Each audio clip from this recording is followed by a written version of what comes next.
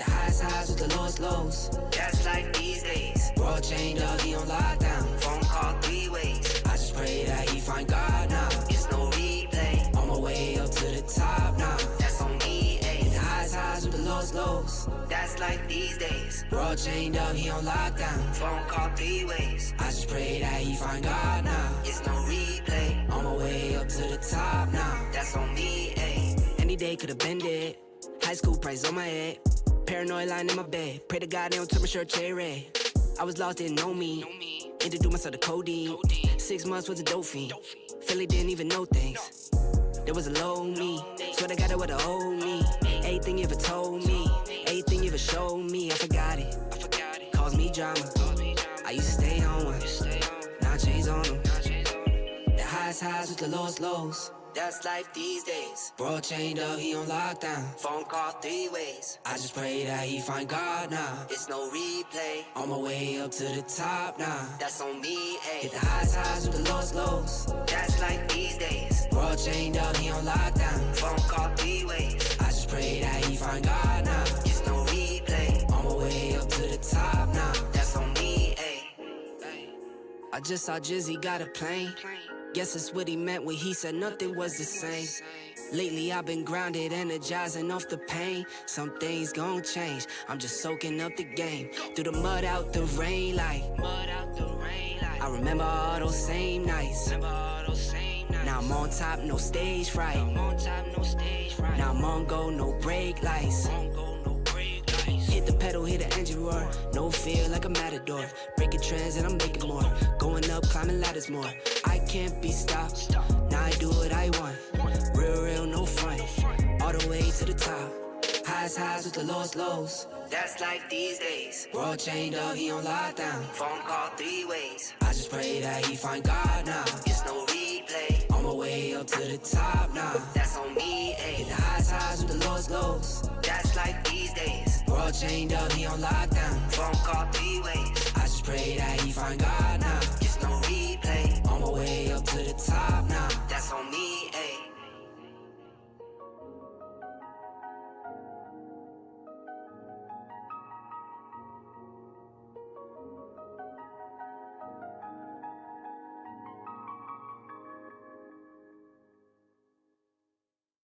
Call my phone, hit my line. Only ones who down for real, down for line. Keep it super thorough my way on this side. Keep it super thorough my way on this side. Call my phone, hit my line. Only ones who down for real, down for line. Keep it super thorough my way on this side. Keep it super thorough my way on this side. Mobbing with my brothers, there's no question, keep it real. Whether we East coastin' or we in the Haven Hills. In the poppin' straps of blue faces, not the pills. Heard you callin' bluffs, I show and prove it, it's for real. Son of God, not a son of Sam. Keep it off the books and keep it coming in. Bitch, the old whip, see what I'm coming in. The inside caramel just like 100 grand. Call my phone, hit my line. Only ones who down for real, down for life. Keep it super thorough my way on this side. Keep it super thorough my way on this side. Call my phone, hit my line. Only ones who down for real, down for life. Keep it super thorough my way on this side. Keep it super thorough my way on this side. Heard you moving funny, had to cut you off.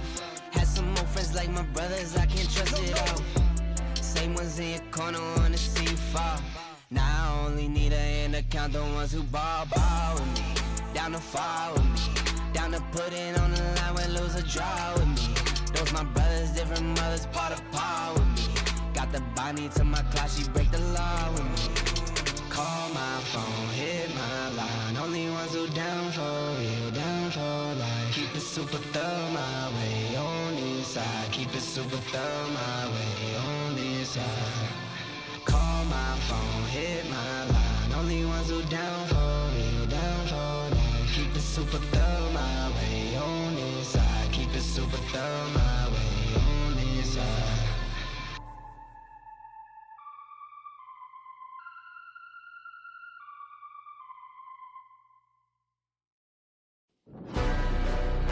Yeah.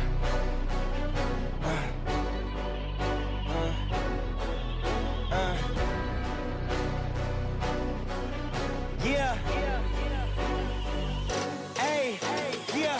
The jig is up. Yeah. I came too far, I ain't giving up. Hey, I had to cut what was weighing me down, and then when you grow, they say that you switching up here to perimeter.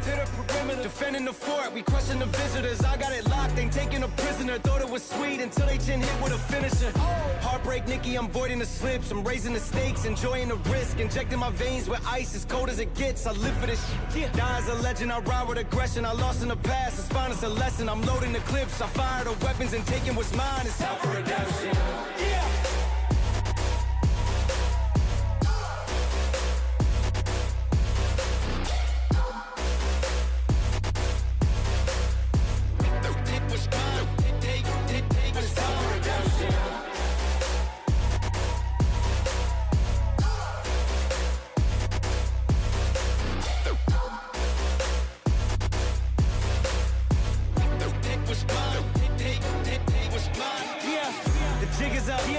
Too far, I ain't giving up. Hey, I had to cut what was weighing me down, and then when you grow, they say that you switching up here to perimeter. Defending the fort, we crushing the visitors. I got it locked, ain't taking a prisoner. Thought it was sweet until they chin hit with a finisher. Heartbreak, Nikki, I'm voiding the slips. I'm raising the stakes, enjoying the risk. Injecting my veins with ice, as cold as it gets. I live for this shit. Die as a legend, I ride with aggression. I lost in the past, it's fine, it's a lesson. I'm loading the clips, I fire the weapons and taking what's mine. It's time for redemption. Yeah. Yeah.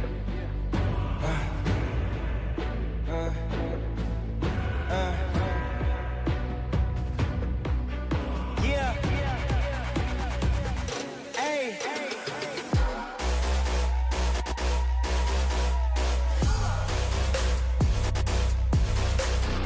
Yeah.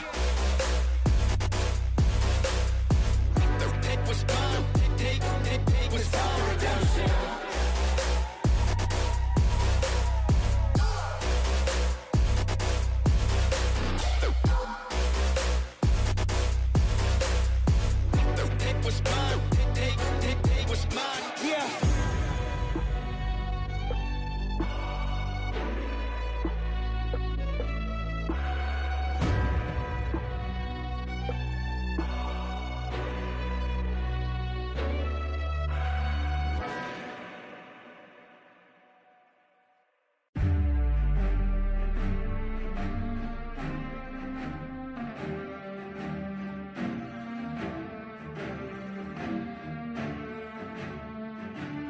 I'm at the my spot.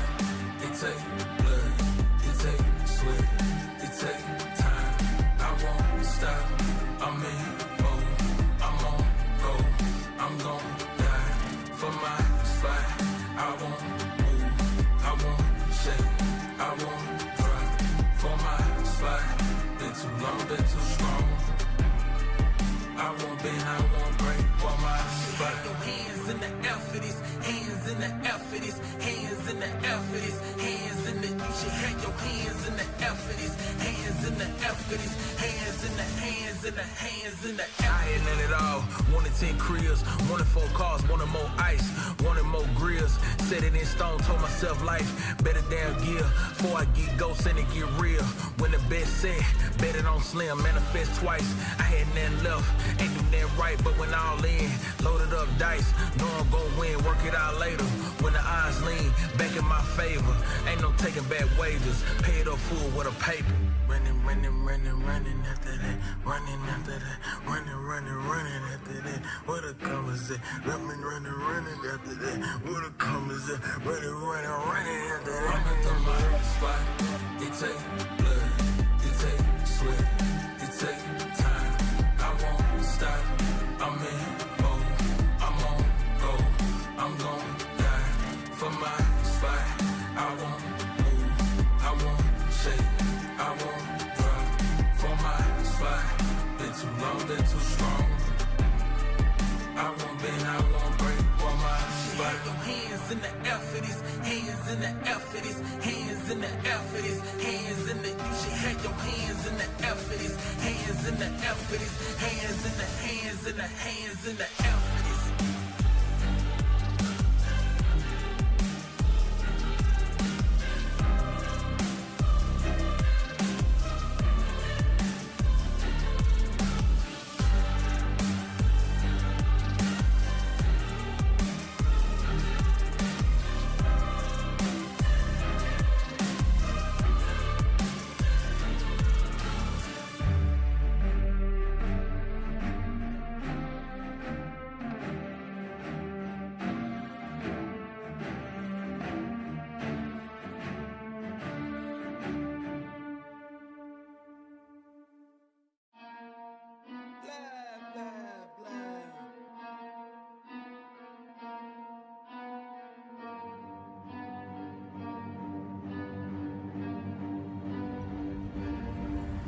they got problems on problems on problems on problems on problems on problems I solve them. I run through the money, the pressure be calling. Left on my blessings, I feel like I'm falling. The birdie is back, tell me I'm garbage. I'm going through something, that's why I ain't calling. Phone and progression, it's all that I wanted. The phone and affection, I summon and dub it. Cause I got problems on problems on problems on problems on problems on problems I solve them. I run through the money, the pressure be calling. Left on my blessings, I feel like I'm falling. The birdie is back, tell me I'm garbage. I'm going through something, that's why I ain't calling. Phone and progression, it's all that I wanted. The phone and affection, I summon and dub it. Why you be all on my line about nothing? Why won't you go get you $1 or something? Don't hang with a who line for nothing. I see that we different, you riding, I double. I don't do discussions on bragging about hundreds. Don't go to your places, I know that they sunken. Don't call me your brother, I barely could trust it. I talked to a shorty, she bagging the bugging. And I'ma need all of my dollars on corporate, so hand me the money, I divvy the pie. I'ma give all of my people a portion to build them a fortune on flipping the ride. I can't be mixy when iffy the vibe, and 40 on 50 is really the time. Why is you all on my phone like you want me, like you wasn't pushing the kid to the side? I don't know if you thinking I'm blind. Cross on my crosses and dot on my eyes. Done with your efforts, I'm dealing with pressures. I know it's a lesson, that's word of the wise. Dubbing the mixes, I'm mixing. I know I've been missing, I needed some personal time. All the pictures, dimensions, I don't with your digits. I mean it, I'm staying inside. Cause they got problems on problems on problems on problems on problems on problems I solve them. I run through the money, the pressure be calling. Left on my blessings, I feel like I'm falling. The birdie is back, tell me I'm garbage. I'm going through something, that's why I ain't calling. Phone and progression, it's all that I wanted. The phone and affection, I summon and dub it. Cause I got problems on problems on problems on problems on problems on problems I solve them. I run through the money, the pressure be calling. Left on my blessings, I feel like I'm falling. The birdie is back, tell me I'm garbage. I'm going through something, that's why I ain't calling. Phone and progression, it's all that I wanted. The phone and affection, I summon and dub it.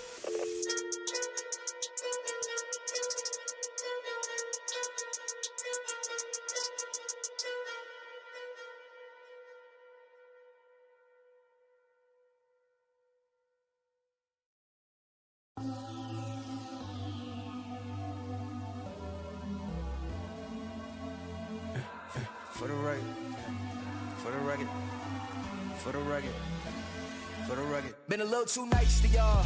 Now I gotta up price on y'all. Snake eyes on dice for y'all. Shoulders on ice for y'all. H6 all the hate. I won't get involved today. Got lost in the ball and A's. I'm flipping the bars. I'm flipping the. On record, off record. I still count wins when they got it. On record, off record. I let them take advantage. I was wildin'. On record, off record deals. Tell them talk to Colin for the quote. On record, off record. I still want to act, not the ghost. For the record, I'm done trying to make y'all comfortable. For the record, you ain't trying to grow, then it's done for you. For the record, lab on me going all the way. For the record, ain't trying to link, no time to waste. Running through it with the young influence, adolescent presence, I'm succumbing to it. I've been giving yeses when I shouldn't do it. I complete ejected, but the moves elusive, and I'm barely moving, but I'm still gon' boost them. I can't work on winners when I know you're losing, so I work the winners and they throw the deuces. Guess I had to pivot, shooting no bazookas for the facts. I need racks, paper cash, fuck a tax, that's a joke. Tell them laugh, Uncle Sam, fuck out the bag. Brody plot, forget a whack. Contract, give me the max. I got laugh on my back. You ain't that, then it's straps. Whoa, whoa, whoa. For the record, I'm done trying to make y'all comfortable. For the record, you ain't trying to grow, then it's done for you. For the record, lab on me going all the way. For the record, ain't trying to link, no time to waste. Facts, I need racks, paper cash, fuck a tax, that's a joke. Tell them laugh, Uncle Sam, fuck out the bag. Brody plot, forget a whack. Contract, give me the max. I got laugh on my back. You ain't that, then it's straps. Whoa, whoa, whoa. For the record, I'm done trying to make y'all comfortable. For the record, you ain't trying to grow, then it's done for you. For the record, lab on me going all the way. For the record, ain't trying to link, no time to waste.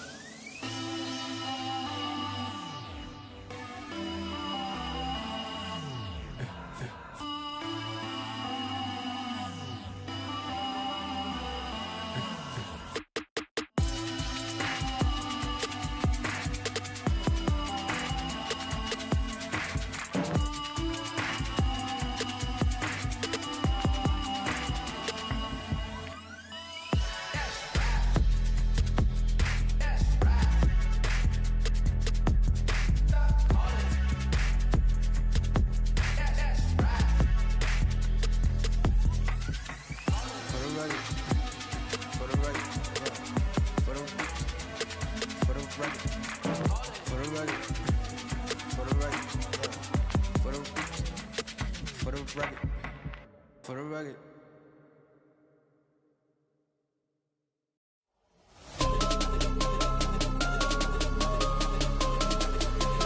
Who the hell can stop me? Go!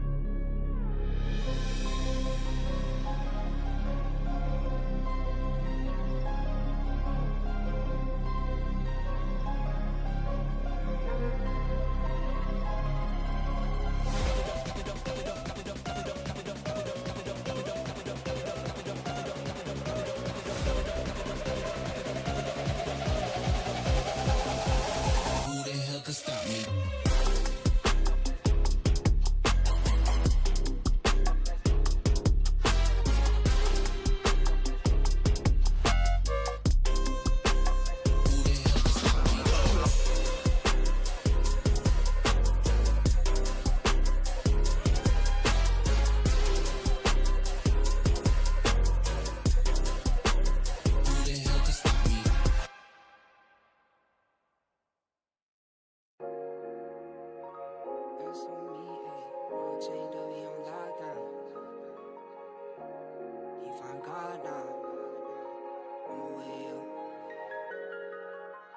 highs with the lows. That's like these days. World chained up, he on lockdown. Phone call 3 ways. I just pray that he find God now. It's no replay. On my way up to the top now. That's on me, ayy. The highs with the lows. That's like these days. World chained up, he on lockdown. Phone call 3 ways. I just pray that he find God now. It's no replay. On my way up to the top now. That's on me, ayy. Any day could've been dead.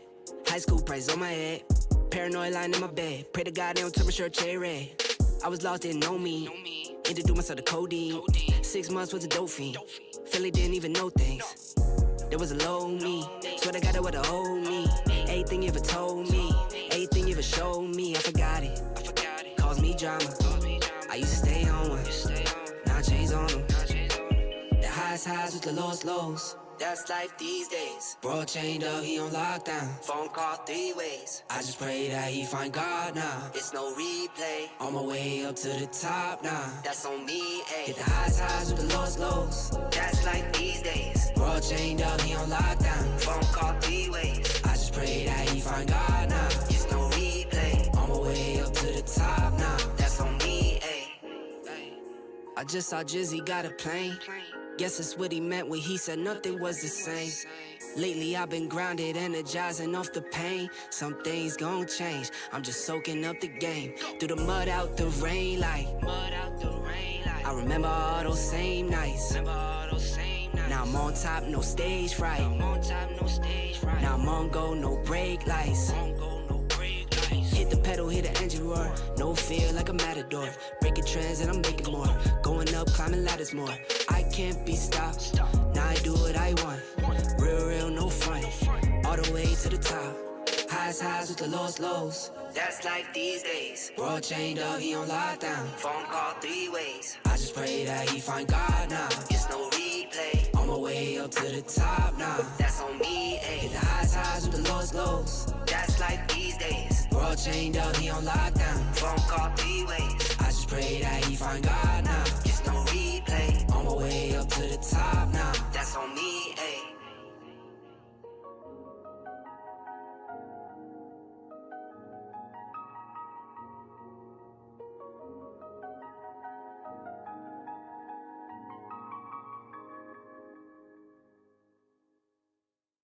Call my phone, hit my line. Only ones who down for real, down for line. Keep it super thorough my way on this side. Keep it super thorough my way on this side. Call my phone, hit my line. Only ones who down for real, down for line. Keep it super thorough my way on this side. Keep it super thorough my way on this side. Mobbing with my brothers, there's no question, keep it real. Whether we East coastin' or we in the Haven Hills. In the poppin' straps of blue faces, not the pills. Heard you callin' bluffs, I show and prove, yeah, it's for real. Son of God, not a son of sand. Keep it off the books and keep it coming in. Bitch, the old whip, see what I'm coming in. The inside caramel just like 100 grand. Call my phone, hit my line. Only ones who down for real, down for life. Keep it super thorough my way on this side. Keep it super thorough my way on this side. Call my phone, hit my line. Only one. Well, it's day number 2 of the Surge Valkyrie Clash, ladies and gentlemen, and it is glad to see you guys here. And not just that, I'm glad to be on the desk, and we are covering the women's tournament. For those of you who don't know what the Valkyrie Clash means, we are the road to EWC, the road to MWI through Western Europe, and it goes through Surge. And it all comes down to which team can make it to the playoffs. And there's one slot that's up for grabs. But, of course, you got to qualify to get there. And we're talking about open qualifiers. Day number 2. My name is Kronos to bring you the action alongside me, Ellis. What's up, Ellis? How you doing?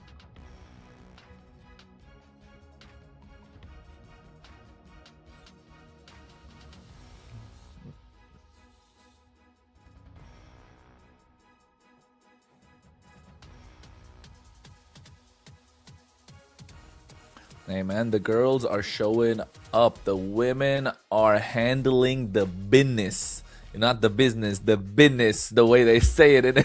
And now I think it's more than ever. You see the change in the way the game is kind of taking the game is getting approached, right? Because we saw yesterday like VSG have a Fanny player that gets respected every single time in Putnaya, but at the same time, Demony, a fan favorite and a star-studded player, not able to get the victory against them.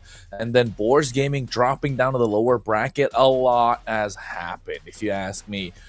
And yes, GK so far looking super solid. So a lot of things that's happened, but at the end of the day, I think it comes down to if they can hang, if they understand the meta. Usually earlier you get to see a little bit of off-brand, off-meta picks which don't work, but this time in tune with the meta that's there globally. But at the same time, having some of these clutch pocket picks like this Irithel come to fruition just goes to show the women know Mlbb much better than the chat knows. So don't be typing random stuff in there.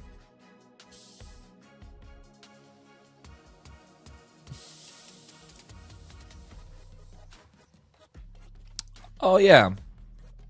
Oh yeah, absolutely. Expecting a lot, something huge in terms of firstly, the support, right? The support from the community. That's the most important thing, if you ask me, more than anything. Because Western Europe, of course, getting a place in the EWC, not just for MSC, but also MWF, both competitions.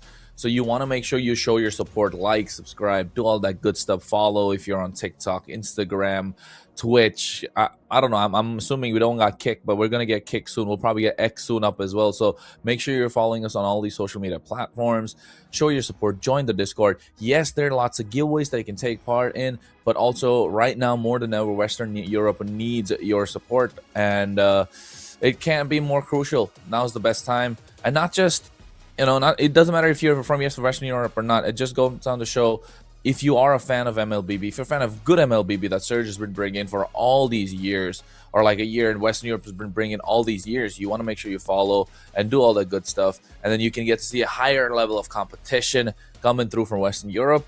But first, another thing is you got to support the women. Because MWIs has seen that, once a year. We want to see a little more competition. I want to see at least maybe an M series possibly for women too, right, Ellis? Because just having one tournament a year, I don't know. It's not satisfying with the rosters that have been showing up, the gameplay that's been going on. I'm about to say, you got to pull up with another competition. So the Surge Valkyrie Clash tournaments like these, when they come up, it needs a lot more support than you can think of. So yes, folks, I've been yapping for a while. And in terms of teams, Yellis, I think I'm expecting to see some long games, but also well-controlled chaos.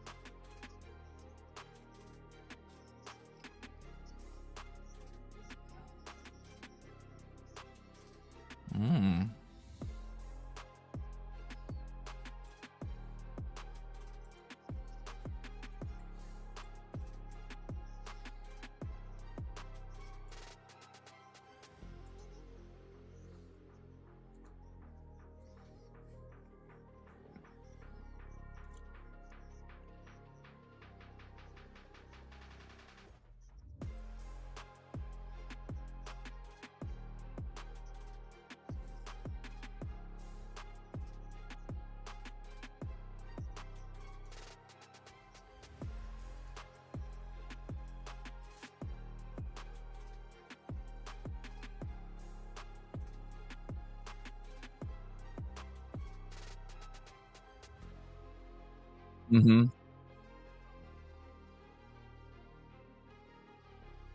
And I think the first step is making sure you don't judge them for their gameplay too, right? In terms of how good they are, and how good they can be, because they have been playing absolutely insane. If you ask, sometimes matches are better than the ones that's there in general, right? Because the general tournaments that's there, that's the mix for all, they still have a great time. And I think the Surge Valkyrie Clash is bringing so much in store. I'm super excited to see what's going on. But at the same time, folks, again, if you're in the chat, make sure you like, make sure you sub, do all that good stuff, follow. and then we can, finish that business, and then we can get to the real, the main course, the matches, the games, the draft, doing all that stuff.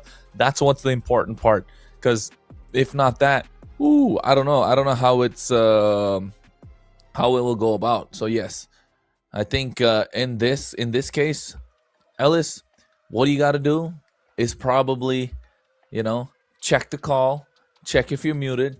If you're muted, then we can't help it. But if you're not muted, then I think you can say about what the story is going to be for these Valkyries that's coming through. And with the matches of the day that's been there, right, for this SVC first qualifier bracket, the two of us are going to be covering the first BO3. There you go. The first BO3, that's in the lower bracket. So the team that loses is probably going to get out, which is ZGDX versus Sailor Moon.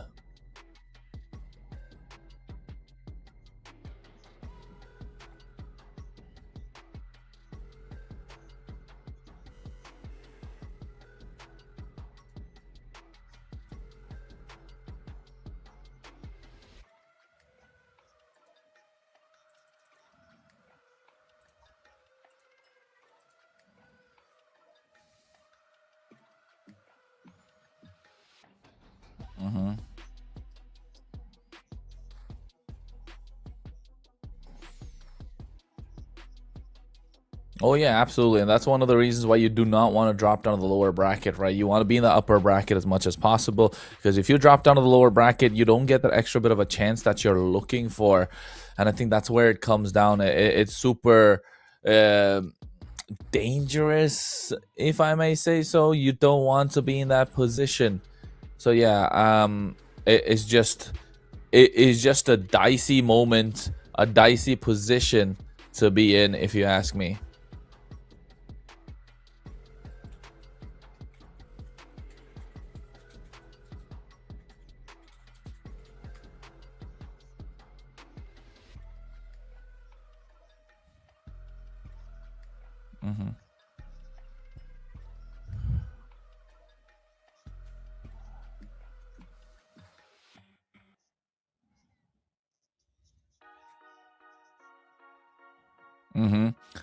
I think the main part being, like, when it comes down to certain aspects like this, it's gonna be such a big, massive change, and it's just the I think it just comes down to how it goes about, right, and what they gotta do. So at this point, I think how are they gonna deal with the lineups that they have to face first up? And I think the most important one being Sailor Moon and ZGDX. The lineups look super solid as well. And if you're asking me about ZGDX, I would say they got 14-14. You got Madara, you got Kapelka, DMNK, Teska, Mina, as well as Weminola. Ooh, that was tough. The last one was tough. But on the other side, for Sailor Moon, hey, I don't know if you're a fan of the anime, bro, but I know a lot of sims in the chat gonna pop up. We got Gina, we got Sturkuk, but at the same time, we got Tempest 1. I think that's a name to watch out for. Nymphloster and Ujin at the same time. So yeah, we were looking at Nymph quite a lot in this series. Nymph and Tempest, I think, if you're from Sailor Moon, have some familiar names to me. But yeah, as well as the same time, ZGDX, if you're looking, I know Teska, and I don't know how to say it. Every time I kind of like get distracted. DMNK or Dimnuk, I don't know. I don't know. We got to figure that part out. Let's just call her Demon K. So we'll find out about it. And I think in this series, once the teams are ready, we'll be ready to go in, just making sure those final touches are in place and the players are ready, getting their verification processes and stuff done. So yeah, it's just coming down to those final few tweaks. Okay, so you said you know those names a bit, so okay, I'm curious to see what they're going to show us. They're familiar. Okay, familiar. Interesting. Me, honestly, I'm still trying to learn about everyone, to see how they're playing. I've seen some nice and unexpected plays from the ladies so far, and if you know they're kind of familiar, I'm gonna take your word for it, and I'm gonna be watching them closely because I'm sure they're gonna show us some show for today. And yeah, they're just is anything, Kronos, is anything that you expect from these girls today? Do you know something in particular about the plays, or just the names are familiar for you? High octane. That's what I want to see. High octane gameplay, fast paced, and a lot of fast paced games, a lot of calculated plays. And I want to see how they're adapting to the current meta, because the current meta is probably the best meta MLBB's ever had, if you ask me. There's always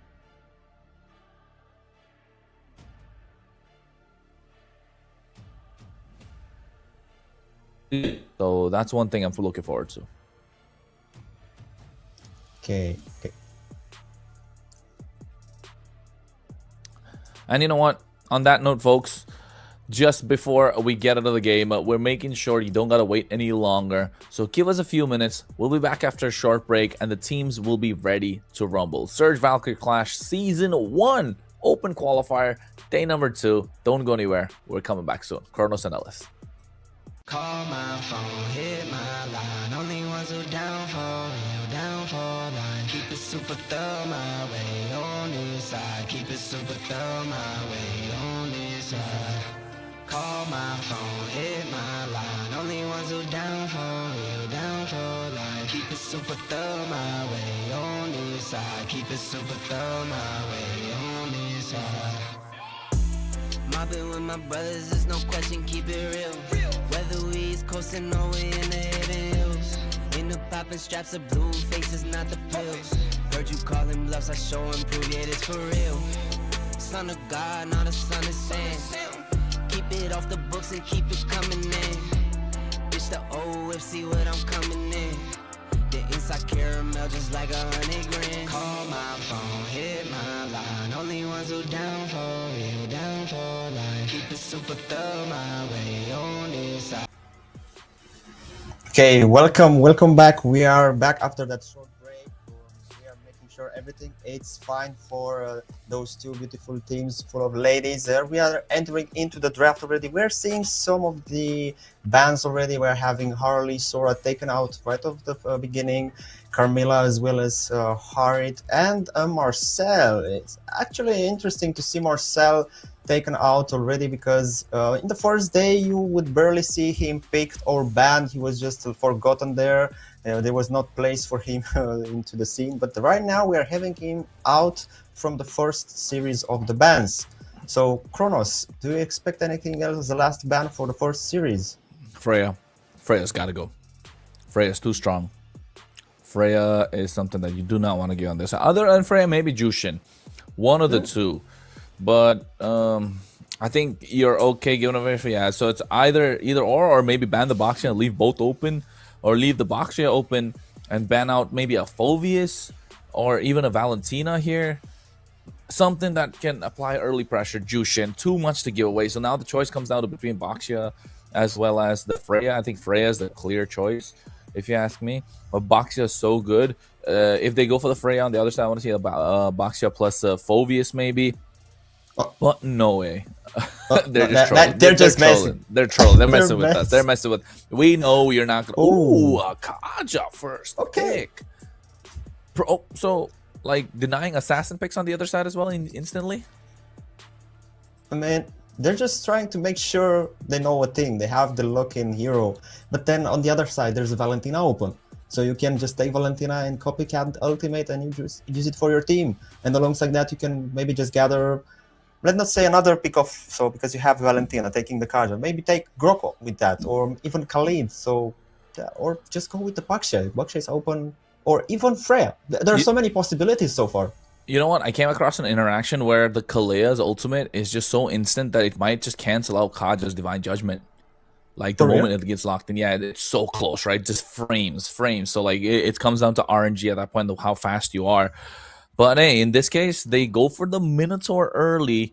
I'm not sure if that was the best idea, but I like the Suyo being locked in. The Suyo is super solid in the jungle. Hey, shout out MPLPH and Team Falcons versus Team Liquid. The Falcons taking down the win streak of Team Liquid using that Suyo in the hands of Kyle. No more the TZs. Kyle and 4 kills. He got a Maniac, technically a Savage towards the end of game 3. Just came out to be a legendary. So yeah, Insane. I like the Suyo a lot in this current meta, right? But the Boxia being taken out on the other side too.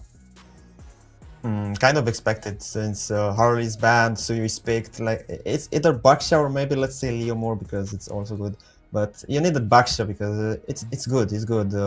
Honestly, I'm not a fan of the tanks in the jungle. So if you see a Frederick, if you see a Baksha, I'm not their fan. I'm gonna side with Suyu because I like it. I like the Suyu as well. And you know what, Kronos? I'm curious if they just took Zetian because it's good in their combination or because they saw the possibility from Sailor Moon of picking her. You know. I think the picks that kind of Sailor Moon are going for a little, you know, it doesn't make sense right now. But once they go for that, once they get to the whole draft, I think I like to see a front to back come out from their side too. Okay.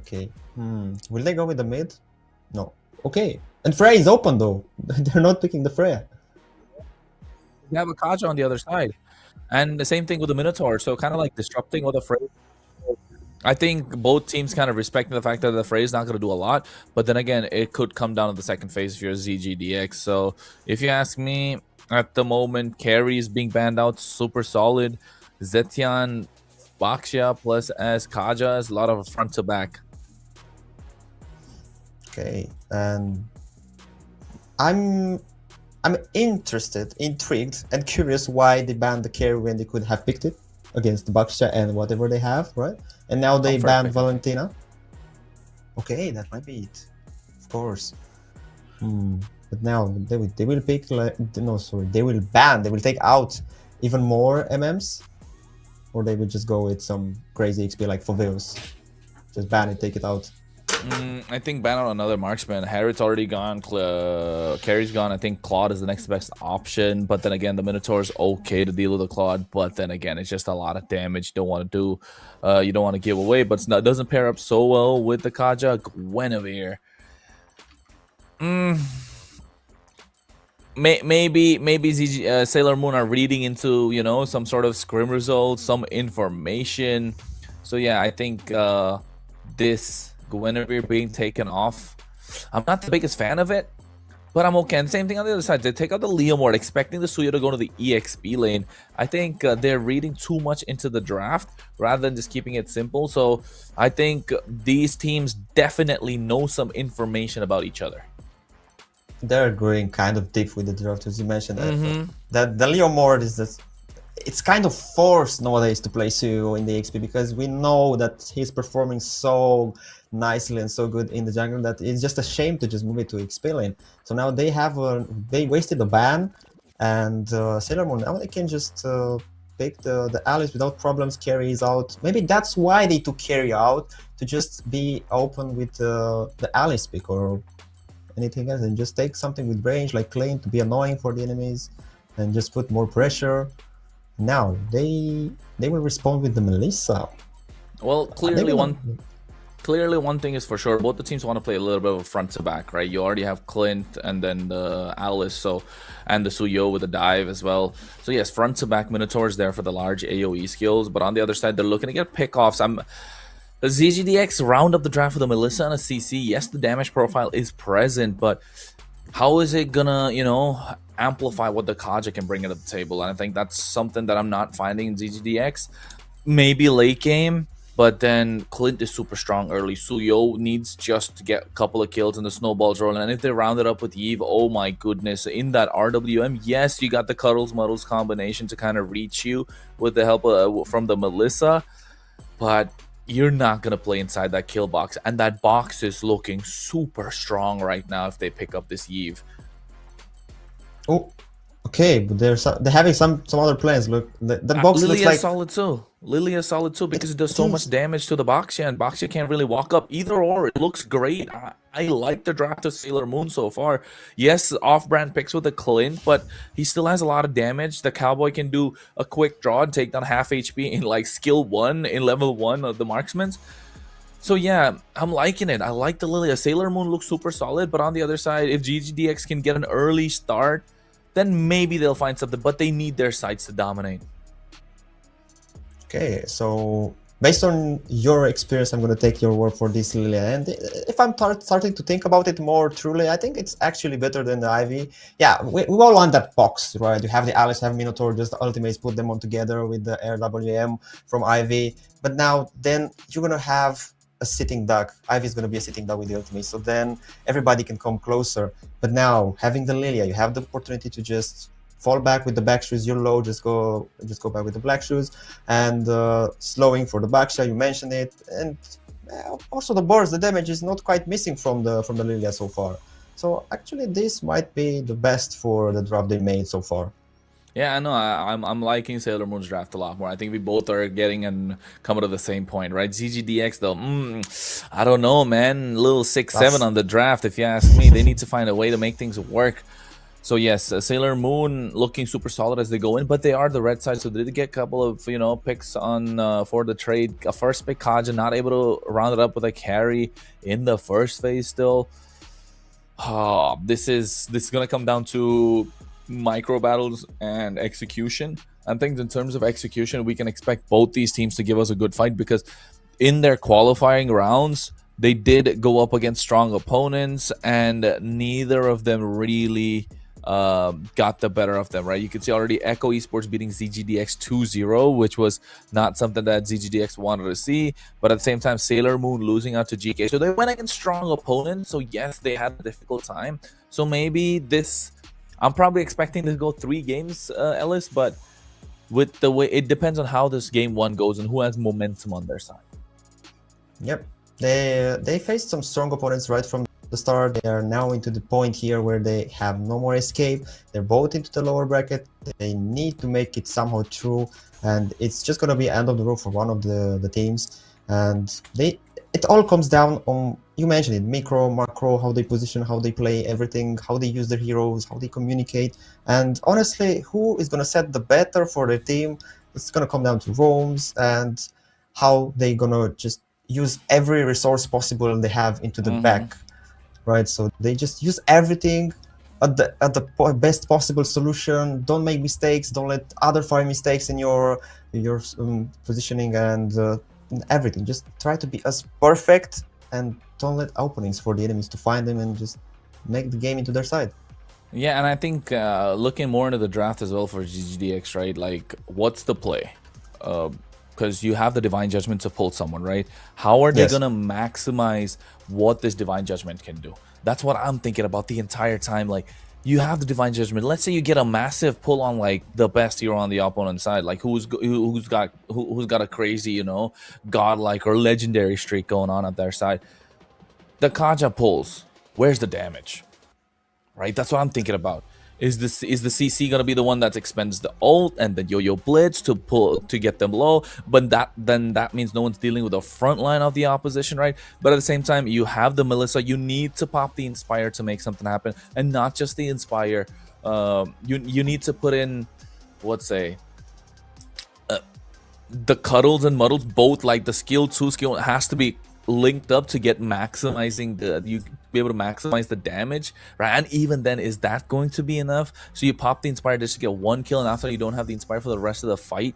So and you're not gonna pull someone into the box yet, clearly.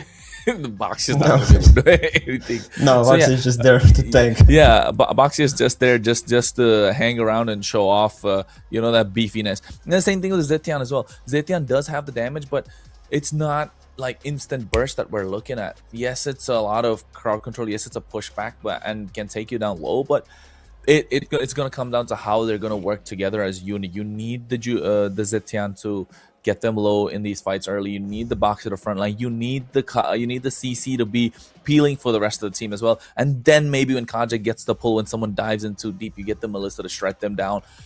It's a lot of small things, right? It's like you're looking for a needle in the haystack at this point, So maybe looking for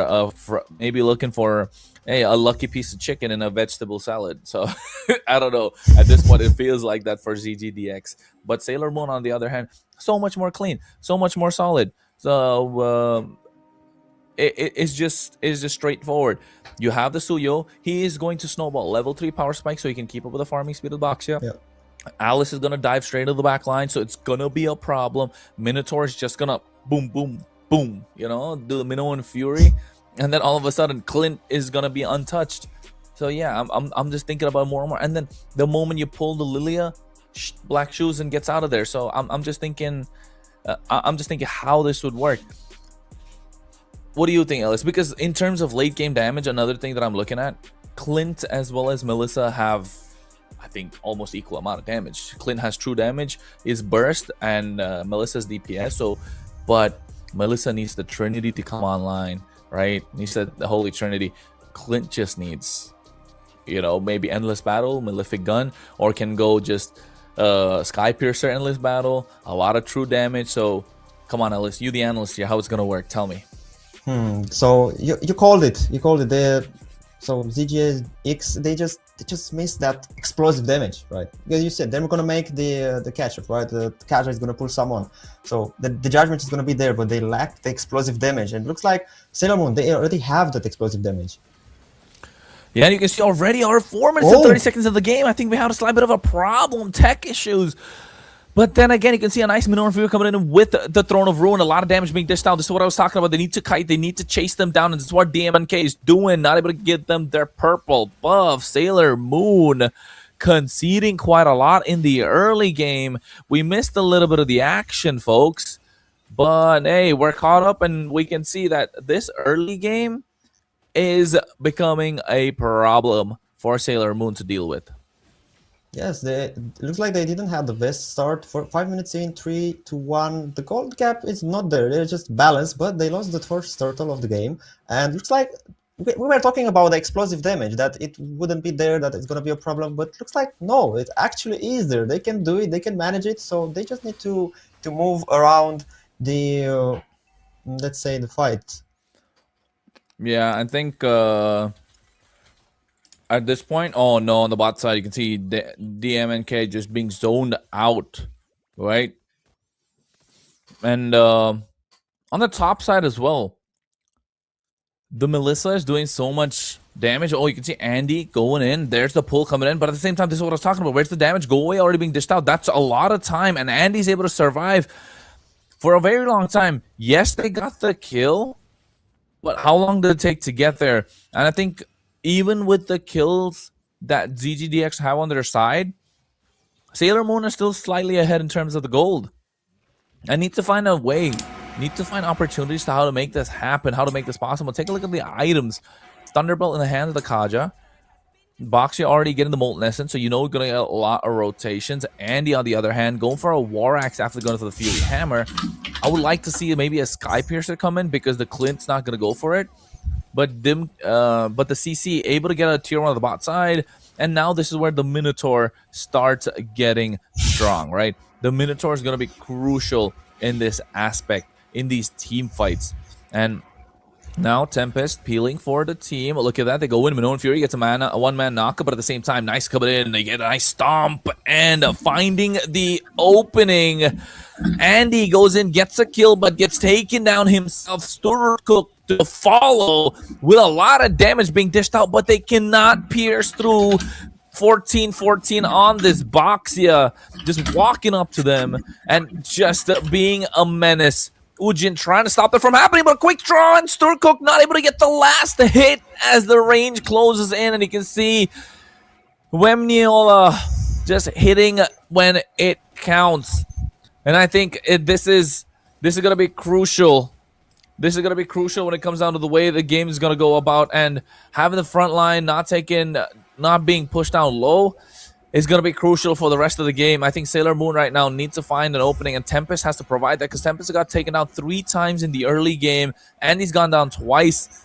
The early presence of the Suyo is going to be nullified, essentially. Oh. They're going for more. Oh no, Tempest taken out. Just like that. Ujin's trying. Minoan Fury comes out. But Wemiola gets taken out. But you can see nice use of the Divine Judgment as well at the same time. Ujin gets taken down. Black Shoes coming in. June is trying to survive. It's not gonna happen. Not today. Looks like it's not looking quite good for Sailor Moon, even though the draft is so good in their favor, and it seems to be just very, very nicely for them. It looks like they're not just handling the situation too good. Because Baksha, 4-0-2, we mentioned that he's not going to have that explosive damage or power, but look at this! Oh no. No. It's looking grim. It's looking grim for Sailor Moon. They had a decent draft, right? But the execution just not showing. And at this point, the Melissa 7-0-5. Jeez Louise, what's going on in this game? ZGDX have taken this game by storm, 12-3, 4 times the kills, and now 4K gold ahead. It's starting to pull away. They're just looking quite good. ZDX, they are just doing fine. They have the damage from Buxer. They have 7-0-5 from Melissa. This is insane. This is actually insane for Melissa. That Trinity, it looks like it's there. That power, it's there. The damage is there. Nothing is missing. The positioning, everything is good. And Marriott were kind of in danger. Oh. What was that damage?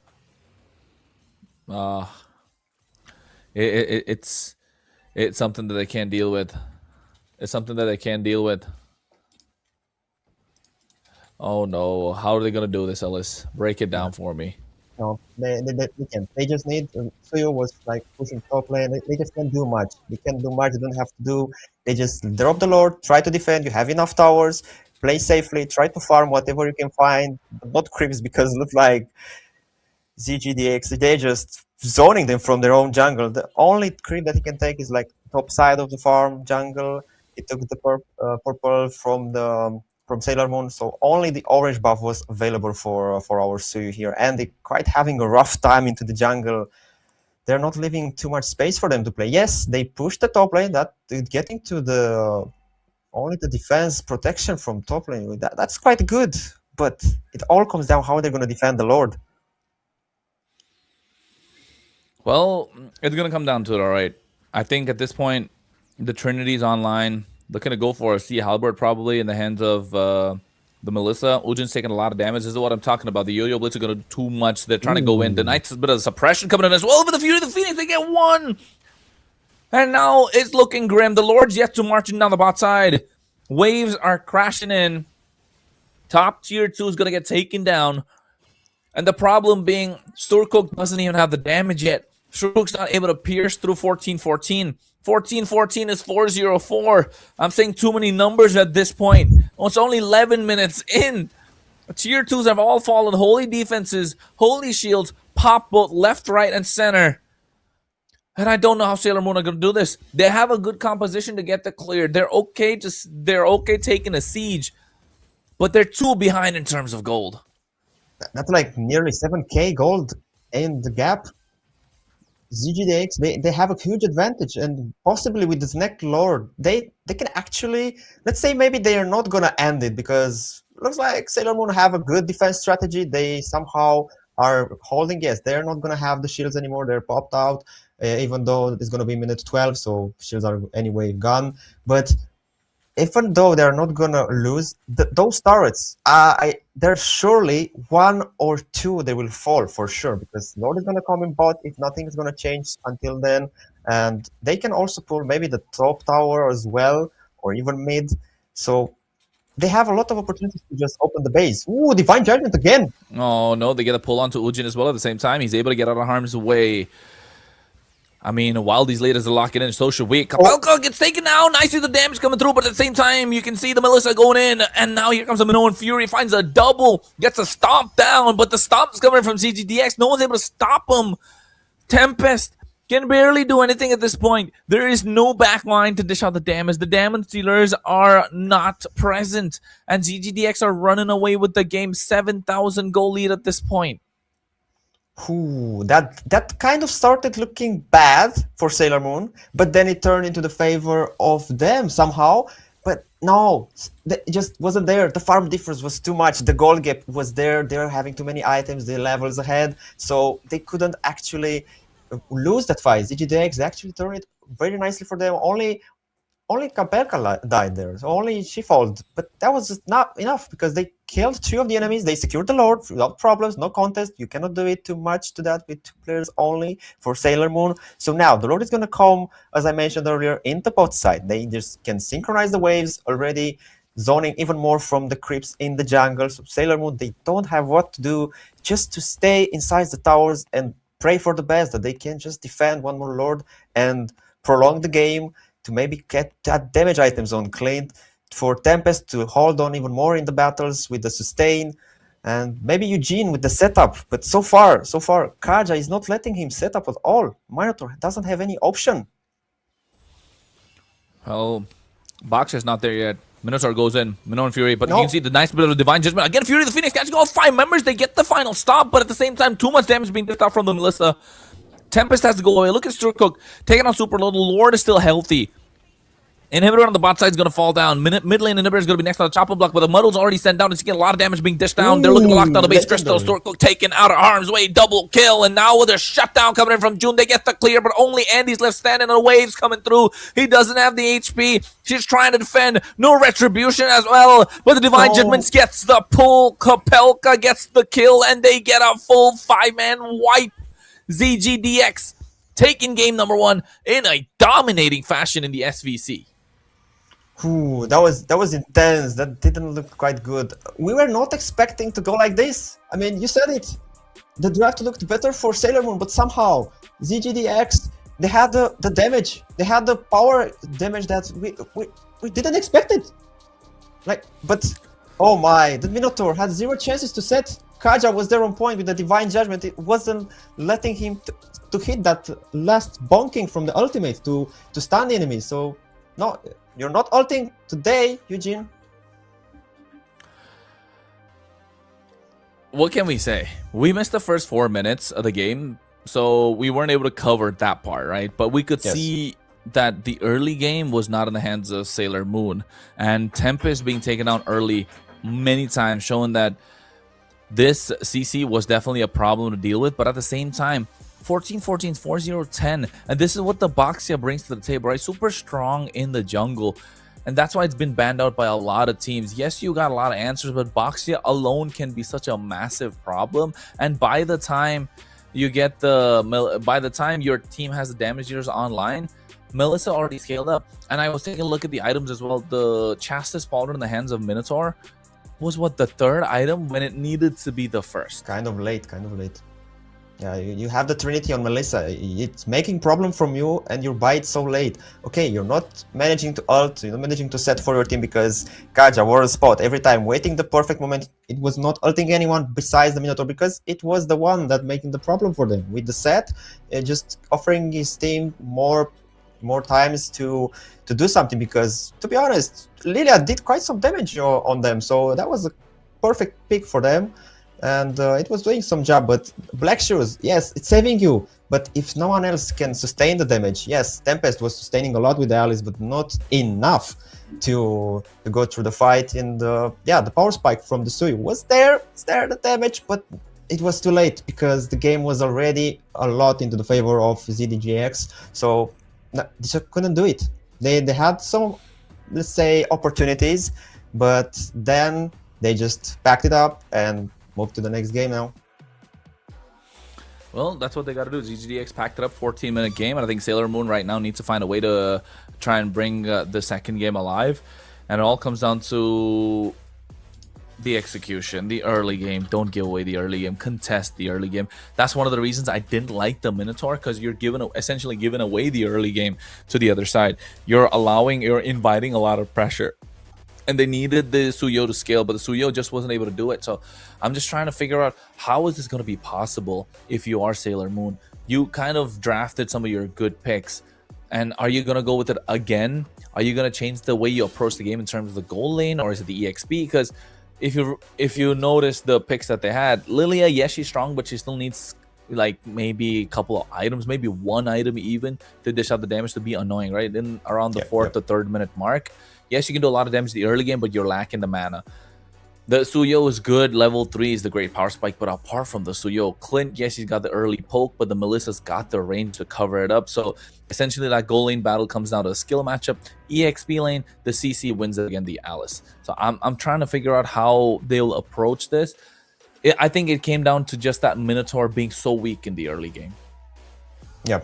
That Minotaur being picked up so early into the match wasn't that quite a good an idea, because you have the Kaja first pick in the other side, so you just try to go with a roam that can actually ult in face of the Kaja, because we saw Kaja locking down Minotaur, just breaking everything that could have happened in their mind. So they were like, okay, we have the Minotaur, we have the setter, but no, Kaja had other plays. You're not gonna ult, you're not gonna set for your team, I'm not gonna let my team down, and you are just gonna die again and again and again, or at least I'm gonna keep you busy so my team can do the job.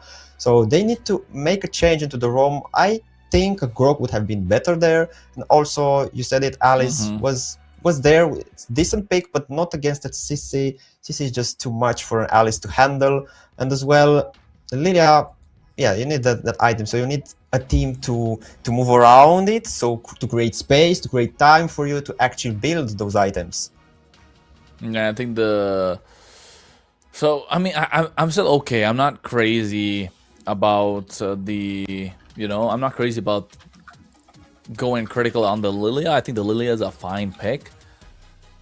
It's just I just don't like a Minotaur in this current meta, man. I just don't like a Minotaur in this current meta. It's too slow. It requires the level 4. Even at level 4, you don't have the items. You want to build what? Flask of the Oasis, probably an Oracle, and then see how you can go from there. But if the team needs a Dominant Ice, if the team needs, Chassis Pauldron, where's that gonna come from in the early game? Maybe a Radiant Armor. You're so squishy for a tank. So yeah, I think it comes down to that. And this time, Sailor Moon still say they want to pick the red side, so ZGDX are still going to be on the blue. Marcel banned out. Are they going to repeat? Are they going to repeat what the draft was in game number 1, Ellis? Okay, it was good for them, for ZGDX, so they can actually repeat it, or having again the first pick, they can go with it. It worked once, it will work twice, right? But what can be wrong? So the only thing wrong, it can be for Sailor Moon to approach the situation differently. So now they have the opportunity to make it right. Now they have. So let's say it's the final chance being in the lower bracket, but it's also the final chance of this BO3, because now if they're not going to do it better than they did before and actually think more through, then it's going to be the last heart they have for this BO3. And now they just got hurried out. Are they having something else in the head? They're planning something. Okay, they got a Harley too, so I called it right. Harley's the most broken pick in this current meta. Like, whichever region you're at, if you think otherwise, I think you need to step up your meta game a little bit, sir. So I'm not telling you in general. Whoever thinks Harley's not the greatest pick right now in this current meta, although, like I said earlier, this is one of the best metas in my opinion for Mlbb because of how open it is. There's a counter to every single pick, right? There is a counter to every single pick in this current meta. But there are certain picks that are OP, which you can run the game away with, like the Harley. So I think that's the reason Harley wasn't even nerfed at that point, right? Ways to deal with the Harley, but you need to have the knowledge. You need to understand the game at a higher level for that to happen. But I know these ladies, the women of these tournaments, definitely have that macro understanding, the micro understanding of the game. They have the coaches to help them out as well. But at the same time, we need to see the execution. We didn't see that from Sailor Moon the previous game. ZGDX ran away with that game. I kind of need to see how are Sailor Moon going to be able to draft to get this in their favor. No Marcel, no Harley, no Sora. They're stuck to their bans on the blue side. On the red, Harriet's gone. Kaja is something that they didn't expect being picked up as a first pick. So I'm assuming something else is going to be left up. But the Boxias has been such a problem. Are you going to ban the Boxia? Are you going to leave the Jushin open? The Freya was not contested, so are we going to see that come into the next game as a little bit of a mental thing from ZGDX? So yes, I think here, if you are Sailor Moon, you're asking the question, do we leave the Jushin open? Do we leave the Boxia open? It's still 50-50 in my opinion. So Freya not contested, so how is it going to work What are they going to prioritize, and how are they going to build around that draft? Because both Jushin and Baxi are such good heroes to build the whole draft around. That's a tough choice, because you said that those two are dangerous to let open, and they have only one more slot to ban right now. So as well with ZGDX having the first pick once again. Okay, we know blue side has the biggest win rate, so maybe Sailor Moon should have chosen to be the blue side, maybe having the armor from the blue side. But yeah, now they have two heroes, one slot open. They need to choose wisely. They want to take out the OP mage or the OP jungle. So which one they are planning to just take it out? Is it going to be dangerous to let Zuxin open, because then they can build, you mentioned, around it, and it's going to be annoying because you just then need to come with a plan to counter Zuxin, and it's kind of hard to just counter this hero alone and with something built around it. I think honestly that they should ban the mage and maybe let open Baxia, because with a Baxia then you can maybe pick a carry, so you can make something go wrong for the Baxia at some point, right? Yeah, I think that definitely makes sense. If you take out if you let the Baxia through, but then again, Baxia is such a solid pick, man. Baxia is just so good overall. But at the same time, so is Jushin. Like, are the assassins going to come through? How are you going to control? I agree with you. I think ban out the Jushin, not giving that out. You can take the Baxia. You're okay giving the Baxia because Baxia is so super strong. But Jushin just doesn't allow you to play the game. Your mid laners just cannot rotate. Your roamers just can't rotate. So I think Baxia is something that you don't want to give away. You're okay giving away on the other side. Maybe take away the Kalea plus carry for yourself, since the Kaj is already banned out. They banned the Jushin. Oh no, they picked up the Grok as a first pick because they don't want to give a lot of roam. I liked it. They're okay flexing. They're okay showing up the roam in the first pick. But on the other side, they go for the Suyo, not even prioritizing the box here. So Suyo plus Zetian picked up first. The front to back again being an indication, but on the other side they get the carry, they get the Baxia. Yeah, ZGDX have cooked in this draft, man. Nah, I hate to break it down to you, Kronos, but I think it's gonna be even harder than the last game for Sailor Moon, because now they have the Grok, they have a setter now. There's no more Kaja, but they have something as strong as Kaja. They have a setter, and then just pick jungler and mage. But you need to. There are a couple of other mages that can be used, so you don't have to hurry with the mage pick so far. And then just think about this. You have Valentina open, because it was open at that moment. Just pick it as a mage to just take the ultimate from them, so you can have the setter as well. Or not just but in addition to that Valentina, you could just take either Baxia for yourself, or at least take the marksman. Take something to take down that Grok as well, because you need something to break through that armor. And based on that, if you take the carry, then you limit their opportunities to take a Baxia, because yeah, it's a good tank, it has the mobility, has some damage. The damage is not quite missing, but it's sustaining a lot, so you need something to break it. And not even a Lunox, not even carry, you kind of need something. And is it gonna be CC enough? Is it gonna be CC enough for this? CC is alright. I think it's a good shred, but then again, who you're going to lock down on? You're going to lock down on the Grok or the Boxer. So yes, I agree with you. You should have picked the carry on the other side, but it's okay. They don't pick up the carry. There's still answers, right? They can go for the Claude. It's still a solid pick. Herald's not on the table. I would have argued Herald is possibly one of the best picks right now in the goal lane, if not the best pick in the goal lane. Claude is gone, they took it up. So your shred, your shred options are gone. You need some sort of a burst, maybe something that stacks with the Sky Piercer, or rather even Andy on the Suyo needs that Sky Piercer to be prioritized.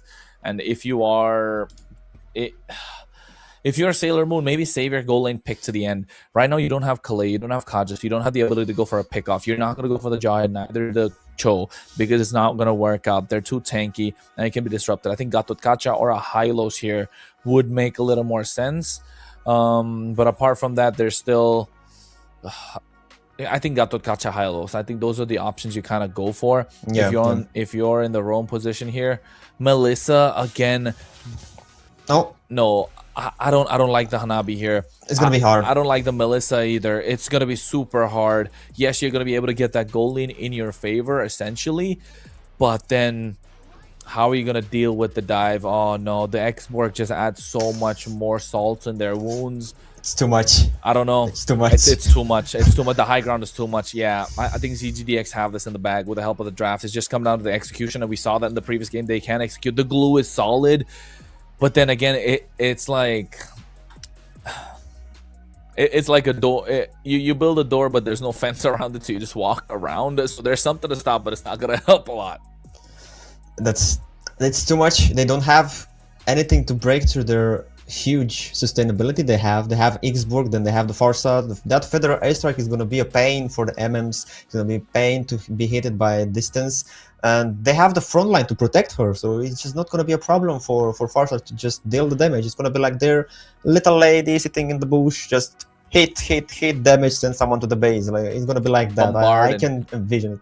Bombarding, man, bombarding. That's what's gonna happen. They're gonna bombard from far. The feathered airstrike is gonna be an airstrike.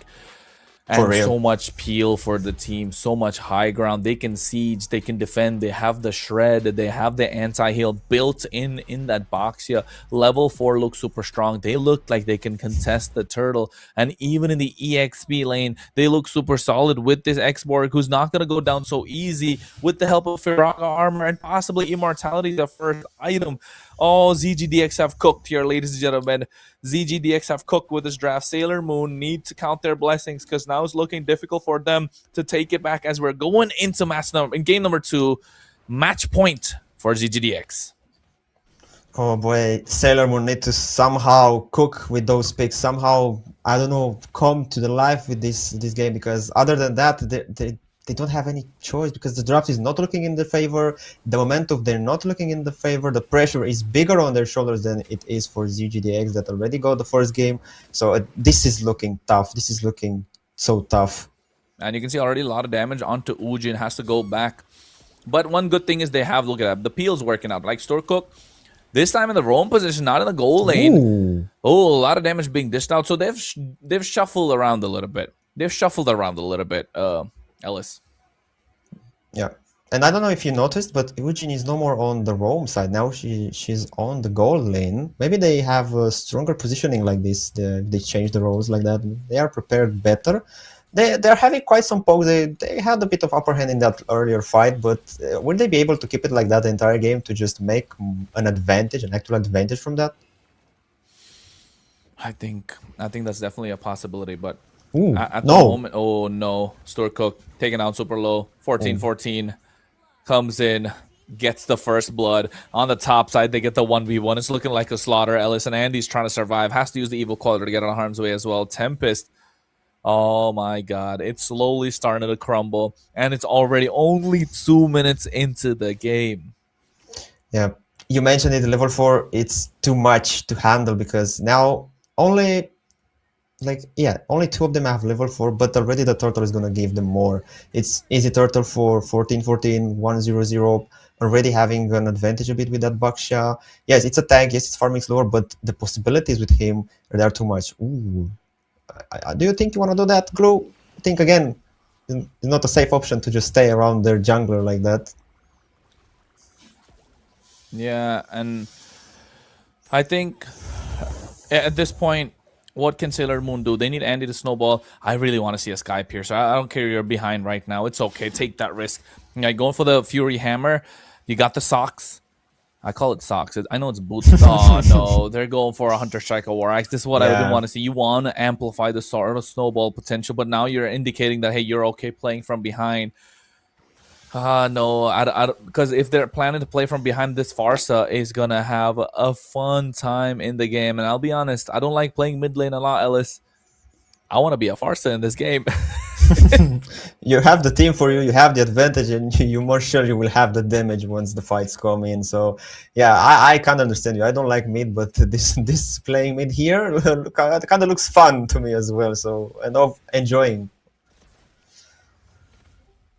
Well, I think it's going to come down to the way that they're going to be able to figure things out one after another. If you are Sailor Moon, take it one step at a time. Use it as building blocks. You need to get the opening. Oh, Jin gets danger. caught. Go away already being used up. Oh no, they're able to 1v1 this at the moment, but you can see a lot of damage being dished out wings by wings to get out of harm's way as well. Storcook taken down low. Was that a flame shot to push him back? But at the same time, what a massive charge. Getting 3 members knocked up, but getting 2 kills in the process, and now getting the turtle pit control in your favor as well. You're not allowing Sailor Moon to walk up to any sort of neutral objective, and neither are you allowing them to play the game. You can see Frog Armor is going to pop with the help of the last Insanity. This should be the opening that they need to get the first kill on the board, but they trade one back nonetheless. Kapelka caught in a bad position. Wings by Wings is not present, but you can see the damage from the Feather Airstrikes too much. Tempest with the rotation gets a kill, and they're able to find a little bit more. This is what Sailor Moon needs to do. They need to brawl it out, make it messy, make it chaotic, find an opening, and now take down 14-14. Ujin is starting to rack up some kills, starting to get on the board. That Inspire is working. Yeah.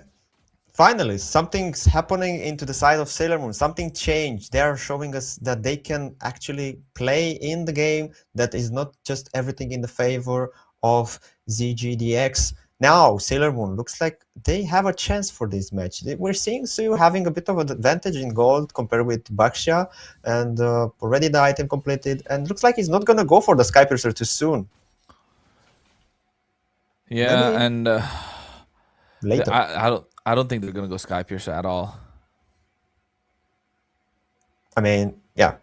At this point, yeah, just go with a normal build, no Skypiercer, play safe. Maybe you're not going to think that you can stack some more on the Skypiercer, so play safe. But he's having 2 levels ahead as well. He's doing quite fine. I don't know why she's not trying to build the Skypiercer and just snowball like crazy, because, oh, Hero is helping you. Ooh, not for Eugene. No, the 1v1 again on the top side. And Eugene used the Inspire too, just not able to get them in range. Wemignola just moving in front. Oh my god, the Feather Airstrike to add insult to injury to take down June in April? What, in May? 1-1 too early. That was honestly June with the ultimate, that Phoenix, bro, it was quite literally a second late for Eugene. If that would have been used earlier, Eugene could have survived there and take the kill on carry, and that would have been an advantage for them, but it didn't happen, and then June fold as well. Yeah, the Feather Airstrike starting to do more damage. I don't know about the Feather Airstrike. I know for a fact the carry has some beef with Ujin here at this point. Yeah. They're able to take him down. It's like the 4th kill, if I'm not wrong, in a 1v1. Andy here going to be next on the chopper block, taken down already. The Feather Airstrike is doing so much damage. And at this point, we can scream our lungs out here, Ellis, but it's not going to change the fact that ZGDX are dominating this entire game. They didn't have to use the flicker. She just used it for fun. They're having a fun time at this moment. ZGDX are just playing around. Yeah, just looks like a training for those girls out here. It looks like, bro, put me in, Kronos. Put me in. I want to play. It looks so fun to have the advantage. Hey, you need to go to the verification process. At least you're not allowed to do so. Oh boy! At this moment, Sailor Moon back against the wall. Right, 5K already behind in terms of gold. 7 minutes 30 seconds in. What does what can they do to make a comeback? I think they're making it messy. They're making it brawly, but Ujin needs to stop getting picked off so often, and especially against the carry. And you can see they're mirroring each other's rotation. The roam plus the goal lane, playing a 2 split on the bot side. And now here comes the EXP. They're playing, so the rotations are kind of mirrored. It's similar. They understand the assignment, but I think, is it lack of confidence? Is it just that they didn't maybe warm up before the game, or is it just that ZGDX have gotten to their heads? Yeah, it can be. Or maybe just a bad day for Sailor Moon. Maybe just a bad day where they're not feeling it, they're not having it for now. But who knows? Who knows? They kind of were a bit in a disadvantage, but somehow came back a bit. And yeah, we know. They're just opening the map even more, ZGDX, and trying even more kills. No, Kronos. Oh. No, I mean, they can try. Tempest gets taken out. It's a double. At this point, it's a slaughter fest. Andy comes in, no Sky Piercer. She's not going to be able to do. What a tech charge to follow through as well. Mega kill in the hands of Kapelka. They find a lot more. Storcook change the lanes, but no way. Wemniola just getting the damage done with the help of the passive. And here's the fear of the Phoenix to stop them in place. It could have been a wipeout if not for that. Ooh, bro, carry. Nah, that Trinity is too much. And on carry, you said Eugene needs to stop feeding this carry with kills. That's not good. And at some point, it even got a double kill earlier in the fight. It's not good. 7.5k, bro. That's too much. That's 3k advantage of farm for carry. Yes, Trinity is done, bro. At this point, nothing is stopping carry. Only if somehow they're just all targeting her. It's too much for them. Well, at this moment, you can take a look at the items as well. You mentioned it. The Trinity is up. They need the Trinity on the other side. No boots even for Melissa. Ujin's going bare feet to the ball. Going bare feet to a party. Not going to be allowed in. I don't know when I saw a party where was I allowed on bare feet. Were you? No, sir. Maybe a beach party, you know, somewhere in the sand, having like that, but this is we're a not Land on the of beach Dawn here. party. This is Yes, a Land sir. of Dawn party we're talking about. It's hard. It's harsh. The lore is coming down in mid. They have enough turrets. They are even pushing more on the top side. Xborg with carry. They're moving nicely. They're opening the map on top. They will open it for sure in the mid with the Lord. And looks like Forza is also being sure that the bot lane is being pushed as well. And I love how they rotate. So ZGDX, they having nice rotation. The communication is slightly better for them. And looks like the experience is showing off.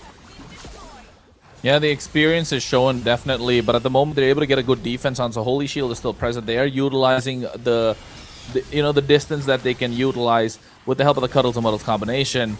Pushed back a little bit by the power of nature. Tech charge come in, but a last insanity able to take out Snorkel. That's a lot of damage through. Feather Airstrike coming in as well. Oh, the pullback from the missile with the flicker coming in, able to get one kill. Oh no, just when you thought the opening was present, now Wemniola with the help of the speedy light wheel taking down the inhibitor on the bot side. Now looking to take down Andy as well. June's going to be next on the chop and block. Godlike. 10 kills on the bounce. Make that a double. 3 members, 4, and a wipeout once again as ZGDX take this series in a dominating fashion, if I may say so. And I cannot stress that enough. 2-0. A godlike. In the hands of the carry. I don't know. Too much. Sailor Moon, time to go pack up and watch anime again. Nope. Looks like it wasn't their day.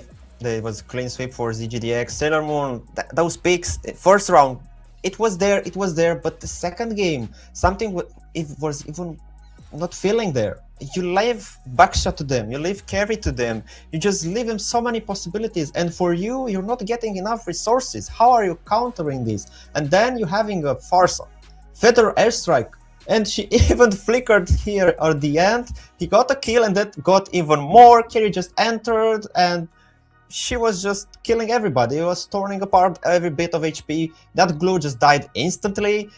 Andy wasn't far as well. Tempest couldn't survive. It was just a massacre for CGDX. It was one-sided, this game. It even ended faster than the first one.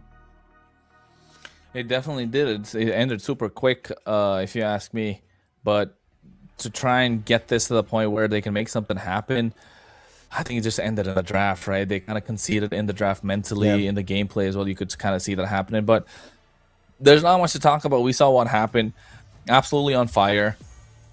Game the match 1, ZGDX sweep 2-0. I think we move on from this. They move on in the lower bracket, if I'm not wrong. Taking a look at the standings at the moment. Yes, ZGDX beat Sailor Moon, who will go up against Unkai later. But I think the next game is what we'll be talking about soon. But this is some of the highlights. Ellis, walk us through it.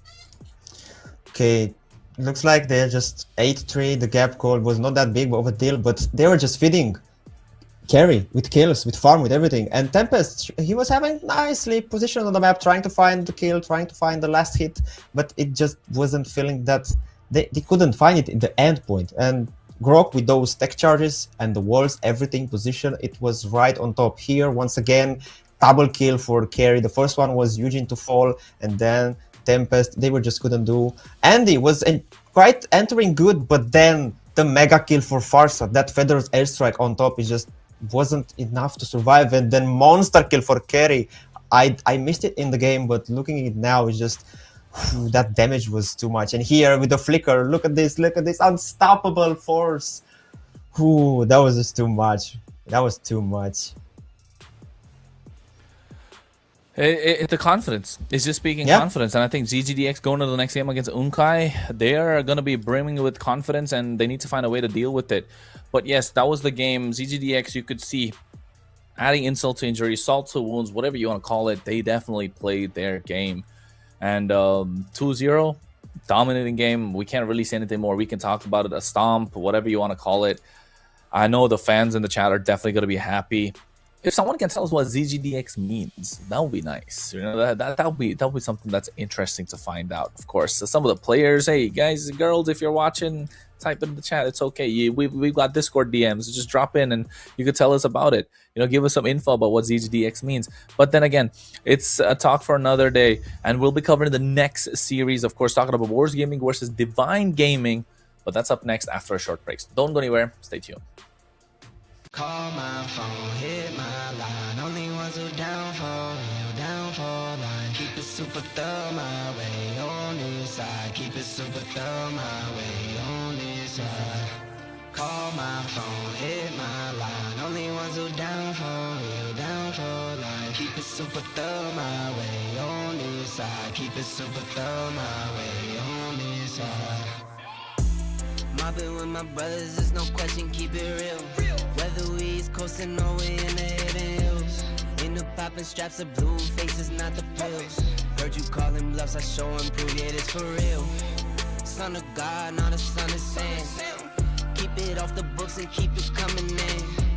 Bitch, the old whip, see what I'm coming in. The inside caramel just like 100 grand. Call my phone, hit my line. Only ones who down for real, down for line. Keep it super thorough my way on this side. Keep it super thorough my way on this side.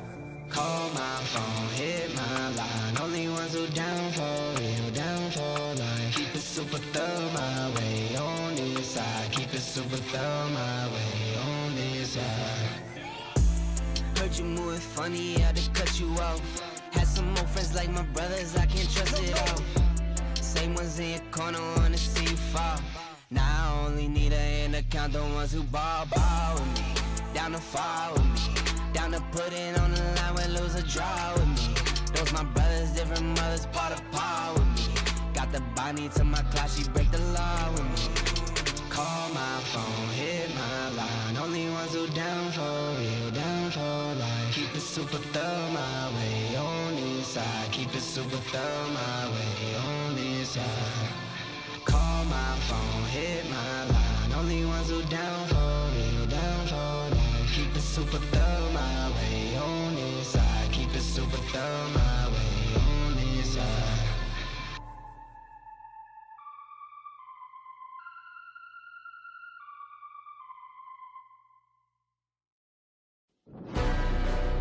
Yeah.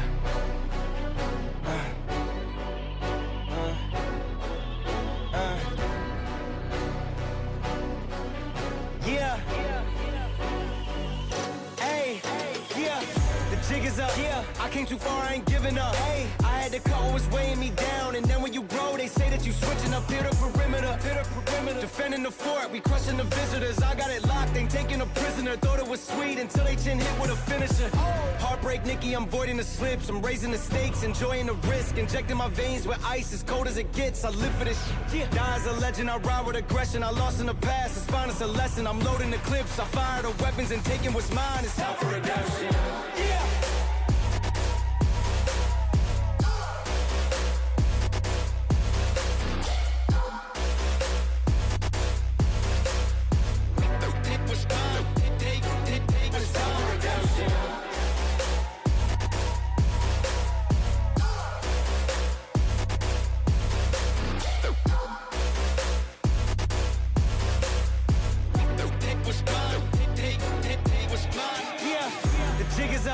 I I came too far, I ain't giving up. Hey, I had to cut what was weighing me down. And then when you grow, they say that you switching up here to perimeter. Defending the fort, we question the visitors. I got it locked, ain't taking a prisoner. Thought it was sweet until they chin hit with a finisher. Heartbreak Nicky, I'm voiding the slips. I'm raising the stakes, enjoying the risk. Injecting my veins with ice as cold as it gets. I live for this shit. Die as a legend, I ride with aggression. I lost in the past, it's fine, it's a lesson. I'm loading the clips, I fire the weapons and taking what's mine. It's out for redemption. Yeah.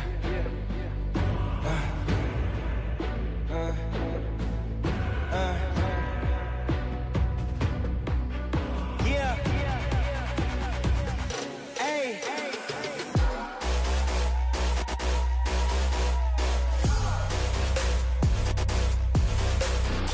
Yeah.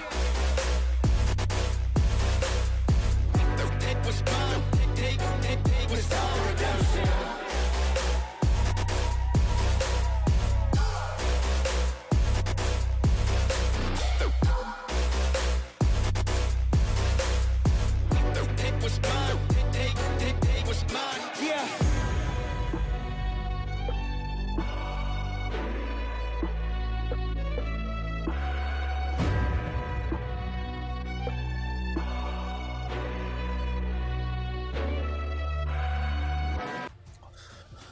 Well, match 1 was a sweep. I don't know about match 2. We're going to find out, of course. And it's going to be VSG versus GK Esports. We're looking at the Surge Valkyrie Clash Season 1 Open Qualifier Day number 2. 2 casters on the desk. The best of the best. That is Warren 1X and Kronos to bring you the action. Presented by Surge Europe, powered by Runestone. SVC is here, and the women are here to play.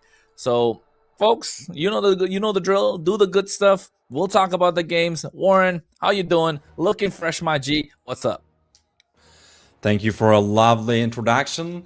And well, I'm definitely looking forward for the games. That's all I'm gonna say. We saw GK yesterday. We saw VSG yesterday. It's 2 rosters that we kind of grown to know. We know a little bit more about them. Of course, we knew some of the players, couple of them from the past. We had some past experiences with them, but right now we saw the rosters work. And well, for GK and Victories on Gamers, I think this is the right way to say it. The rosters work. For Victories on Gamers, it was a little bit better because they were basically going flawlessly, except that first little bit of a mishap against Boars Gaming. It was literally the first game they ever played here on Valkyrie Clash Season 1 Qualifier, and Boars, they took it. But after that hiccup, they just kept on running and breaking everyone they came across. It was Noctra put down in the loser bracket, it was Echo Esports put down in the loser bracket, and now they are against GK. Whereas for GK, it was kind of shifted around. If you see the bracket promos, they beat Sailor Moon, then they beat Valkyrie's Gaming, and then they lost 1 game against Yunkai. So a little bit of a reverse story for them. But yeah, we are definitely looking at very, very formidable teams. Right now we are in the winner bracket still, and those 2 teams are the only ones that didn't get dropped yet into the loser bracket. It's yet to happen. One of them is gonna go down, but who will that be? Yeah, I agree. I think the one to go down will still make it back up, in my opinion. No shade to the other teams. Both these teams are super strong. I'm expecting these. This is semifinals, a grand final matchup, if you ask me. VSG versus GK Esports in terms of the SVC. Of course, we'll be waiting to see, the second qualifiers and the teams to follow. Dracy, we're looking at you at this point. But yes, GK Esports have a solid lineup, and I'm personally, I think out of all the teams that's here, I'm a fan of GK Esports, right? I know some of the players. Nefaria, we know, a mainstay name that we've seen. Asu's there as well. There's Yui, there's Electa, there's Megumi, there's Alyssa. Yennefer, too many names that are familiar to me, at least. But at the same time, VSG is a team that has impressed. VSG is a team that has impressed so far. So yes, I definitely want to see what VSG can do against GK Esports, because Putnaya on the Assassins has been a monster. She's been slaying the entire time, and Red in the mid lane too, aggressive with their plays. Q has been just a body in the front line. So I don't know how GK are going to approach this, but yes, I want to see the draft and how it translates into what kind of win conditions they can find. Especially, how are you going to deal with Putnaya's jungle hero pool, because if you're able to play Fanny, Joy, Suyo, I know you got deep pockets. So it just comes down, are they going to be able to show a different flavor with a tanky jungle as well? Maybe a little bit of fighter with the Leomord. I want to see it. Bring that spice, and VSG are definitely bringing it in, not just in the SVC, in the MEC as well, after being an invited team with a star-studded lineup. To see them have a star-studded lineup in the Valkyrie Clash for the MWI, yeah, that's an org not to be messed with. Absolutely. They have hands in 2 cookie jars, and so far it's going well for them.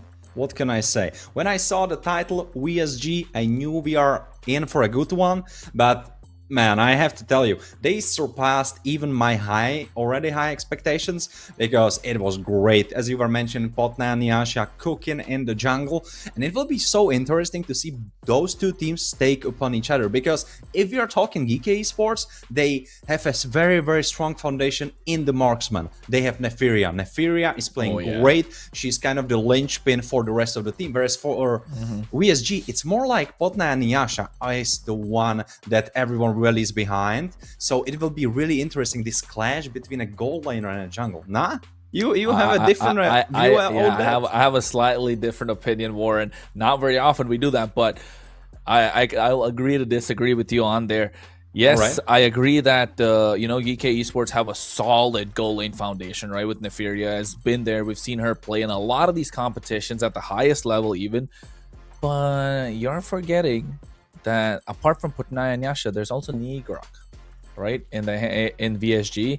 So that EXP laner, she's been fantastic with whatever she picks up. So yes, I think apart from that, Red, again, like I mentioned, is a solid mid laner for VSG.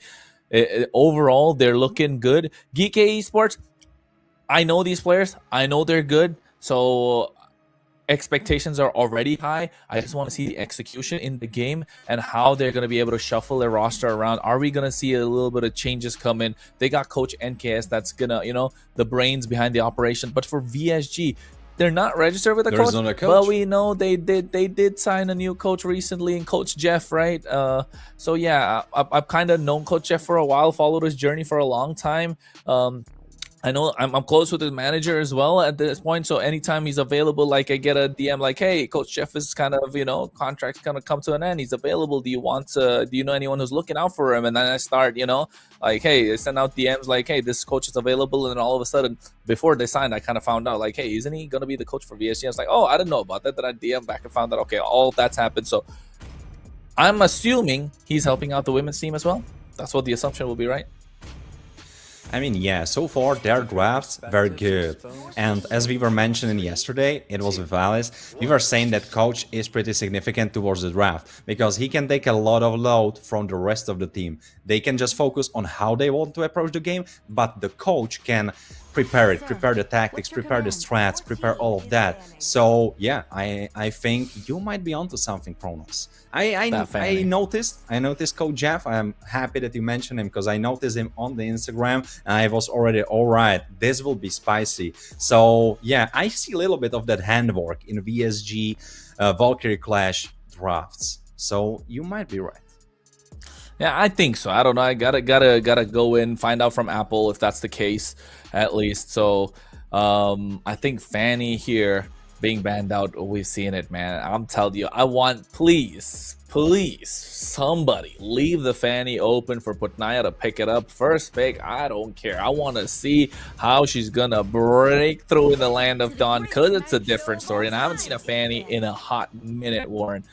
Harleo being taken off here, it's understandable. I'm assuming the Boxer, the Jushin, the Freyas are all going to go off because these are high-level, high-caliber team. Just going to see how it's going to work. And I think, hey, they're not going with the GK as their, the tag is going to be VKC. That's nice. That's true. That's true. I think it should stand for White Kids something, right? I think so. I think so. I think Valkyrie something. Valkyrie right? something? Because I saw someone type in this one out, the VKC, and I think they were mentioned it is Void Kid something, but you might be correct as well. I might be just hallucinating. I don't know. Who knows? Chat, correct us. Yeah, chat. definitely, chat, you can help us out. And if you are already looking in the chat, be on a lookout. There could be giveaways any given moment. You know, our moderators are keeping it up and running, so stay frosty.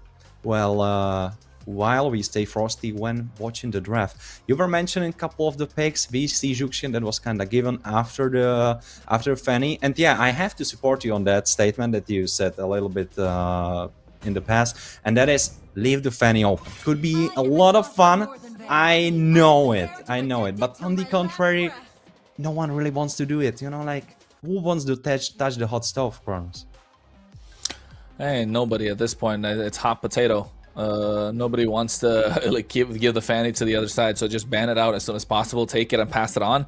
I think that's the case. But I think Leomord being banned out, so we're not gonna see a Boxia being taken away. I think this is like a bit of homework coming in from Coach NKS on the side of GK Esports as well, understanding that VSG and Potnaya is more of an assassin player, not necessarily going to be tanky, so okay giving away the Boxia unless, yeah, there you go, that's what I'm about to say. You don't give the Boxia away, pick up the Phobius, super solid the EXP lane, and counteracting the fact that a Harith can be picked up on the other side. So Boxia is going to be a solid choice to be locked in, but you're not going to go for the Harith in the goal lane. Now all of a sudden you look at VSG, if they pick up the Harith, they already look like monsters. I think if you're GK, go Boxia plus Valentina just to add a little more impact.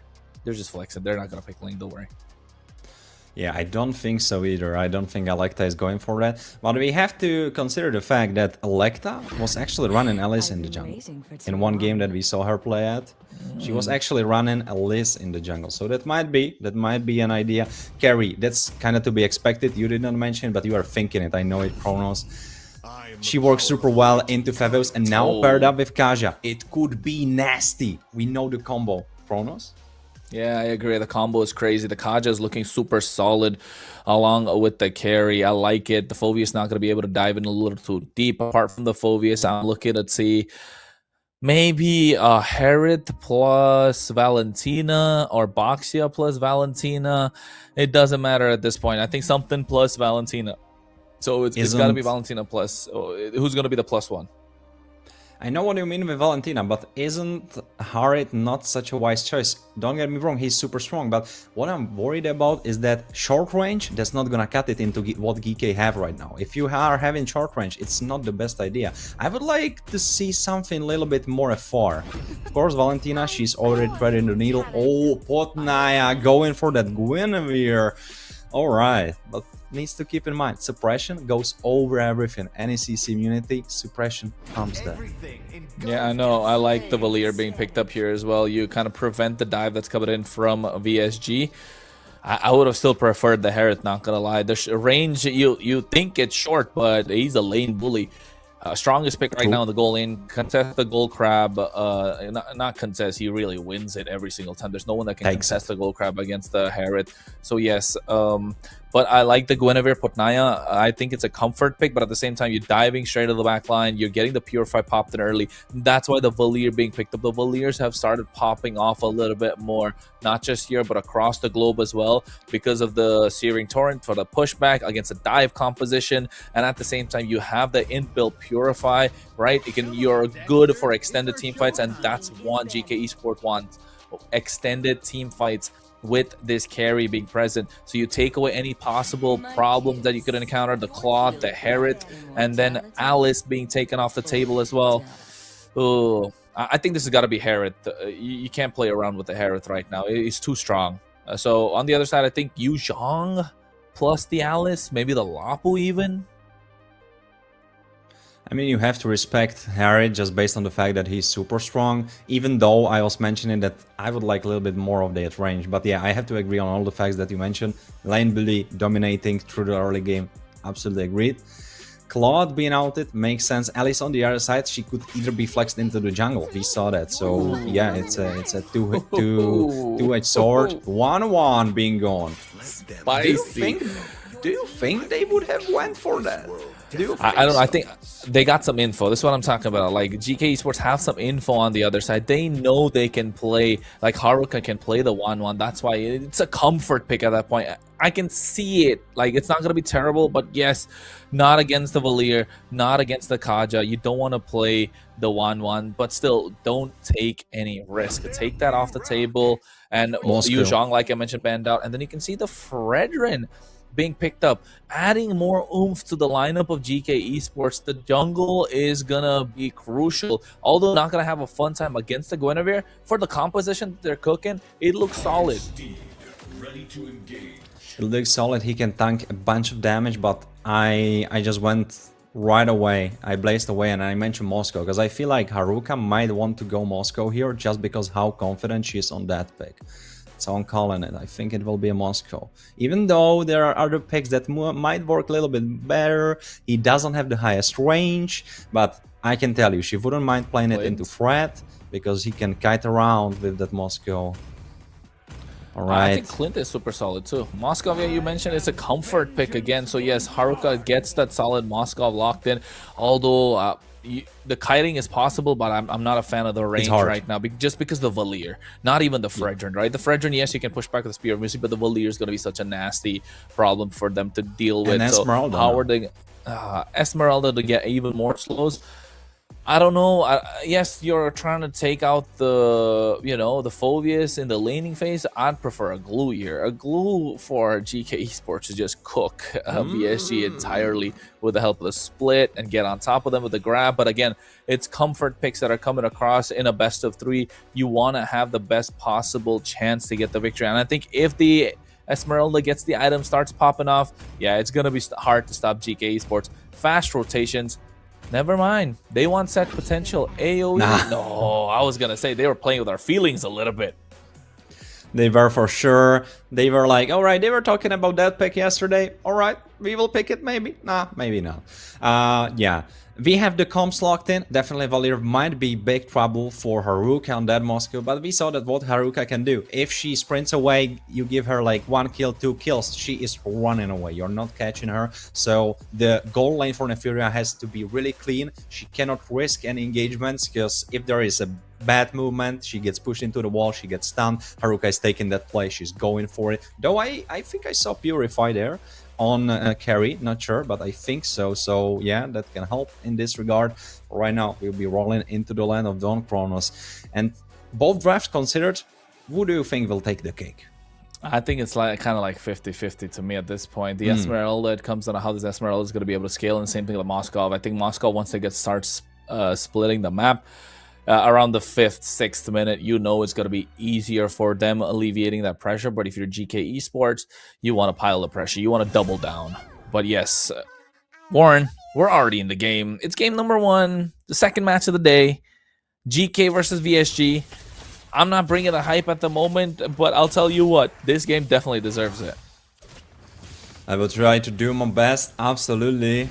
And I will try for people to forget that they are not bringing the hype this time. I have big shoes to fill, but I will do my best. We have GK, VSG, and as you were saying, 50-50. Absolutely yes. But if there is one person on both of the teams who's gonna carry, I'm calling Haruka on the left side, and for the right side, yeah, it has to be Nefuria. But right now, Yennefer needs to run. Kaja, ooh, lucky guy, Kaja. He has wings. Can fly away, but it was tricky. I'm not sure if losing Flicker over the lethal is worth.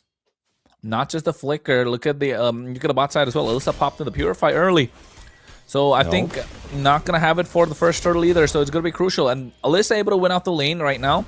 That Purify helping out. If they get the first blood onto Nigrok, it might be a good thing.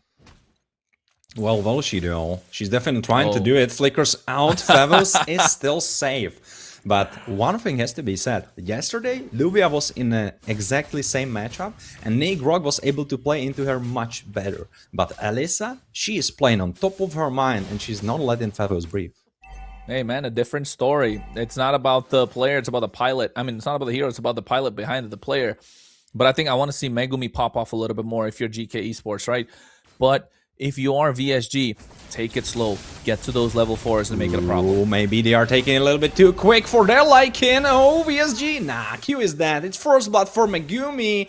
And this Valkyrie will have a little bit extra gold on his hands.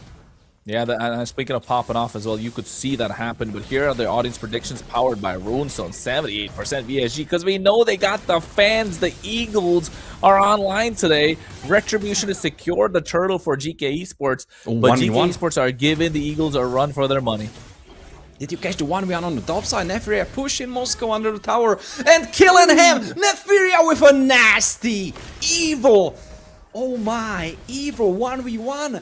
What did we just see? Neferia without a flicker beating Haruka before she could even use her own. Wow, I was telling you, look out for those two ladies. They are gonna carry each of their respective teams. But right now, Yennefer maybe going a little bit too deep for her liking. There's the mark on Yennefer. She's trying to survive, but nah, she's dead. I don't even think the second spell was needed for Igrok. Electa got killed in the meantime. There's a SOD, and she might be joining the... Why not really deciding against that? Maybe just a little bit of those mind games. No cap! Oh, Violent Requiem is not available though. There's the Purify. Alyssa is on the run. But Nanyasha, she hits those. The ball finds the goal, and she gets that kill. I'd like to see her escape, but then again, Nanyasha so good in the jungle. I'm telling you, I think she's probably the best jungler in the entire SVC. If I'm not speaking too prematurely. For real. Oh, not Guinevere. Anything. Anything that she picks, she's absolutely insane so far. The rotations are on point. The micro skills are there. The understanding of the role is so clear. And Haruka right now going to get jumped. Well, right now, Haruka is trying to understand how did this happen. She's 1v4, 2v4 actually, and body block from Q. And Haruka, look at that, she lives this time. Oh, she used the Spear of Misery, pitting the fear to the wall and able to flicker out with the dash skill 1. Oh, that 4-man rotation on the top side, wasting precious time. But GK Esports buying it at the same time by Alyssa. Nigrok doesn't care about the waves. You want this Phoveus to be in the face of the opposition and be a threat, not afraid. But you see in the mid lane already falling Star Moon. Oh, falling Star Moon, but it might be Alyssa that will fall. No, not really. Red is now the target. Ooh. But she survives, she flickers out. There's Megumi needing to run. Yennefer getting targeted, but those bongs. Boom. And more bongs are coming through. Electa with some damage back and Precious Breath on their face. Q maybe getting killed. It's a 1 for 2 kills. Double kill from Megumi. She fell in the end, but she got 3 kills right now. And this is what I was talking about earlier, right? I said it, Megumi needs to pop off. She got the first blood, and now again, taking a little bit more control of the game. So you could see VSG were diving in a little too deep, but the Searing Torrent pushing them back. So there's getting a little bit more control in the hands of GK Esports. But at the same time, Haruka on this Moskov is starting to become a problem. Started to farm up. The concentrated energy locked in now for Nanyasha. Thunderbolt still building for Yennefer. They're looking to find possibilities. Glowing Wand straight away in the hands of Megumi. And I think she's going to go for Starlium Sight. Well, right now, Neferia needing to run. She still has the Purify. She has 1 dash that will keep her out of harm's way. Actually, she is alive, Neferia. But there is Electa already in the charge in the front line. And now smacking Red. Red did not even get smacked, but she died because Neferia was there ready with the speedy light wheels and all of that good stuff. True damage, shut down for Alyssa. And suddenly, GK Esports are back on the horse. There you have the goal lead now. Oh, well, at this point, I think GK Esports needs to find an opening. Oh no, Haruka. Again, being pounced upon, but the flicker is present this time, right? The flicker is present, so you know you're going to be able to get the clear. I think Electa's not being allowed to get into this team fight a lot, and Electa and Megumi need to start rotating together, just like as they are right now. They get tier 1 in the mid lane with the help of Neferia, but Neferia needs to go back. Low on mana, not a risk that they want to take. Also, it's kind of tricky, right? Because who Igrok really has to target. She can decide if it will be Megumi. Oh, right now, the target is absolutely clear. It's Neferia, shut down for Haruka. Now Yennefer needing to run, but no more running, Bird. You are dead. You are made into a chicken dinner. Electa, now the target. No, yeah, she's dead. But Nanyasha needing to run, but it's a little bit too late for that. Double kill for Alyssa. Alyssa might be not ready for what is waiting in this bush. Igrok was there with a little bit of a slower rotation, but still saving the rest of 2 teammates. I think Neferia, they're getting a little too greedy, right? Just called it. Like, you're low on mana.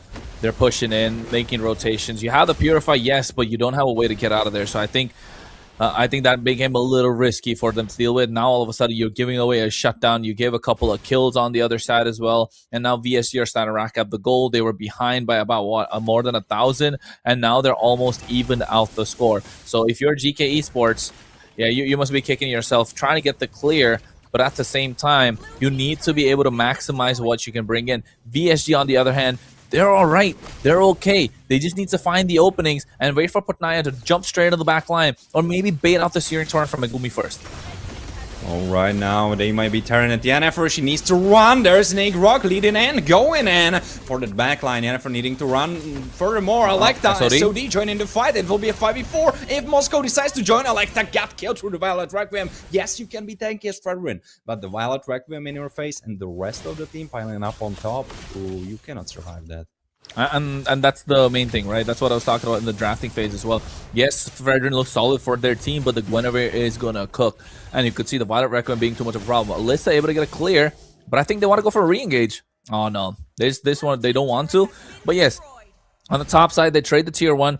Now Haruka looking to get that back on the bot lane as well. So they've been playing the macro really well, but VSG losing in the mid lane tier 1 means that GK do have control of the map. And that's why you can see VSG Q along with Negrok do not want to give away the river, because the moment they give away the river, they're inviting a lot more pressure. They're just playing a little more ahead than they'd like to, but it's okay. They have the damage profile. They have the dive. They definitely have the crowd control, and they can take the fight to GK Esports at this moment. So VSG looking super strong, 25k gold. I want to take a look at the items and see where they are at. But if you're talking about GK Esports, super solid. And they're looking to go for a fight. Oh, they are looking for that, but I'm not sure if they are able to join in time. Alyssa now there. It's a 5v3. Red got killed for that. You did not have the numbers right. Now going in. Oh, Violet Requiem on 2 actually. Into the knock-up into a bunch of damage. Neferia. Oh, Negrok trying to stop them in their engage, but no, I'm not sure if Negrok has enough of tankiness against that. Too much bonk, too much damage from Electa. And this is the draft. This is the draft of GK coming to fruition, right? They want extended team fights. That's why you have the Fredrin, the taunt to pull them back, Alyssa to slow them down, and Megumi shining. Oh no, Neferia shining even more. Yeah, just when you mention it, Neferia is ready to outshine and going for her own TikTok place. Great play from Neferia. She's 5-on-3, and if you look at it, she definitely is carrying the team right now. It's kind of all around her. Megumi is preparing the place for her. She's trying to keep everyone away from Neferia so she can free hit and free hit. All the damage is right now in her hands. She needs to play clean. Yeah, definitely needs to play clean at this point. And that one mistake that she made on the top side, you can see that's the only kill she gave away. Apart from their position, absolutely immaculate, impeccable, whatever you want to call it. But in the draft, again, the extended team fights that I was talking about, Warren, is just showing, right? They need Neferia to hit as many of those basic attacks as you want. And that's what the Fredrin's there for. It gets the Guardian helmet so you can sustain longer in these team fights, and with the help of the taunt, you get them in. Yennefer able to yank anybody out the entire time, and Megumi with those burst fireballs, the Searing Torrent, you're keeping them longer and longer in these team fights. So VSG needs to find answers, and the answer is going to come from Putnaya, who's playing a fantastic game, to be honest, just not able to find the opening because these extended team fights are not working out in their favor. So if I'm a red, take the Divine Judgment, use the Flicker, get the pull, and Haruka needs to pin them to the wall and maybe into a Violet Requiem or a Spatial Migration. But Negrok right now in this defense, which you know GK are going to push through with, has to come online with a Dark Wave Flicker plays. Yeah, and a bunch of that you said, I agree, yeah. Great analysis from you. Though right now, the Lord has been taken care of because this charge is leading nowhere furthermore. And Yennefer, oh, almost getting stunned to the wall. It was so close. Luckily for Yennefer, it did not happen. She could have died right there and then. 80 seconds for the next Lord, so we have to wait for a bit. But one thing needs to be still reminded to everyone. 4,000 gold lead for GK Esports, and we are still not in the territory where 4,000 gold lead is non-significant. It is significant, and the worst part, most of it is on Neferia. If first series was a stomp, the second series is so calculated, so methodic, and every single mistake is capitalized on by the other team. So they need to know how they're going to find the angle. If you're Yennefer, you want to yank somebody by the hair and pull them towards Neferia, right? With that divine judgment. Fried chicken, you want to be the one frying. You want to be the one doing the frying at this point. GK Esports got the oven hot. They got the oil hot. Not only a matter of finding the right angle, finding the right target. And again, for VSG, Nii Grok needs to play a big part in these fights now. And along with Q, that Revitalize has to be popped at the right time. And we've seen how Phoveus can kind of change the pace of the game. Your favorite hero, Warren. I've been seeing a lot of those TikToks, bro. They make me laugh every single time I take a look at it. But then again, like, it's because the Phoveus is such a great pick, right? You can use the Dark Wave. Enough of a disruption. You catch 2 or 3 members, and all of a sudden, GK Esports are gonna be in scrambles. Right? They're gonna be in shambles. Megumi popping that Searing Torrent is gonna be the key for GK Esports, and VSG are waiting for that Searing Torrent to come through.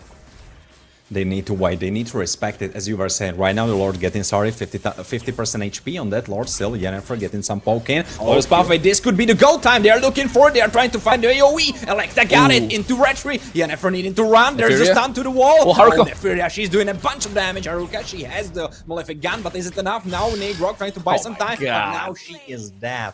There's no way for Phoveus to get out of those fights, and she even flickered in. It's so unlucky that Neferia is such a powerhouse. For one moment, Kronos, I don't know if you caught it, but she was holding on 4 people out from the fight.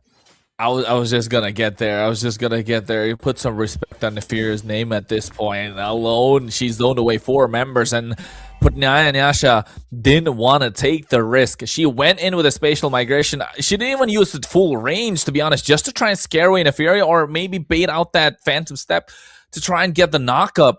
But you don't want to play with fire, not when she's leading the charge. The 1 kill that they got coming off of a mistake that she made, and I don't think she's going to make another one. GK Esports looking to end it all with this Lord push down the mid lane, all waves synced. Right now they are even synced with the Lord, the waves as well. Every lane, every wave is perfect to a T. Still, a bunch of HP on the Lord. Megumi getting some AoE on her face. Haruka is there. You need to respect the spears. They are going through that Lord. Alright, Lord getting taken care of, but still, you get 1 tower. Eventually, you will get through. Oh, there! Nah, it's not a catch. It's just a bait. Alyssa half HP. Yennefer 2. You need to run. Neferia is delivered. A bunch of death. A bunch of damage. What was that, Neferia? Who's gonna stop her? Will it be even worse? Knife through butter. Does she have a full build right now? Potna trying to look for something. Yennefer kinda low. And these are the bongs. She's going in. Nii Grok, 3 targets down. Alyssa needs to run. And Neferia, she got caught. Haruka, this is the craziest 1v1 you could have seen through the whole game. Can no. Yes, she can. She baited Neferia perfectly. She stole for the time until the rest of the team committed into it. Until the rest of the team caught up. And they got the kill. It's a wipeout. Shut down for Q. Double kill for Q. You don't even care. Because right now you are back in the game. GK Esports 1000 in the lead, but it does not matter. A massive dark wave coming to that fight, right?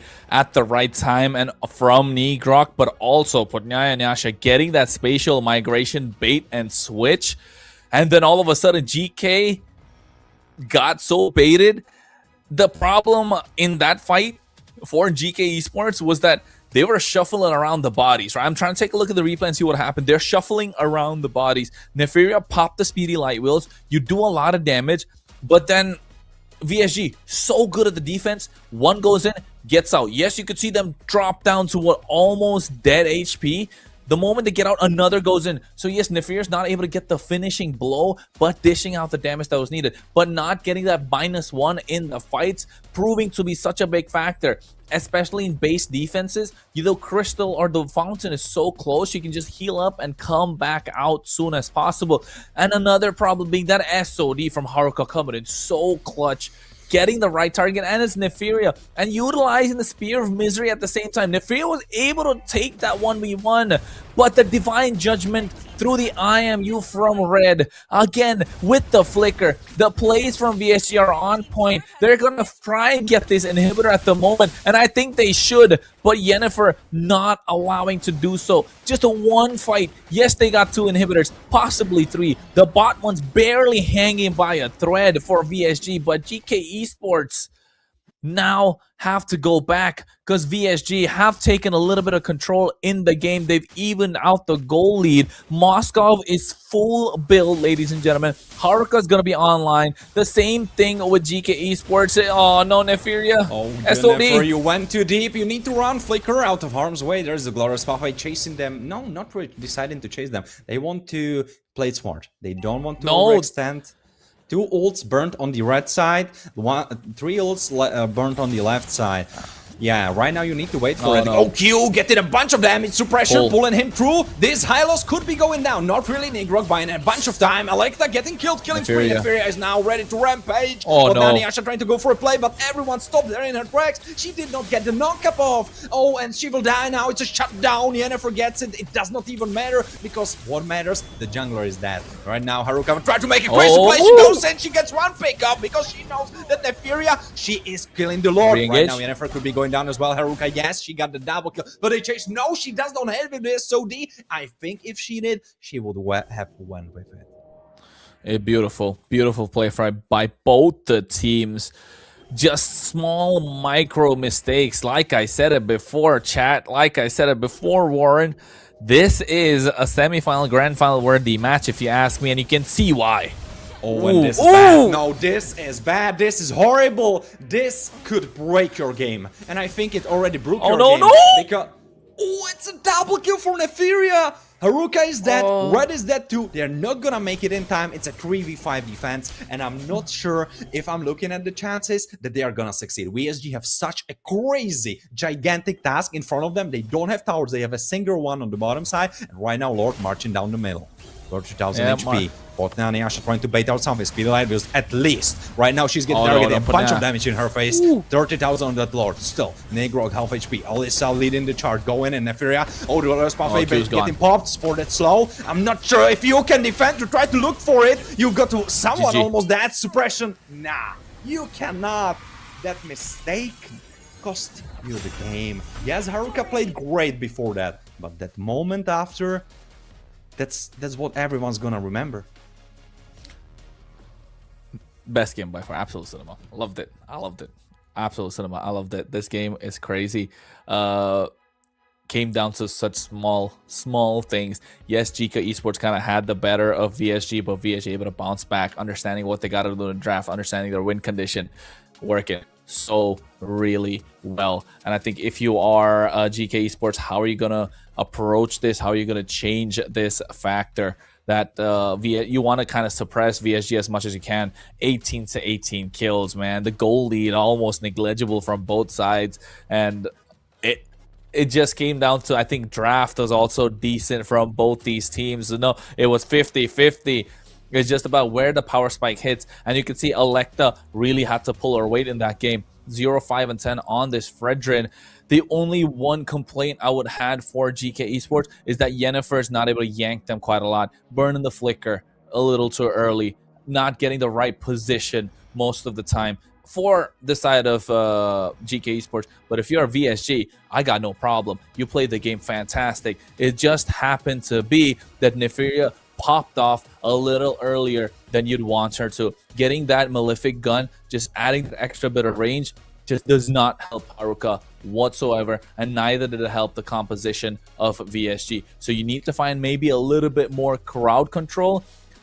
I know a lot of teams are sticking to the high-lows because, I mean, you can't really play too much, but if Q was able to play maybe another hero, something with a little bit more kill pressure, right? Because the kill pressure right now from the side of VSG was only the Guinevere, the Moskov in the late game. The Phobius is not really kill pressure. In these team fights, provides a lot of crowd control. So if they had a little more kill pressure on the side of VSG, it would have been so much more solid. But GK Esports, well played.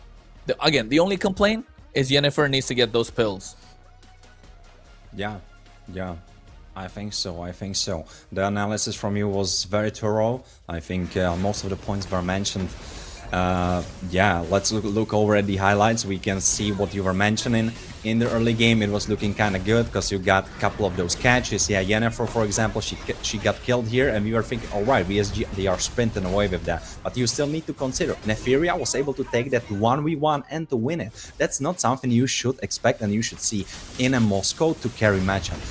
If anything, Carry should be the one with the shorter stakes. She should be kind of chilling because she has the Purify, she doesn't have the Flicker. Moscow has his dashes more often, but that's not what happened. Nefiria, she cooked, she played very well, and then it made it into the bad part of the game where VSG had a lot of trouble. You were mentioning that Malefic gun, it was so deadly, that extra range. And yes, I have to agree with the fact that you were mentioning, if Q was playing something else, a little bit more kill pressure, a little bit of Khalid, a little bit of Hilda, a little bit of Cho, something like that, we could make more threat on Nefiria, it would have been much better. But Nefiria, she was really looking out for the only person, and that was Winnebeer in the jungle. No one else had a threat on her. If Favos jumps on top of her, it's fine. She's gonna Purify, she's gonna run out, Speedy Light Wheels, Favos is gonna die. Favos did not even, in the fights, later in the fights, he did not even choose to go for her, because he know it's a death sentence, he's wasting his power there. If he went for Nefiria, he would just die. This Favos was just killed by Nefiria through damage. Yep, and well, that was game number 1 at least, and I think game number 2, you know what, Warren, the question begs, are we gonna go 3 games, or are we looking at a sweep here? Well, I'm gonna take the really easy way out of here, and I'm gonna say the next game is gonna tell us, but that's too cheap, am I right? So I'm gonna bring a little bit more analysis into that. So, alright, what I see is that VSG needs to really get their emotions together, because the last play was too emotional. They went a little bit overextend, they went too deep, and that was how Nefiria caught them off. I know it was hard because Nefiria was winning for the most of the game, so much emotions rush into you. You are like, all right, we are gonna win it. Crazy base defense, crazy comeback. You are like, all right, we got that, and then you overextend. They need to reset from that. GK, even if they don't reset and they lose this one, they are still in the better position because they can, you know, they don't need to take this game so seriously necessarily, because they would eventually get another chance. They are still starting off with that win, so much better mental for them. So I think it really comes down to the emotions. The coach for VSG, if there is someone they have, he needs to make it clear that the emotions have to be put in check. Because if you step with the history of that last play into the next game, ooh, yeah, as you are doing, Zen mode. Yeah, as Destroyer would say, Sensei Destroyer would say, breathe in, breathe out. Exactly. And that's the idea. But I mean, you know what? Let's say if GK are able to take this into a 2-0. That's a statement. That's a statement. That is a statement made to VSG. And I think some of their players are not even playing today. Like, some of the players are not even playing. So I don't know if they're going to shuffle the roster, keep the same, or maybe make those substitutions later on. But, well, yeah, I know this is not the best GK we have seen so far. But and if they're able to sweep 2-0 against VSG have a lot of work to put in. But at the same time, this is not the best VSG we have seen either. Putnaya was not able to pop off. Haruka popped off, but I think it just got a little bit difficult to a certain point. So how are they going to work around this? How is this going to happen? And how are they going to make things work? You know, maybe a chip could be a possible. Just teleport out and in like me. But I think... just don't put them in the hands of a Hylos, man. Like, it's such a boring pick, to be honest. I get the idea. I had the same discussion quite a while ago with a lot of the other casters, with yourself, Ford. It's not a crazy high skill hero. Yes, you need to be able to use the Glorious Pathway at the right time. You need to get the Law and Order. Yes, you can peel for the rest of the team.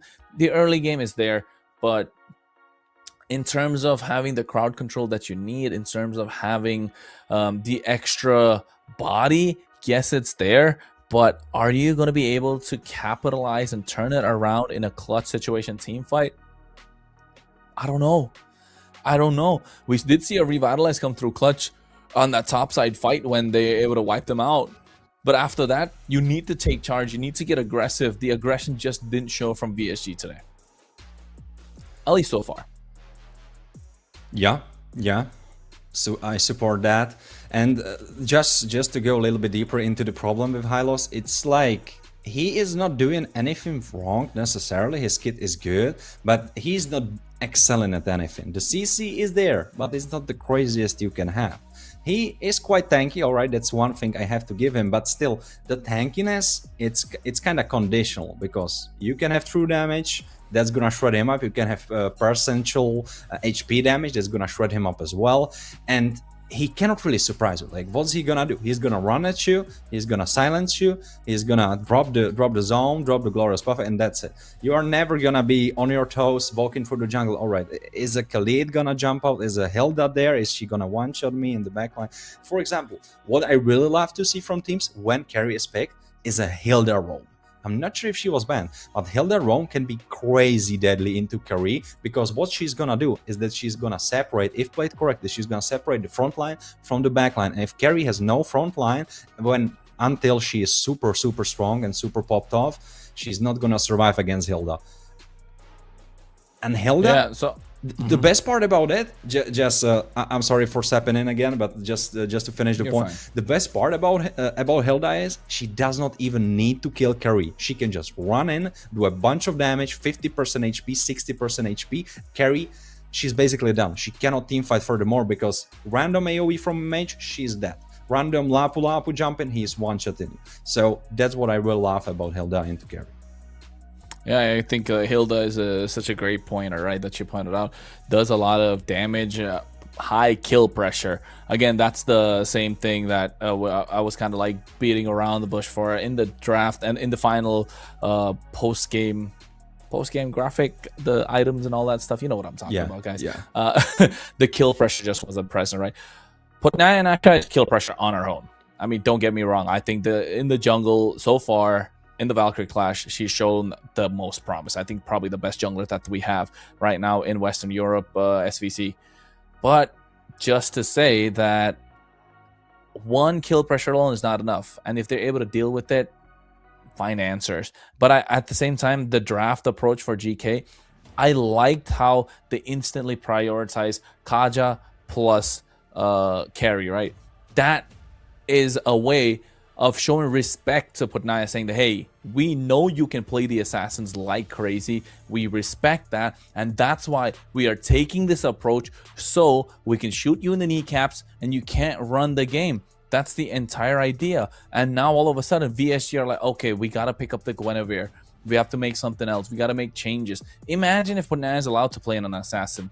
If she can play the Fanny, she can play the Hayabusa, she can play the Lancelot, she can definitely play the Nolan and all these other picks, right? But then again, it begs the question, how are they going to approach this draft? The only good thing is we're going to find out after a short break, as the players need some rest and they're getting ready. So don't go anywhere. Type in the chat, VSG or GK Esports. Who's your favorite? Brawl it out. Rage bait. We'll see you in a bit. Don't go anywhere.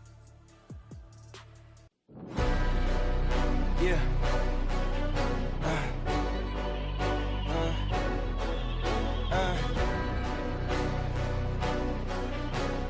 Yeah. Hey. Yeah. The jig is up. Yeah. I came too far, I ain't giving up. Hey. I had to cut what was weighing me down, and then when you grow, they say that you switching up here to perimeter. Defending the fort, we question the visitors. I got it locked, ain't taking a prisoner. Thought it was sweet until they chin hit with a finisher.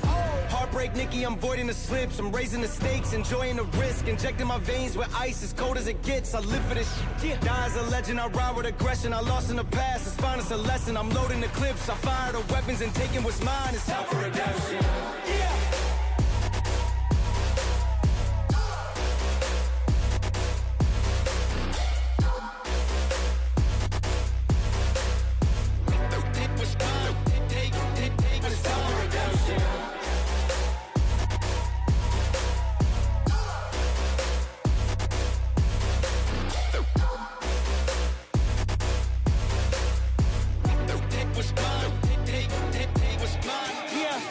Jig is up. came too far, I ain't giving up. Hey, I had to cut what was weighing me down. And then when you roll, they say that you switching up here to perimeter. Defending the fort, we crushing the visitors. I got it locked, ain't taking a prisoner. Thought it was sweet until they chin hit with a finisher. Heartbreak Nicky, I'm voiding the slips. I'm raising the stakes, enjoying the risk. Injecting my veins with ice as cold as it gets. I live for this shit. Die as a legend, I ride with aggression. I lost in the past, it's time to a lesson. I'm loading the clips, I fire the weapons and taking what's mine. It's time for redemption. Yeah.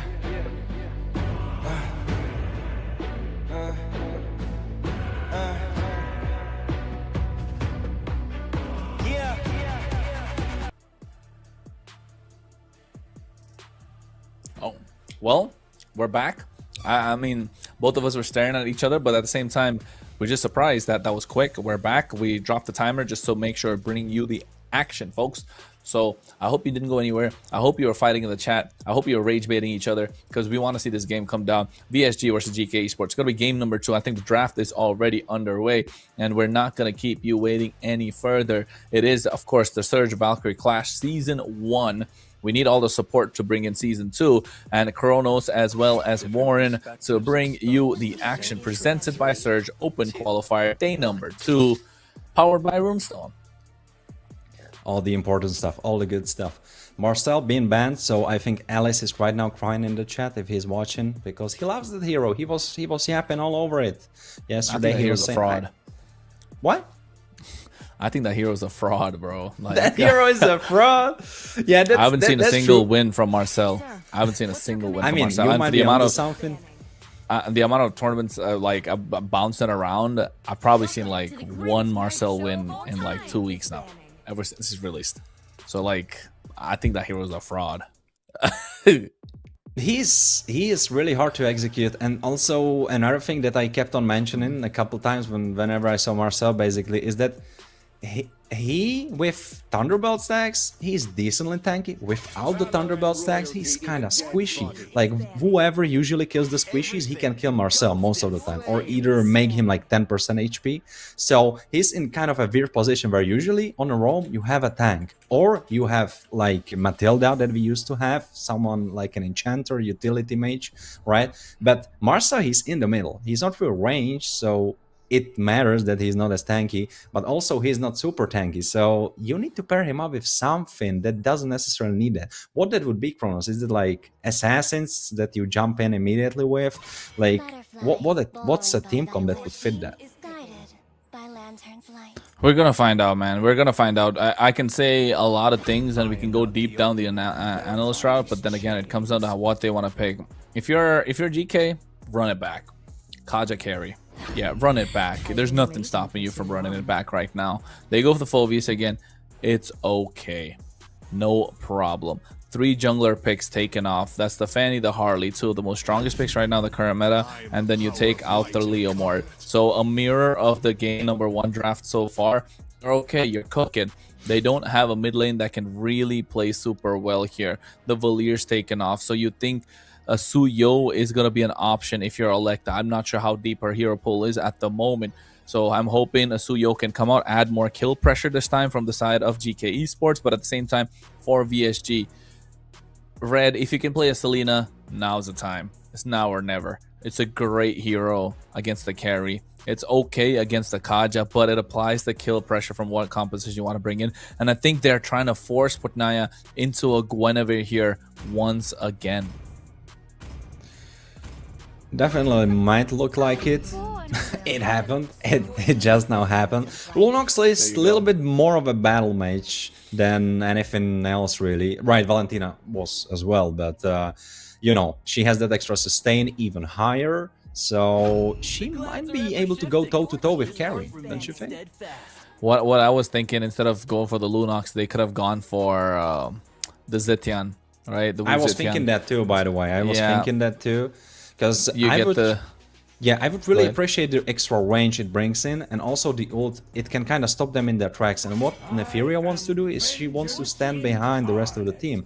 And if you use an Zetian ult, they kind of need to spread out. So then Guinevere could catch them off guard. I really like your thinking, Kronos. We think alike. We do. Great minds do think alike, sir. And I think with the Zetian, not just for the fact that the range and the stun is available, but also the passive, the Celestial Armament, right? The moment Yennefer flickers, gets bounced back. So you kind of like a little bit of a saving grace against the Kaja, right? If you're in the team fight, if you're grouped up together, the Kaja has to flicker in, the Divine Judgment's not going to be so clean. They're blitzing through the draft, same bans coming out on the other side. Instead of the Claude, they ban out the Moskov and the Wanwan, knowing that the Moskov is a comfort pick for Haruka. They don't mind the Claude since you have the Shifting Skies from the Sora, you have the Divine Judgment, the Alice and the Yeeves taken off the table. I think over here, Valentina is a super solid choice if you're GK Esports, but you can still wait it out. Maybe go for your jungler. There you go, Freya. They're cooking, man. I don't. Okay, you know what? I take it back. I don't like the Freya. I forgot the Phobius existed. I forgot the Guinevere is there. The Lunox. The Freya is gonna be very oppressive, but at the same time, I think the Freya's picked up because it's a denial to the other side. I think Haruka could have gone for the Freya, so now you don't have the option of the Freya. You put the Q, you put Q on the Hylos again. Claude is possibly the only choice. If not Claude, I don't know if they want to play Melissa or the Clint. It's just not going to help.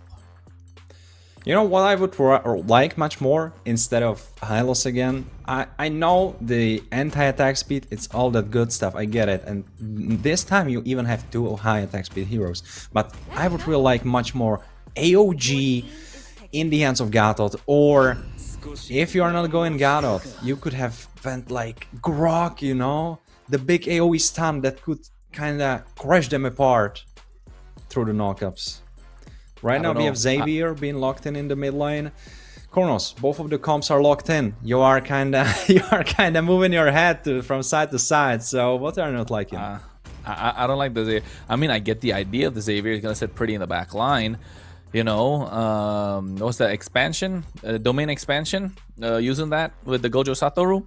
Yeah, I know. So. Scared wishes he was casting this one.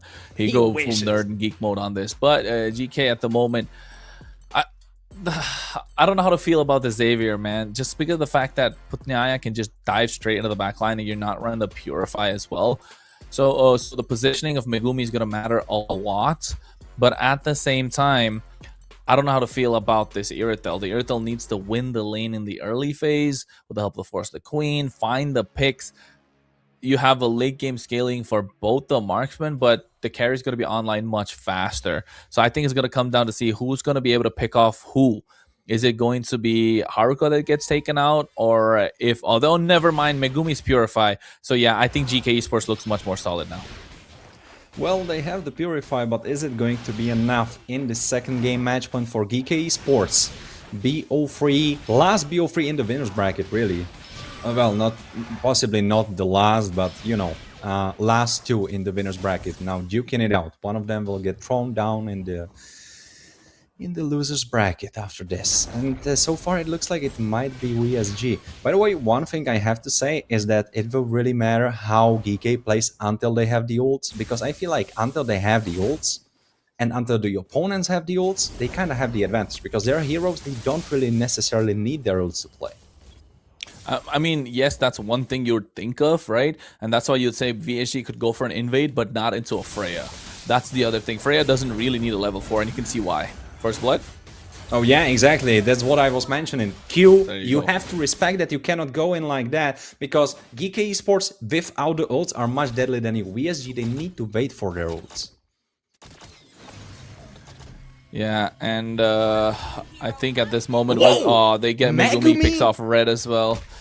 Audience prediction still in the hands of VSG, powered by Runestone. That's because VSG's got a lot of fans, and I know everyone's gonna be typing Eagles. Oh, now Megumi. Megumi get killed. Botnia Nyasha finding the play. She has the ult. Violet Requiem getting not really getting popped. I think it got used, Haruka's but gone, right? Too late. No stacks. Electa now rushing in for Q. Q horse run. You have 4 legs. It's not enough. And in the meantime, it's a 1v1 on the top side. Elisa killed Grok. Everything is falling apart. VSG needs to put a stop to this, because I'm telling you, one more death and it's over. Yeah, I'm telling you, like, it's the same thing. The fans are on the side of VSG, but the gameplay is showing through, man. GK Esports are taking control of the game. The draft spoke wonders.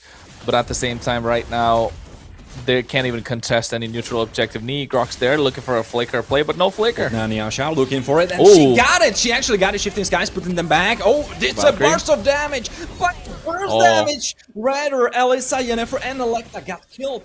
This is what I was mentioning. If this didn't happen, the steal of the turtle and 3 kills, VSG would be done for. This is a huge mental boost for them. Yeah, Red getting the level 4 as well, super important at the right time. Chaos Assault doing so much damage and using the Brilliance to make sure Electa's Valkyrie descent was nullified. That was crucial. Yeah, Q is as good as that. Yeah, this horse is running no more. Megumi with 3 kills, by the way, and almost killing Potnaya. Not really finding her, though, with the ult blast. At this point, what can VSG do to get back more of the control? Yes, GK Esports have it, 600 goal lead, almost negligible, but still, GK Esports are dominating the river. On the top side, a 1v1. I don't know who's gonna get out of that one alive. I'm not sure. Sora is kind of low, but no, he has the Thunder for a bunch of damage into the face of Negrok, but Negrok actually with a clutch with help of Red. Oh, recall from Red, and a little bit of an overextend from Alyssa. Yeah, a little bit. You know, Alyssa, I don't think it was, yes, get greedy a little bit, trying to show off, but at the same time, Red able to make the rotation. I think this is going to be a problem. If Red is going to be there every single fight when they are getting into a good position, GK, it's going to look a nasty difficult. Knockout. Nasty one-shot, Yennefer. Yeah, this bird is made for dinner again. Chicken dinner. I don't know, man. I don't know. The chicken look a little fried this time from GK Esports. Negrok, yeah, I think Negrok will just go down. This flicker was so not needed. She could have kept it for the next possible fight. This flicker was, yeah, that wasn't it. How do they respond? How do they respond? Every time they find 2 steps front, they take 1 step back. Yes, it is still 1 step forward, but GK are jumping. They're taking 3 at a time.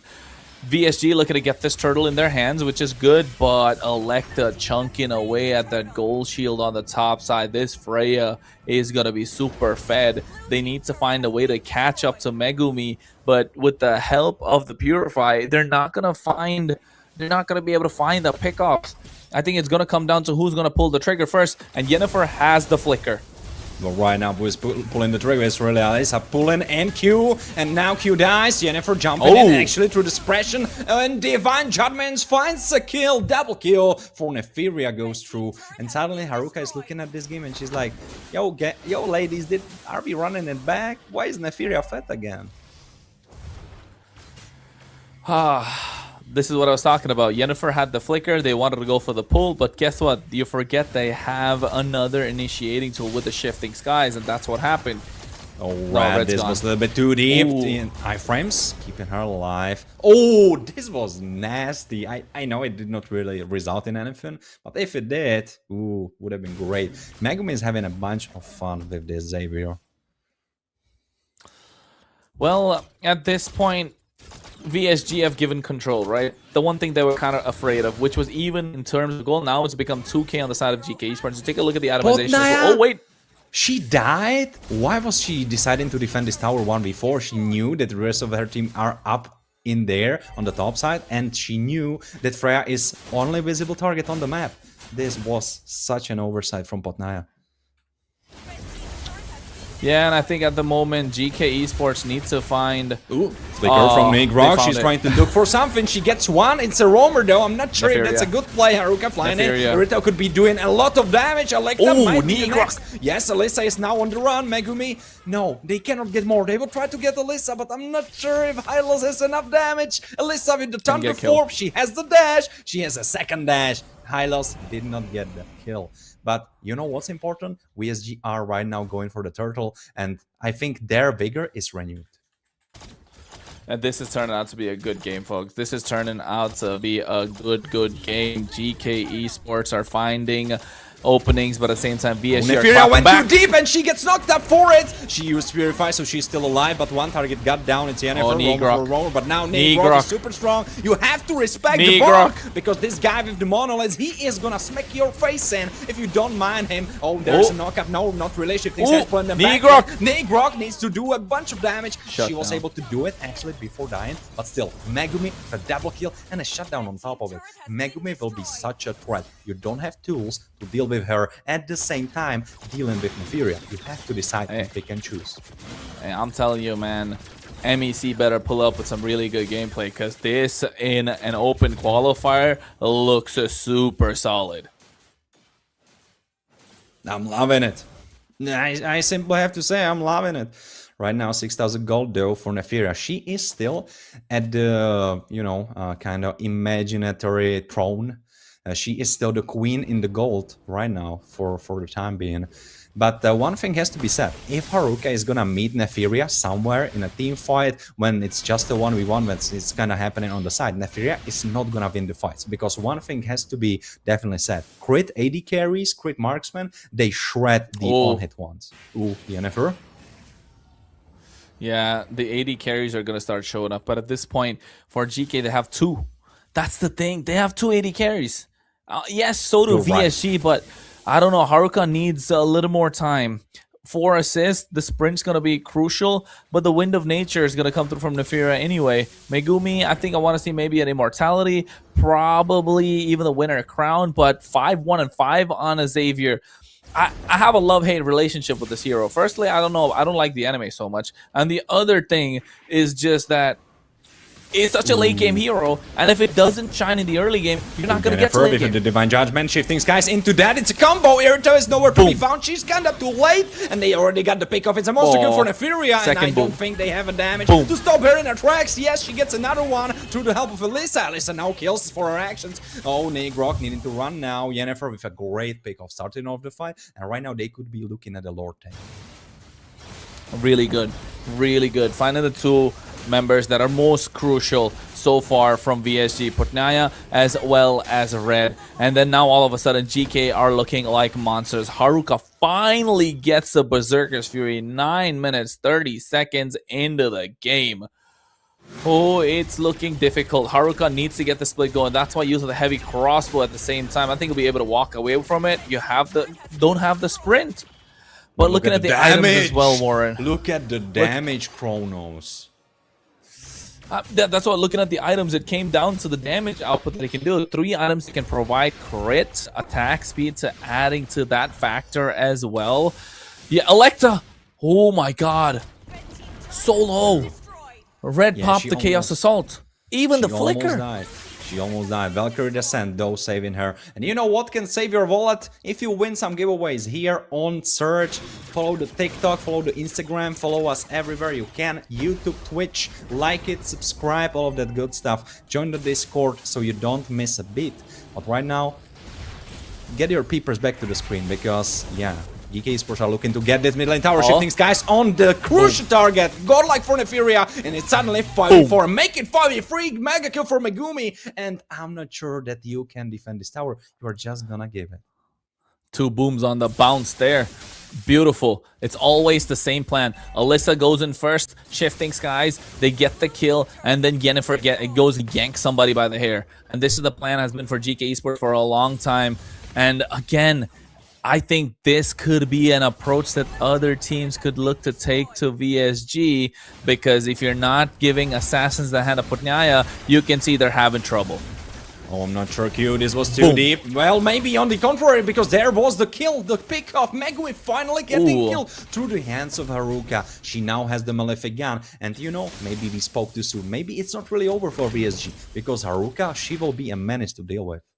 Yeah, managed to deal with after even getting that shutdown, right? And I think both of them getting the Malefic gun at the same time, Nefiria included, means that now it's a battle of the marksmen. Who's going to be the first one to pop off? We're going to find out. Yennefer needs a yank. Well, right now you cannot face check like that. Yennefer, that was not the smartest play. They got 2 kills for the price of 1. Sorry, make it 3.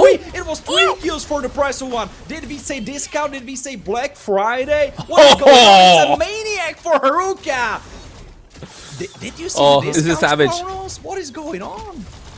It's the team fight potential. It's the burst that's coming in. It's not just Haruka. People are not keeping eyes on Red. Red is the one doing so much damage in these fights. Yes, you have the burst coming in. The burst crit is online, but the glowing wand, the divine lave, Red with the chaos assault is melting them down like butter, and Panasha is not up, and they're not allowed to move. The queen online, VSG to fight, and Sir GK. Now it's the battle of the most. Now it's the battle of who's gonna be the first one to pick her.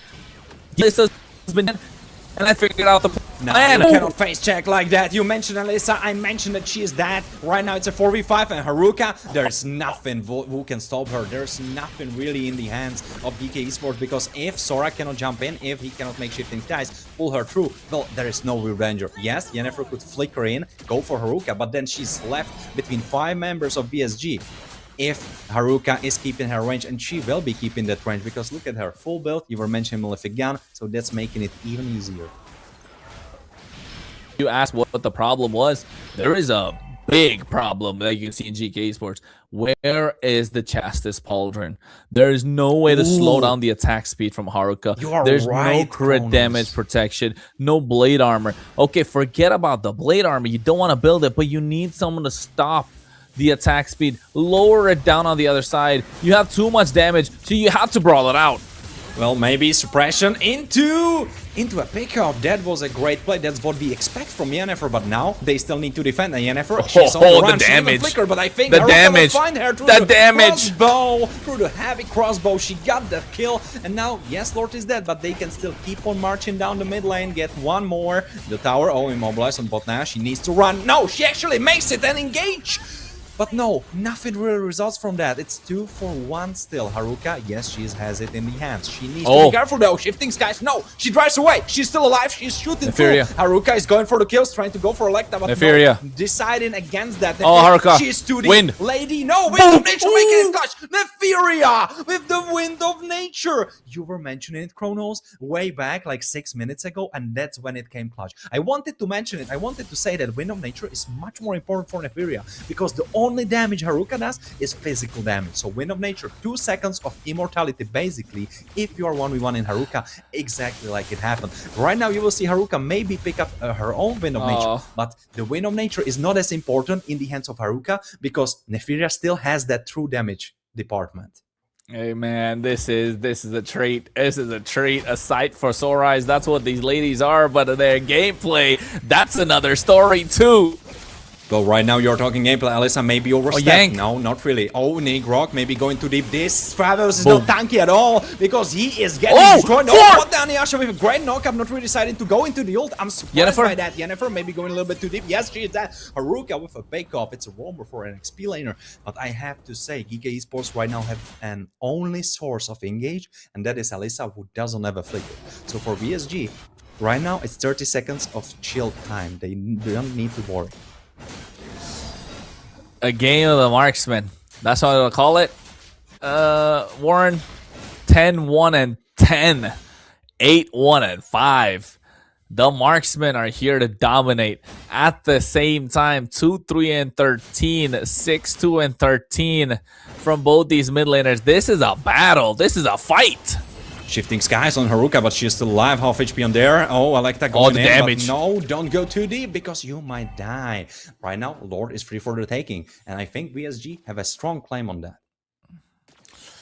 Hey man, at this point, how are they gonna stop Haruka? The problem being they don't have a point-blank stun. Yennefer needs to yank Haruka, but she's so mobile. The sprint is too much for them to deal with. Alyssa can't really do anything. They need to fight. It's a knockout, but she goes out. Botnaniash, I don't think this is the play. Haruka, she almost... No, she did not. She almost got killed, and it would have been a neck-breaking instance. But no, she ran out. She survived, and the shifting skies, it almost caught her, but almost, well, it wasn't it. This is why I don't like the Xavier a little bit, right? You've got a little bit of high ground. You have the damage. Yes, you want to be in that mystic field a lot, but the problem here being the crowd control is not as big as you'd like for it to be. Now, to play around this Mystic field, VSG are not going to do that. They have such a mobile composition, and Yennefer needs to yank Haruka or Red. They've been yanking Igor. It's fine. And they melted down the Lord, but the wave is crashing on the top side. I think VSG have made a blunder here. Yeah, I think so. The Lord is gone. Well, maybe. Nah. The tower survives. Yeah, it's definitely a blunder. They were focusing so hard on the orange buff and not making a wrong step. And I get it. They don't have the match point. The opponents do. So they need to be super careful. For GK, I was mentioning it before. It's still playable. Even if they lose this one, it's still playable. It's a third game BO1, as we say. But for VSG, they need to play perfectly. No mistakes allowed. Hey man, the teams are coping, bro. I don't know how the fans are coping. I don't know how I'm coping at this point. I was a little sleepy. I woke up just now. Haruka gets that tower. They need to yank her. Got it, but no, she gets Divine Judgment into them, and she's dead. Killing spree for Electa and 80 seconds for Lord. So that means that the only way GK Esports can end this game is through a base crystal rush. 37 seconds on Haruka. Mid lane towers are 2, standing tall in the mid lane. Do you think she can respawn? Yeah, I think so. They are not doing that. It would be, it would be too crazy. So yeah, I went a little bit too hard there. Haruka dying, not really such a big deal. But yeah, it's, you know, it's what it means for the future. Because if she gets caught like that, it might hit her mentally. You know, she might be a little bit more nervous. She's not playing so clean anymore. You know, am I reading too much into it? You're reading a little too much into it. Oh, cute. But right now, I should definitely be reading much into the queue. Right now, getting stunned up. But no, this Hylos is too fast. What is happening? Is it a horse or is it an F1 driver? What happened there? He just ran out. Hear me out. This is important. Yennefer able to yank Haruka on the top side means they don't have flicker for another minute. But oh, they don't need a flicker. But right now it doesn't matter. Yeah, well, they do, because Potnaniasha, she is as slippery as a fish. You cannot catch her. She's just out of here. Even through Divine Judgment, it doesn't matter. You don't have enough damage to burst her down, because I think she's rocking a similar build. Oh, Q, no, Q, you went too deep. And right now the horse is dead. Killing spree for Neferia, and this big support in the form of utility and anti-attack speed is not there no more. Oh, so much damage into Alyssa's face. She needs to flicker out, but Red almost getting killed. Iframes on her. Neferia. Oh, Megumi jumping in together with Alyssa. Item swap. Wind. Really Rose Gold. Three to Valkyrie's descent. Potnaniasha getting killed. Yennefer is the one getting killed as well. But I'm not sure if Haruka can play it. She will try to do so. She's still hitting them through. Electa might be killed. Yes, she will. Oh, no. Oh, no, she won't. She won't get killed. She's still alive. Please, any minions target her. No, they did not. Base crystal is still open, though. They are going in with the minions. There's 3 against 2. Can they do it? Can they close out? They will try to do so. And base crystal explodes as VSG take it back into a 1-to-1 scenario when it's that prophesized BO1 that I was talking about. Hey, man. The battle of the goal laters.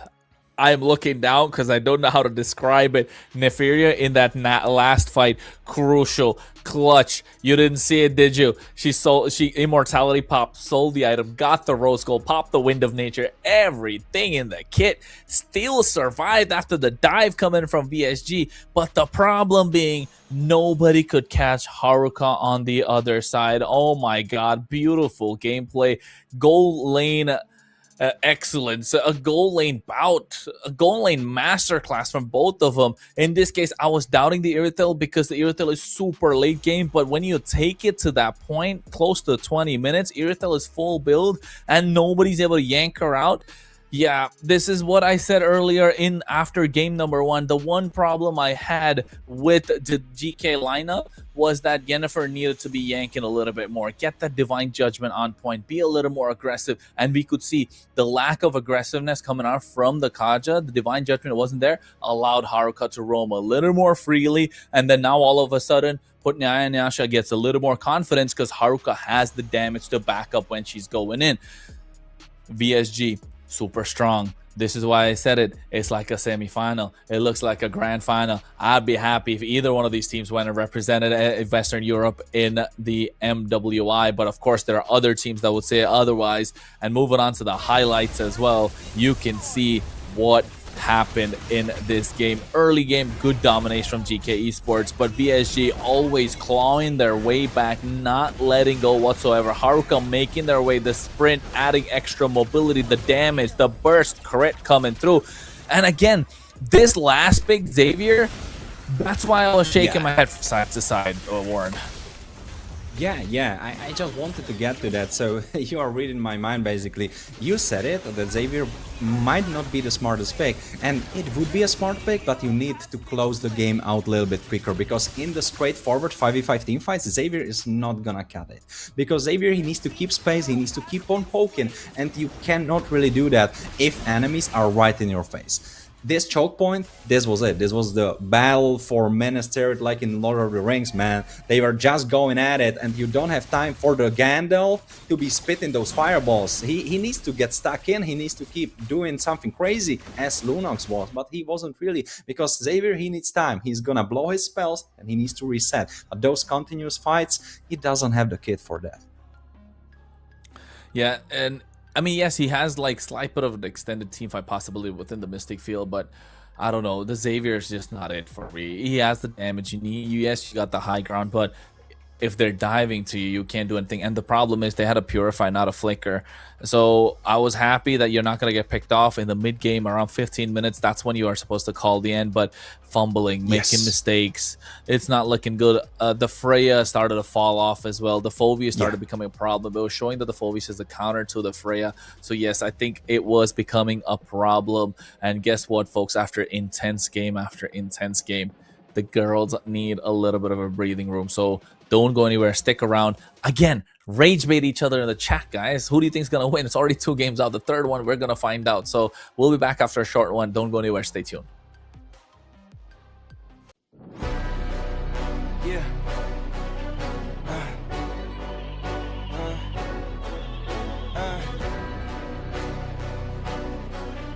Yeah. Hey, yeah. The jig is up. Yeah. I came too far, I ain't giving up. Hey, I had to cut what was weighing me down, and then when you grow, they say that you switching up here to perimeter. Defending the fort, we crushing the visitors. I got it locked, ain't taking a prisoner. Thought it was sweet until they chin hit with a finisher. Heartbreak, Nikki, I'm voiding the slips. I'm raising the stakes, enjoying the risk. Injecting my veins with ice, as cold as it gets. I live for this shit. Die as a legend, I ride with aggression. I lost in the past, it's fine as a lesson. I'm loading the clips, I fire the weapons and taking what's mine. It's time for redemption. Yeah.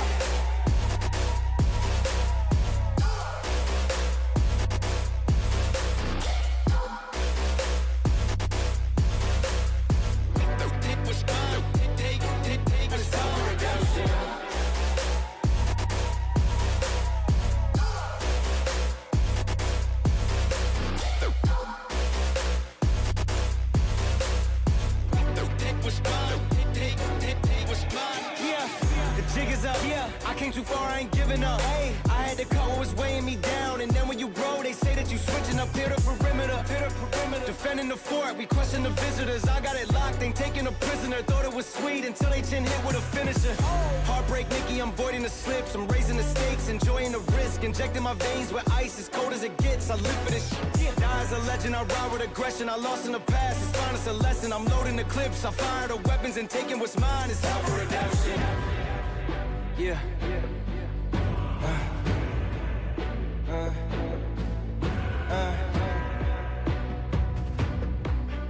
Yeah. Hey.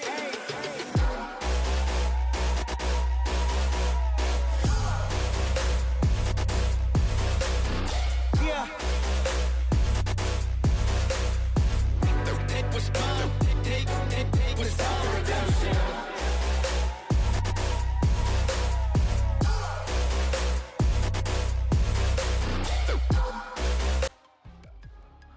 Well, intense battle after intense battle. Nerves of steel in these ladies. Ice in their veins. A goal lane bout, but at the same time, all the others putting in the effort to be able to topple the mount and climb to the top. This has been a battle for the ages. Valkyrie clash indeed. VSG, GK Esports, 1-1. best of 3, War in 1, Chronos here. We're bringing the action. Day 2, open qualifier, presented by Surge Europe, powered by Runestone. You got it. You got it all. If I had a bingo card, I think I would win by this point. I think I would have all the bingos. Yeah, lovely introduction from you, Kronos, as always. But yeah, Geeky Esports taking on VSG. Both of them are on the match point, so it's basically a BO1. Scared and Kronos, they love to say it, so I'm gonna be the first one. I'm gonna call it right away. Marcel being banned again, so they don't want to risk it. But you know what? Maybe it's like Kronos says. Maybe it's because they think fraud, that if they bro. pick Marcel, they are not gonna. Yeah, he is a fraud. They are not gonna win with it, so they don't want to risk it. You know, so they are just banning him away.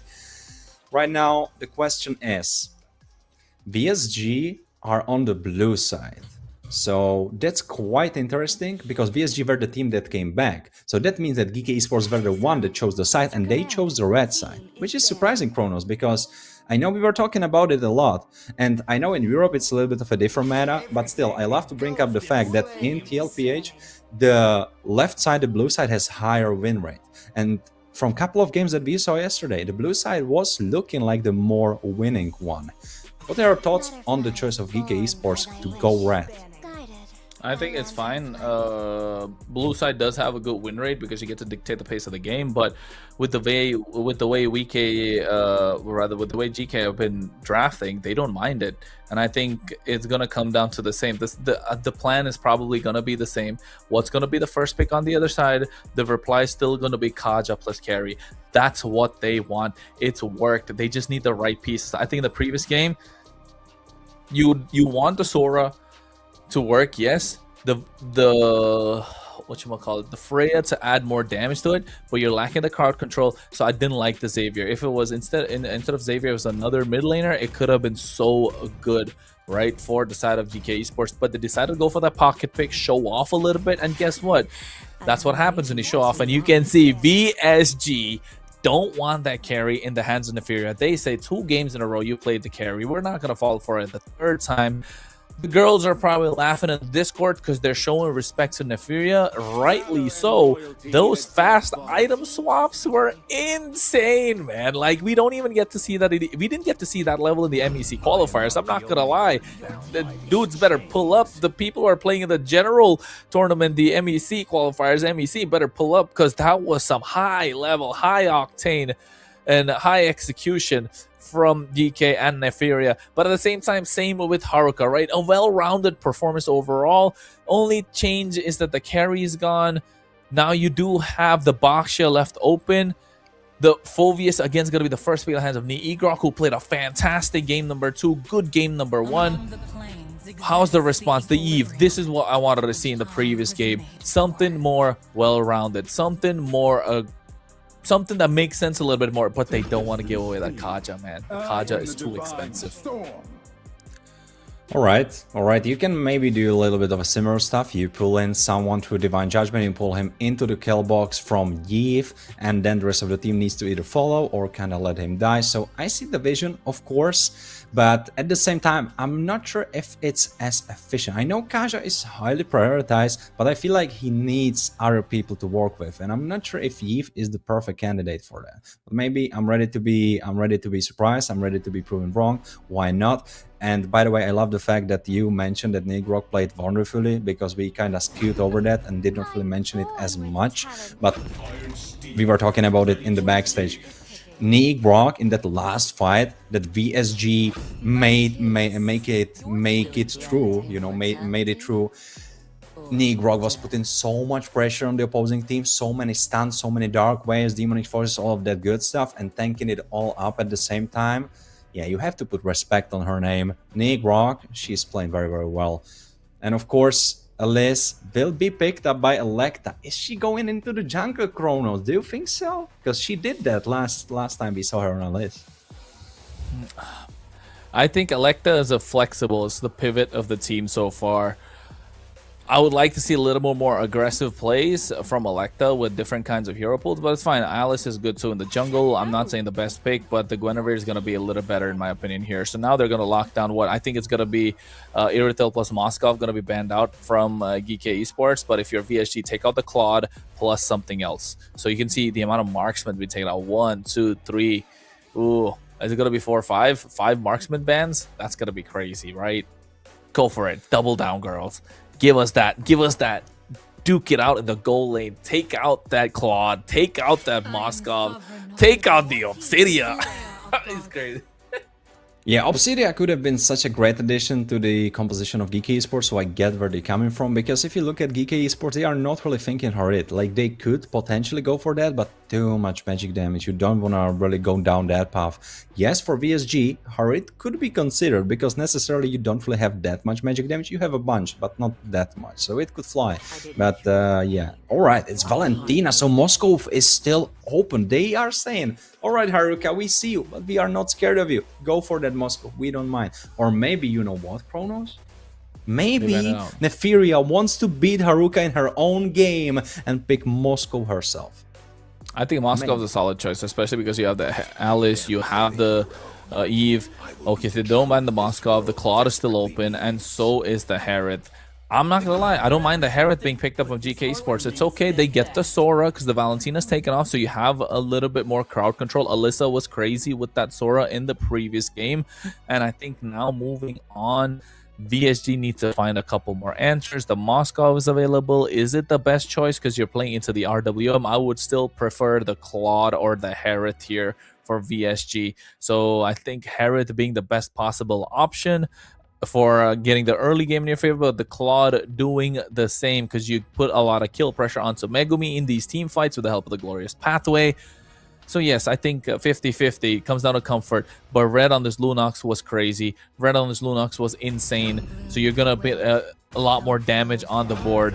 Moskov to give that well-rounded physical magic split for VSJ. They look super solid with what they've picked up. The only problem, I don't like this Hylos again, but Q's made it work. They worked it out in the previous game.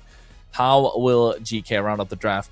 Claude or Harith, or slot the Sora in the goal lane, but when you have a person like Neferia on your team, you want to make it work. But the problem being, nothing synergizes well with the Kaja, so I'm thinking of a Beatrix here.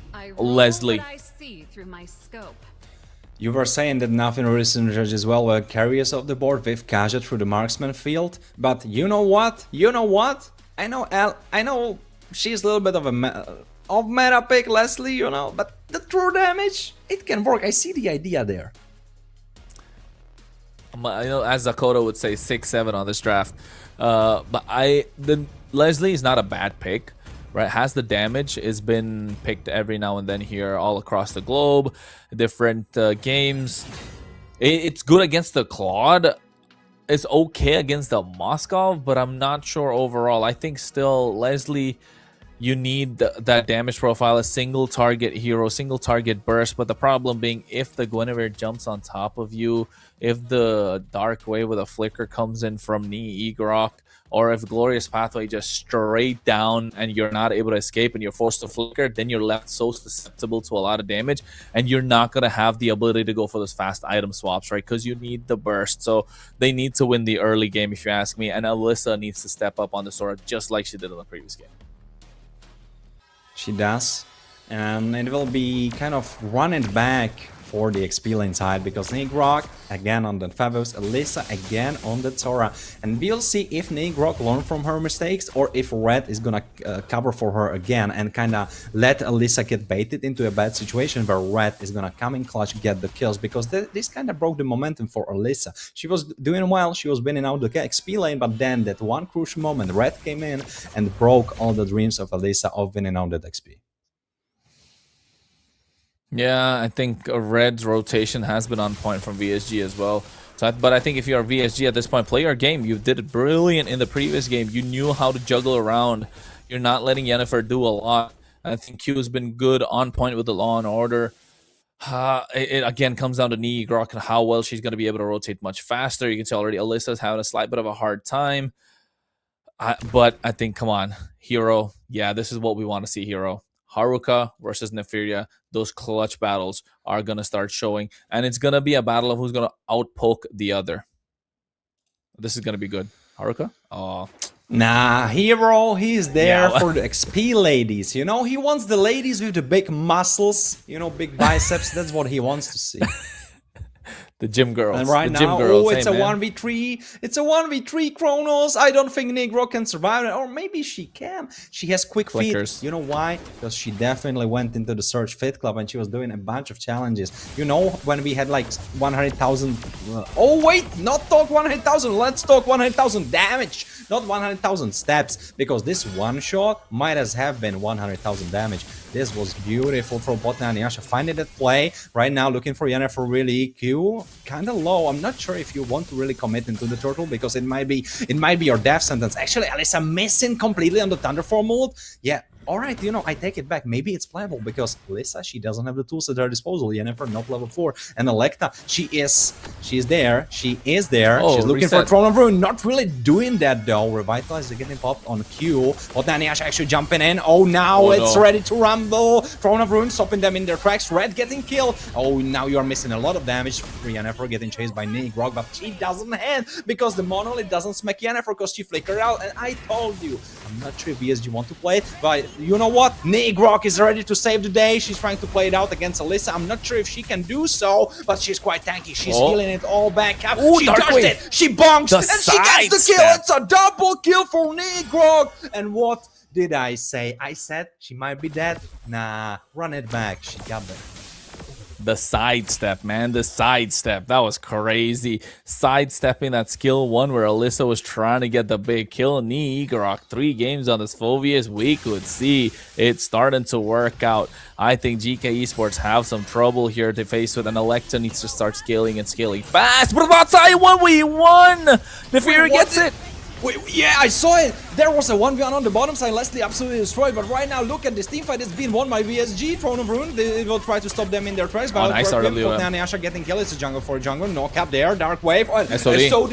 And there is Haruka. She is ready to connect into this party, but not really resulting in anything more than that one kill. So, yeah, all things considered, GK are still winning in the gold lead. It's not a lot, though. It's not a lot, though. It's like 1,000. That's almost negligible at this point. With the way that they've been scaling, Nefiria doing a lot of damage. Red forcing the Brilliance probably early on as well.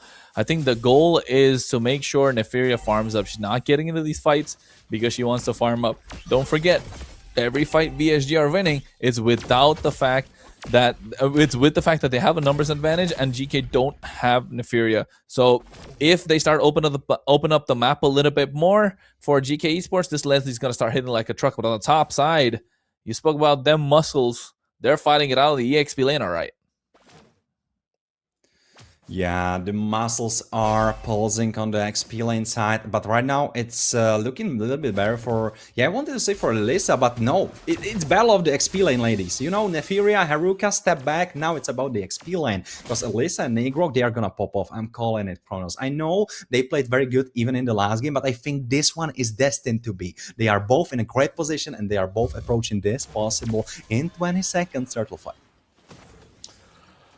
Well, I think this turtle fight is going to be crucial. It's going to come down to position. GK are good at the position. So are VSG. Electa, again, the Alice needs to pop that Throne of Ruin. The problem being you don't have that flicker. Goes for the Bloody Retribution. So yes, I think in a way it's good, but you can see the pressure in the goal lane is insane at the moment. They both want the goal laners to get taken out. Nobody cares about the EXP lane. The top side of the middle left empty. It's overload on the goal lane. This is what I'm about the talking XP. Yeah, Nefiria needed to run. She doesn't have the flicker this time. In GK Esports, I'm not sure if they want to. Oh, shifting skies on 2. This is gigantic into the Nefiria. RWM. Oh, in Nigrog trying to go for the backline, but I'm not sure if she has the damage, but she might have. No, she does not. It doesn't matter. She tries to get the bonk off, but there is no one else. And if Pavos gets focused by 5 members, he's gonna die. He cannot survive. He cannot out-heal that. This Pavos was not fed enough to do that. Oh, Brilliance. SOD misses. SOD misses. And Brilliance happens, but GK Esports had 3,000 goldie Kronos. Yeah.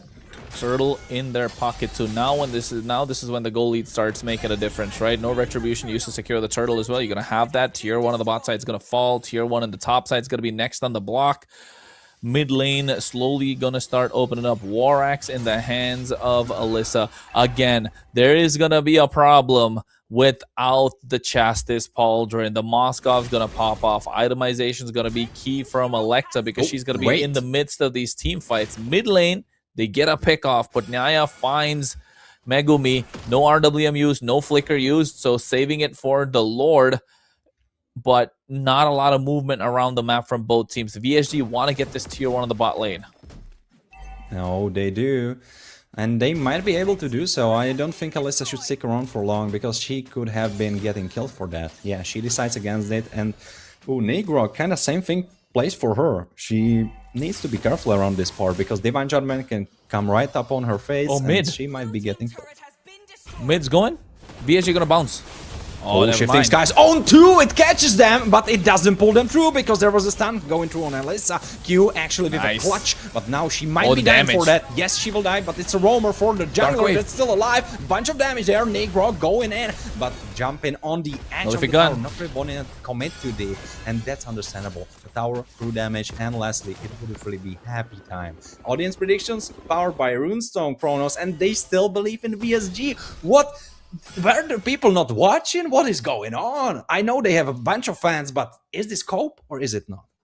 No, man, it's the fans. The fans are ride or die with the Eagles of VSG. They know their queens can slay this game, and they're trying the best to do so as well. No shifting skies, but no, actually not a disengage, but an engage tool. I'm not sure if Haruka can play that. And you know what? She could not really. In the mid lane, there is happening a play as well, so you get kill and a tower in mid lane as well. This wasn't really smart coming from VSG. The outplay coming out from GK. Alyssa less than 10% HP, able to outplay both Putnaya as well as Haruka with the help of Electa, and now they're able to get this Lord in their favor. This is where the Leslie starts getting dangerous. When you're not able to catch up to the Leslie, it's going to be a problem. She's going to start, you're not going to see it, but she's going to start hurting. Those burst shots are going to come through. Malefic Gun plus the Berserker's Fury now going into a BOD. BOD see Halberd. I think BOD is the right choice if you're Neferia. You want the burst. You want to one-shot them. The one-tap's going to start showing. Q, this is 2D. Revitalize Betting Pop. Glorious Buff away 2. Electa, she is still fishing for something, looking for the right play, right moment, but this was not it for Alyssa. She's shifting Sky. She doesn't have it now, so I think GK will retreat. Hey, man, if this is the most intense game we have in the SVC, I'm going to be disappointed. I want to see a little bit more action, not just here. Yes, today I got a taste of it. Now, you got me tweaking for more, ladies. At this point, this is a match to watch out for in the regular season. I know for a fact whoever drops down the lower bracket, they're going to make it, no doubt whatsoever. But looking at the itemization, I said it earlier, I'm going to say it again. Where is the Chastis Pauldron? That could be the reason GK Esports lose this game. Glowing Wanderers, that I think they're going to go Glowing Wand in the hands of Electa to get that anti-heal coming in, but I want to see Electa build a Chastis Pauldron fast, or even Yennefer at this point. We're already 10 minutes into the game. Trinity is going to be popping soon for Haruka. By the time they get the Malefic Gun, if they get that Chastis Pauldron, it might be too late. Brute Force is going to come through next for Alyssa at this point, and Haruka is going to start popping off. This is what I was talking about. The Chastis Pauldron in the hands of Nii Grok. And you can see Neferia didn't opt to go for the BOD, went for the Sea Halberd because you want to make sure all that heal is being negated as much as possible. And they're so methodical. Look at the bot side. No clear whatsoever. Neferia knows all she needs is the last hit. Don't show yourself a lot, and then maybe we'll take a look. Now the Lord is coming up in about 15 seconds. They want to get a push, at least a 1 minion advantage on the bot side, and they're doing so, but Haruka responding the same on the top.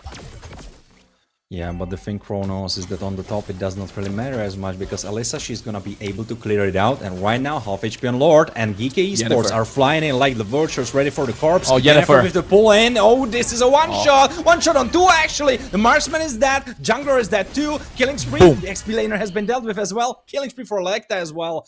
GK Esports are rolling over their opponents, and I'm not sure there is anything it could be able Ender to stop them. Lord is not there yet, but you know, does it even matter? It's a 5v2, and I'm not sure if Red is packing enough of damage to deal with this. Right now, the minions will be marching in. Yennefer looking for a play, but she does not really have the spells. Oh, shifting skies, it's enough. It gets pulled through. The iframes on Red. Magical for Furia, and I'm thinking that this might be it. Lord will try to defend. No. Red is there. Yeah, the Lord coming in clutch. He actually saved the base. Lord is your 6th player for VSG because he just made you survive this onslaught, and he still endable. Gave you enough time for the rest of it. You think they still end? Then it's a 5v4. I'm not sure if. Hey, look at the damage. So. Oh, look at the damage. Yeah, maybe they are. Mega kill, Alice. Great play from her. Mlbb for killing spree. Oh, the pull. It's just right trying to play it out, but I'm not sure if she has the damage. I don't think so. She has. Flores puff way down, flying in. Red is killed. It threw the iframe. It wasn't enough, really. God. And will try to clear the minions right now. It's there. It's still there. The one minion is still there. The one little rascal. Oh. It will get killed now. It will get killed now. But the next minion wave flies in, and it's over. For VSG, they flew high, but they flew too close to the sun, and GK Esports, they picked them apart. Man, Neferia is insane. You guys can see I was pulling my hair out a little bit with the way that this game was going about. Neferia, unkillable pretty much in that game. I don't think got taken out a single time. So safe on the goal lane, knowing what the objective in hand Beautiful is, positioning. understanding the assignment, found the opening. In the end, the Lord, the last play, if you get a replay of it, I'll break it down, but they didn't get the Lord, and then all of a sudden, they got the Lord, rather. Yennefer went and yanked out Putnyaya. Yes, Haruka took down the Lord, but it took 2 taps from Neferia to destroy Haruka instantly. That's the power of a Burst Leslie in the late game. And then now all of a sudden, you don't have a marksman, you don't have the Guinevere, you're 3v5. The Phoveus is in knee-deep into the enemy territory, and then all of a sudden, like, you don't have damage. It's only Red and Q. Red should have been able to put out some more damage, but just not being there present. Gets back. Base Crystal exposed. They were juggling around. Low HP. Yeah. GK Esports, you're here to play. I think they're probably the strongest team so far in SVC, but VSG are not gonna back down, Warren. They definitely are not gonna back down. And we can take a look at some of the highlights of the game as well. They will speak volumes for what these both teams can do. Yeah, let's have a rewatch of all the good stuff, of all the good moments. Yeah, this was kind of on the equal footing still. We had this fight where shifting skies were a big part of why GK Esports were able to play how they were. And because of the pickoff of the front line, the XP lane has been left alone. And if Favos is alone, he can... Yeah, boom, this is the end. And it's so unlucky because Neferia, she's there ready to threat Haruka. And Haruka, she did not really play the fight. She was there one moment, the other she was not. The lethal ignition making it through. Even on top of the burst damage that already Neferia would be packing with Leslie. Yeah, beautiful. You were questioning Leslie. I was thinking that it might work, and well, look at it. It worked perfectly. And you were saying that Justice Pauldron is needed. But you know what I'm gonna tell you, Kronos? If he is dead, he cannot do damage. And Kronos, the Moscow was dead. So, no need for Justice. The Moscow was dead indeed. And again, yes, the Justice Pauldron wasn't needed because they ended the game. But if VSG had something else apart from the Hylos, right? This is, like I mentioned it in the draft, if that's something else apart You're from the horse hater, Kronos. No, think about it. Like there are picks on the other side that could have been different. What could they have done better, right? That's the thing on both these teams. Even though the GK Esports got the win, they could have got something different. Maybe because later on deep into the tournament, the Leslie's not going to be your favorite pick. The Leslie's not going to work all the time. But on the hands of VSG, are you really only going to play Hylos in the hands of Q? Maybe the Khalid is a great option. The Kaleo is still a solid option, right? You have so many options on the board. So if you're not going to explore those options, it's not going to work out. So yes, I think both these teams can use this as a learning ground and take these lessons into the next game, the next stage of the tournament. VSG drop down, GK Esports move on to the grand finals, and not just that, they are going to be the first team that's going to be getting into the SVC playoffs and finding their way into their seeds. That was exciting. Warren, you got any final words before we bow out and then get the next ones on desk? Man, I'm just gonna say, if this series is kind of prophesizing what's gonna come up after this one, if it's gonna go even higher, even crazier, man, I'm happy you are casting it, because today I was giving blood and I'm getting kind of tired, so I'm just gonna take popcorn, I'm gonna sit in the couch and I'm gonna enjoy the show that will be definitely delivered from you too. So we are hopping into a break, as Kronos mentioned. See you in a bit and it will be great. Bye-bye. Yeah.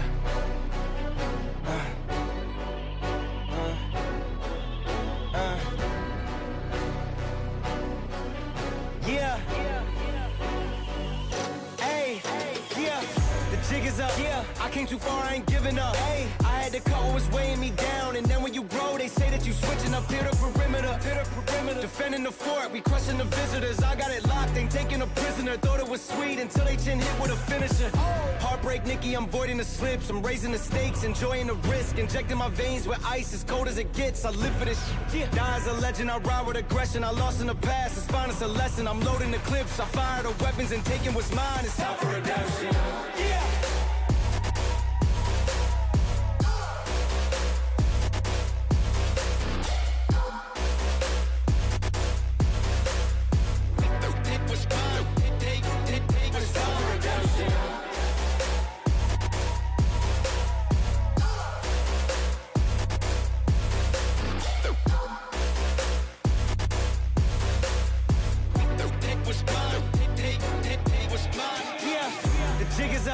I came too far, I ain't giving up. Hey, I had to cut what was weighing me down. And then when you grow, they say that you switching up here to perimeter. Defending the fort, we crushing the visitors. I got it locked, ain't taking a prisoner. Thought it was sweet until they chin hit with a finisher. Heartbreak, Nikki, I'm voiding the slips. I'm raising the stakes, enjoying the risk. Injecting my veins with ice, as cold as it gets. I live for this shit. Die as a legend, I ride with aggression. I lost in the past, it's fine, it's a lesson. I'm loading the clips, I fire the weapons and taking what's mine. It's time for redemption. Yeah.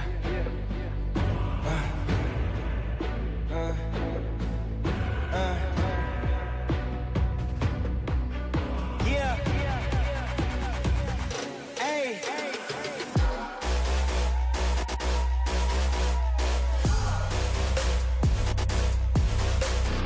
Yeah. Take what's mine. Take what's time for redemption.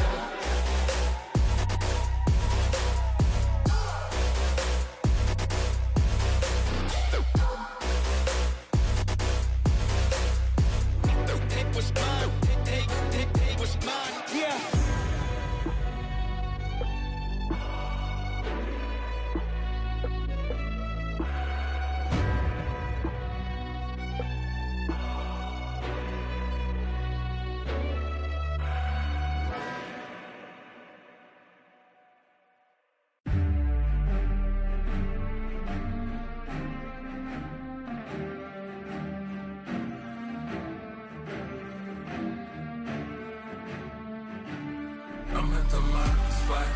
It take blood, it take sweat, it take time. I won't stop. I'm in mode. I'm on go. I'm gon' die for my spot. I won't move. I won't shake. I won't drop for my spot. Been too long, been too strong. I won't bend, I won't break for my spot. Your hands in the air for this. Hands in the air for this, hands in the air for this, hands in the, you should have your hands in the air for this, hands in the air for this, hands in the, hands in the, hands in the air. I ain't let it all, wanted 10 cribs, wanted 4 cars, wanted more ice, wanted more grills, set it in stone, told myself life, better damn gear, before I get ghosts and it get real, when the best set, bet it on slim, manifest twice, I had nothing left, ain't do nothing right, but when all in, loaded up dice, know I'm gon' win, work it out later. When the odds lean back in my favor, ain't no taking back wages. Paid up full with a paper. Running, running, running, running after that. Running after that. Running, running, running after that. What a comers at? Running, running, running after that. What a comers at? Running, running, running after that. I'm at the mark spot. It take blood. It take sweat. It take time. I won't stop. I'm in mode. I'm on go. I'm gon' die for my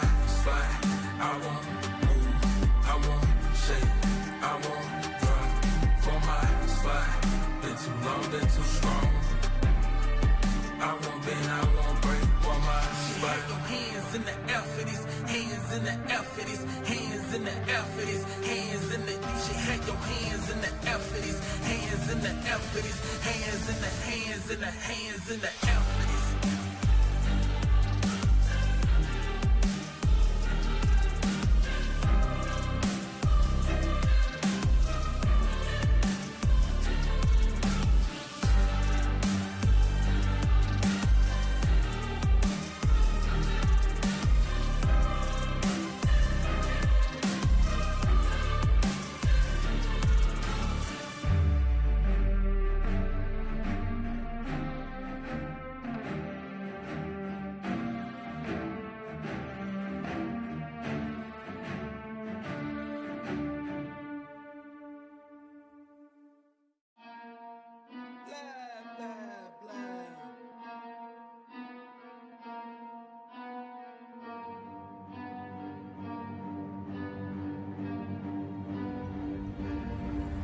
I got problems on problems on problems on problems on problems on problems I solve them. I run through the money, the pressure be calling. Left on my blessings, I feel like I'm falling. The birdie is back. Tell me I'm garbage, I'm going through something, that's why I ain't calling. Phone and progression is all that I wanted. The phone and affection, I summon and dub it. Cause I got problems on problems on problems on problems on problems on problems I solve them. I run through the money, the pressure be calling. Left on my blessings, I feel like I'm falling. The birdie is back. Tell me I'm garbage, I'm going through something, that's why I ain't calling. Phone and progression is all that I wanted. The phone and affection, I summon and dub it. Why you be all on my line about nothing? Why won't you go get you $1 or something? Don't hang with a who line for nothing. I see that we different, you riding, I double. I don't do discussions on bragging about hundreds. Don't go to your places, I know that they sunken. Don't call me your brother, I barely could trust it. I talked to a shorty, she bagging the bugging. And I'ma need all of my dollars on corporate, so hand me the money, I divvy the pie. I'ma give all of my people a portion to build them a fortune. I'm flipping the ride. I can't be mixy when iffy the vibe. And 40 on 50 is really the time. Why are you all on my phone like you want me? Like you wasn't pushing the kid to the side. I don't know if you thinking I'm blind. Cross on my crosses and dot on my eyes. Done with your efforts, I'm dealing with pressures. I know it's a lesson, that's word of the wise. Dubbing the mixes I'm mixing, I know I've been missing. I needed some personal time. All the pictures, dimensions, I don't with your digits. I mean it, I'm staying inside. Cause they got problems on problems on problems on problems on problems on problems I solve them. I run through the money, the pressure be calling. Left on my blessings, I feel like I'm falling. The birdie is back. Tell me I'm garbage, I'm going through something, that's why I ain't calling. Phone and progression is all that I wanted. The phone and affection, I summon and dub it. Cause I got problems on problems on problems on problems on problems on problems I solve them. I run through the money, the pressure be calling. Left on my blessings, I feel like I'm falling. The birdie is back. Tell me I'm garbage, I'm going through something, that's why I ain't calling. Phone and progression is all that I wanted. The phone and affection, I summon and dub it.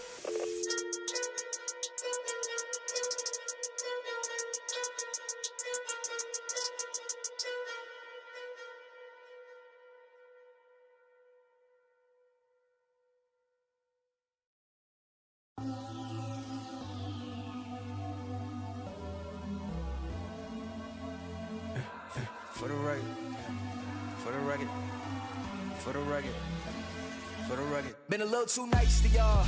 Now I gotta up price on y'all. Snake eyes on dice for y'all. Shoulders on ice for y'all. 8-6 all the hay.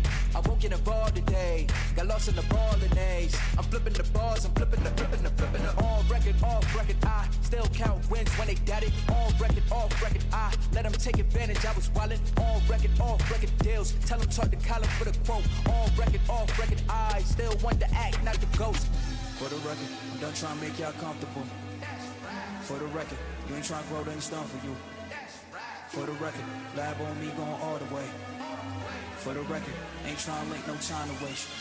Running through it with the young influence, adolescent presence, I'm succumbing to it. I've been giving yeses when I shouldn't do it. I complete ejected, but the moves elusive, and I'm barely moving, but I'm still gon' boost them. I can't work on winners when I know you're losing, so I work the winners and they throw the deuces. Guess I have to pivot, shooting no bazookas for the facts. I need racks, paper, cash, fuck a tax. That's a joke. Tell them laugh. Uncle Sam, fuck out the bag. Brody plot, forget a whack. Contract, give me the facts. I got lab on my back. You ain't that, then it's straps. Whoa, whoa, whoa. For the record, I'm done trying to make y'all comfortable. For the record, you ain't trying to grow, then it's done for you. For the record, lab on me going all the way. For the record, ain't trying to make no time to waste. Facts, I need racks, paper, cash, fuck a tax. That's a joke. Tell them laugh. Uncle Sam, fuck out the bag. Brody plot, forget a whack. Contract, give me the facts. I got lab on my back. You ain't that, then it's straps. Whoa, whoa, whoa. For the record, I'm done trying to make y'all comfortable. For the record, you ain't trying to grow, then it's done for you. For the record, lab on me going all the way. For the record, ain't trying to link, no time to waste.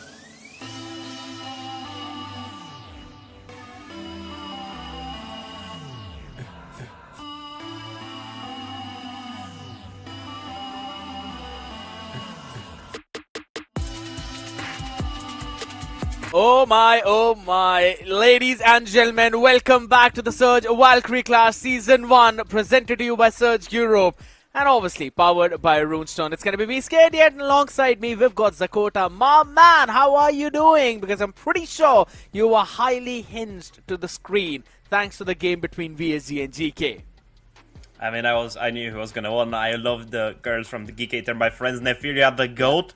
With that Leslie surprise pick and as well, you know, that carry, the guy was cooking. But other than that, I'm really sad we didn't get to see a player from GK. Unfortunately, Dracy did not get to play. Same with Asu. Yeah. You know, those who know in chat. But today on the plate, we have Ankai versus Boris Gaming, the last game of the day in the lower brackets. Scared. We were in the upper brackets, now in the lower brackets. Who do you think is going to win between these two? That's one of the big things, right? Unkai, it's a team that I really want to see how they're eventually going to perform, because the only sense of comparison for their performance that we have is the game when they played against GK Esports, and obviously they were able to pull up one game away from them. It was a 2-1. And apart from that, yes, they ended up all the way down in the lower brackets. When it comes to the other side, when it comes to Boars Gaming, we've been seeing these girls for a pretty long time now, right? And not just in this one tournament, all across Europe in multiple events. Boars Gaming with Luvia, Sona, Super Kaori, Celia, Famitsu, all of these have been constantly showcasing their performance and proving themselves on that big stage. I mean, I'd be pretty honest, if they were not really facing the teams in the upper bracket, which they did, I'm pretty sure we would have probably seen them move all the way up, right? They faced VSG in their very first game, and they ended up losing that one. But that still was a 2-for-1, right? So I think so it could go anywhere. If anything, I'm going to put my bets on Boars Gaming. I think I'm gonna have to side with you, Scared. I've seen more from Boris than I've seen from Ankai, and I think I have high hopes for them. True. But who knows? They might be a dark horse of the tournament. Ankai might take Boris down. I mean, who knows? It's a lot on the line for all of these teams, so it's gonna be all or nothing. It's gonna be definitely all or nothing. I think if you win there, you're gonna be feeling better. You're gonna be having more confidence because the seeding it's gonna be so important, Scared. Everything is gonna be depending on it. And I'm really looking for the playoffs already. I'm imagining who's gonna win, who's gonna do well, who's gonna be playing, because I have a ton of friends, you know, in this line. And it's amazing to see them in the stage, especially Nefiria. She's been playing with Zettel for a long time with Miracle Gen. She's been competing against male Goldeners, against Wicked, against so many good people.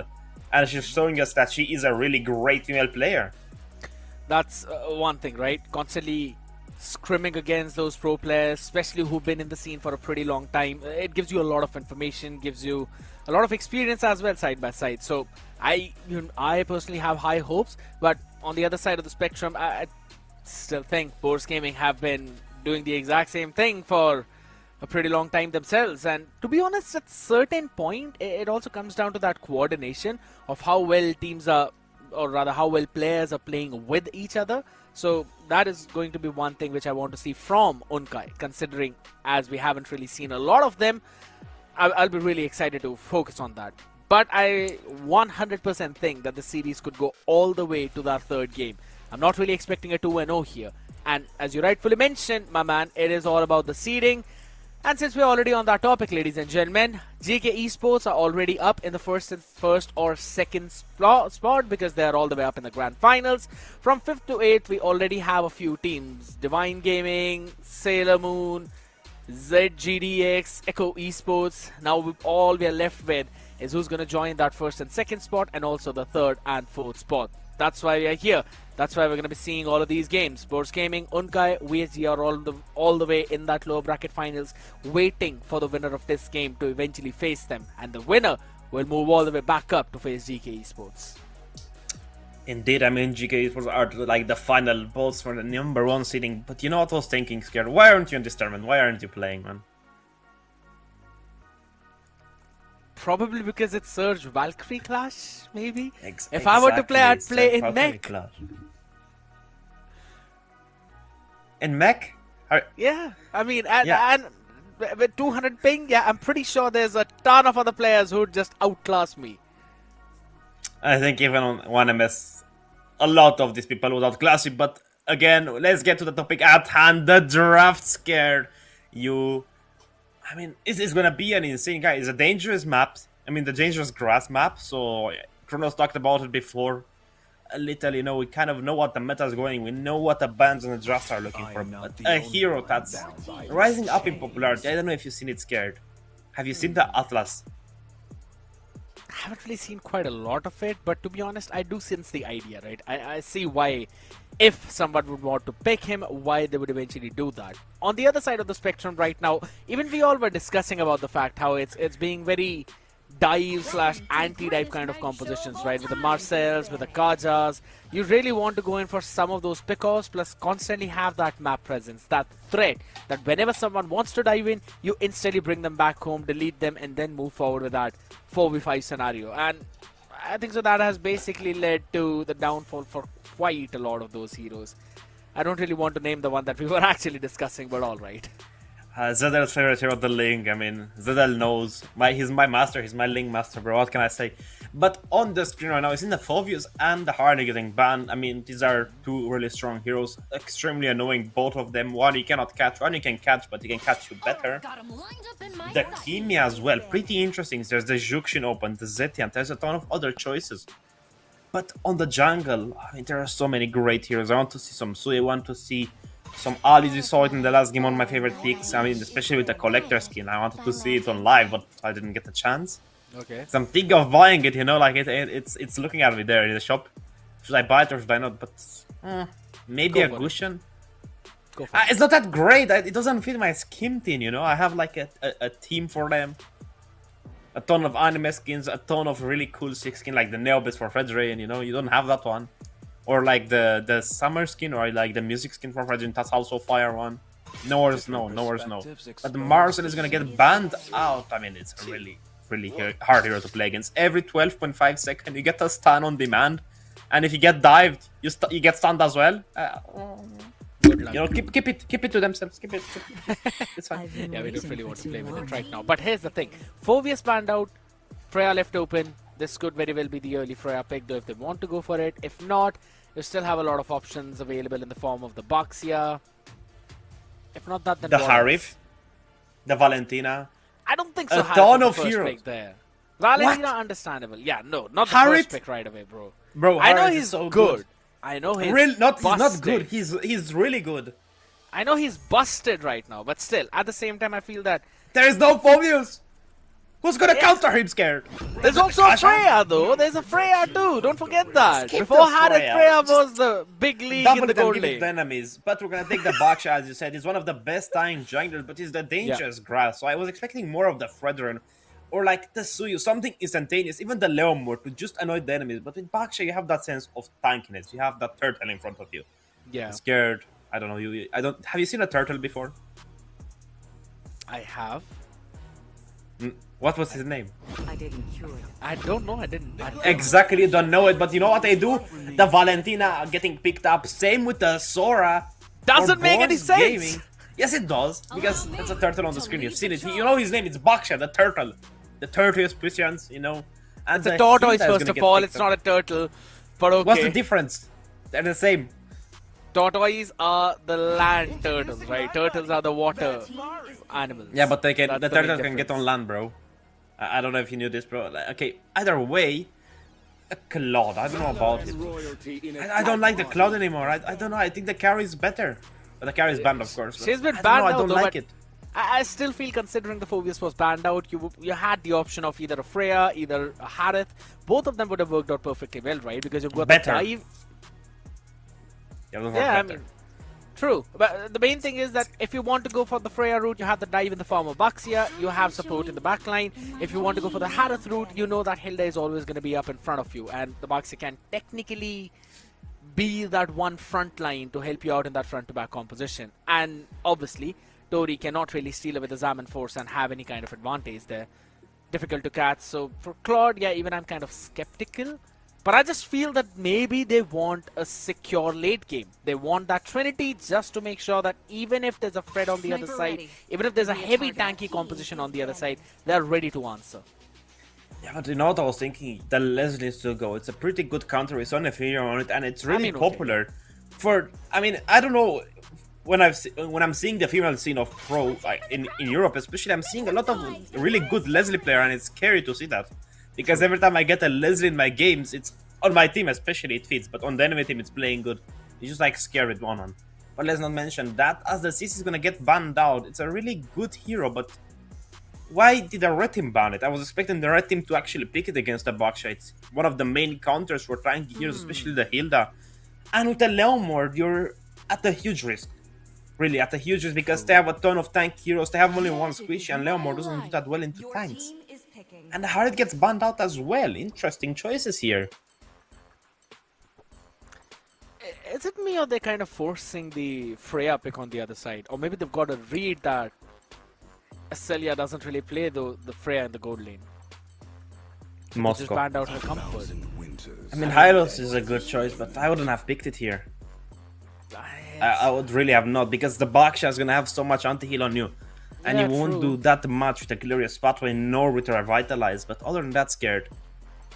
I think if you went here for... I mean, we spoke about Atlas, but I think if you went here for the Khalid instead, to have a dive with a Leomord, and you can copy the ult of... I mean, a lot of people. Even if you take the ult of Baksha, you're going to have a ton of damage behind it, because you're going to be stealing away the damage part only. And I don't know, the Lilia is a great choice. I love the Lilia. Yeah, I love the Lilia. You've got the Purify, Black Shoes, running away from the Flicker Shifting Skies, and then at the same time, you've got a ton of poke. But for the EXP now, that's the main thing. They're locking the Arlor. I mean, understandable though, but I still feel they're kind of relying a lot on Gang as well as Renshu. You called for the Moscow, Dakota. We've got the Moscow. But as you said, I really don't like the Arlot here. I think it was like a last Hail Mary call. I mean, the usual goes open the Lapu, the Alice, a ton of heroes. And you spin the wheel, you know, you're in your brain, and yeah, I'm gonna go Arlot this game. You don't have that many combos with. Only stun you can have is basically like the Baksha, you know, the Unity, the Shield Unity, and the heal. Just heal that one time, I think she gets a stack. Or maybe twice. No, she doesn't. I think twice. A stun of Power of Wilderness, and as well on the skill too, if I'm not mistaken. But does it actually stun you? That's the main thing. I think so. It is. It's a stun. Bursts you down. I don't think so. It gives the stack to all. No, it is a stun as well. It is a stun. I remember Pagu hitting me with one, so I'm keeping it in mind. But other than that, ladies and gentlemen, Ankai versus Boris Gaming. The last game of the day, but the last series. On top of that, day 2 only, so there's gonna be only one more day. We're gonna see Scared's face, because of that I'm gonna find him. Wow. I wish I could change my background instantly and hop back in your room, but you know what? It's absolutely fine. We're gonna keep that thing aside right now. And guess what, people? All right, there we go. We go with the transition. I thought maybe you're going to see all of our faces with a live reaction of how we normally cast, and we'd probably see those awkward Dakota faces to make the stickers for the Discord. And since we're already on that topic, make sure you join the Discord if you really enjoy how Dakota makes those nasty faces, right? You can actually get those added in your collection. At the same time, you can participate in a lot of giveaways as well as the events and all of that. I'd have to say is something that is only available on the Discord as well as the Instagram. So make sure you follow Surge Europe there. Indeed, you should, because always on the YouTube there's giveaways. I actually won one and I gave back to the community. I don't think Horus would have done it. But I agree. I mean, I think the Baksha is gonna go, yeah. I would have forced an invade here. You have the advantage with the Lilia for the early game, same with the Hilda, and the Valentina won't do that much. I really like forcing invades. It's my side hobby, you know, like either go for a steal on jungle creeps or you just go for an invade. I love invading Leomords. Yeah, seems like someone's a big fan of specific country out here, though, on the other side. Sonda just making sure that there's no invade by Kashap. And I really like that idea, right? You've got to prevent those early aggression. No, hold on, down board. Mono has to flicker out of the harm's way just because of the pressure of Luvia. And all of that is being done once the wave is being freezed on her favor. So yeah, it's gonna risky. be tough. Risky business playing Arlot in this meta, but Range is gonna force out Acelia just a little bit. She missed the minion. Hold on. It's fine. It's fine. It's okay. No. A minion. It's fine. It's not. It's not that much gold. Right now, Wait. Sam has to figure out as well. Couldn't really stand up to the damage that came in from the other side now. And as much as I agree with you over the part that overall Kang will have more damage as compared to Tori on the Valentina, you still have Fumitsu, the creator, on the Leomore. That can actually cause a lot of problems. That's exactly happening right now as they want to try and catch one. Sula hops into the fight, pretty low in the HP, but there we go. There is SOD. You've got the Moscow joining in the fight. Tori still has got the black shoes available as they take down Kang in that fight. And Kashap, the only survivor, along with Mono. This is a big trade for Bose Gaming. Is that the goddess of hunting, Nike? What was that spear? It connected straight on the forehead of Xona. Oh. I mean, better yet, on the forehead of Sula. Yeah, I mean, they still wanted to catch Renshu in the meantime as well, but totally fine with letting her go with the Blazing Duet left alone. Bose Gaming, at least start off with a decent lead right now. 1,000 gold. 1,000 gold is a ton, especially because the gold went to Acelia, and that's gonna be the main focus. Same with Illuvia, both of the Sileners got the advantage here, scared. But other than that, Leomore is gonna have a pretty bad time come mid-game. But looking at the rotation coming in from Unkai, they're looking at the poor Moscow.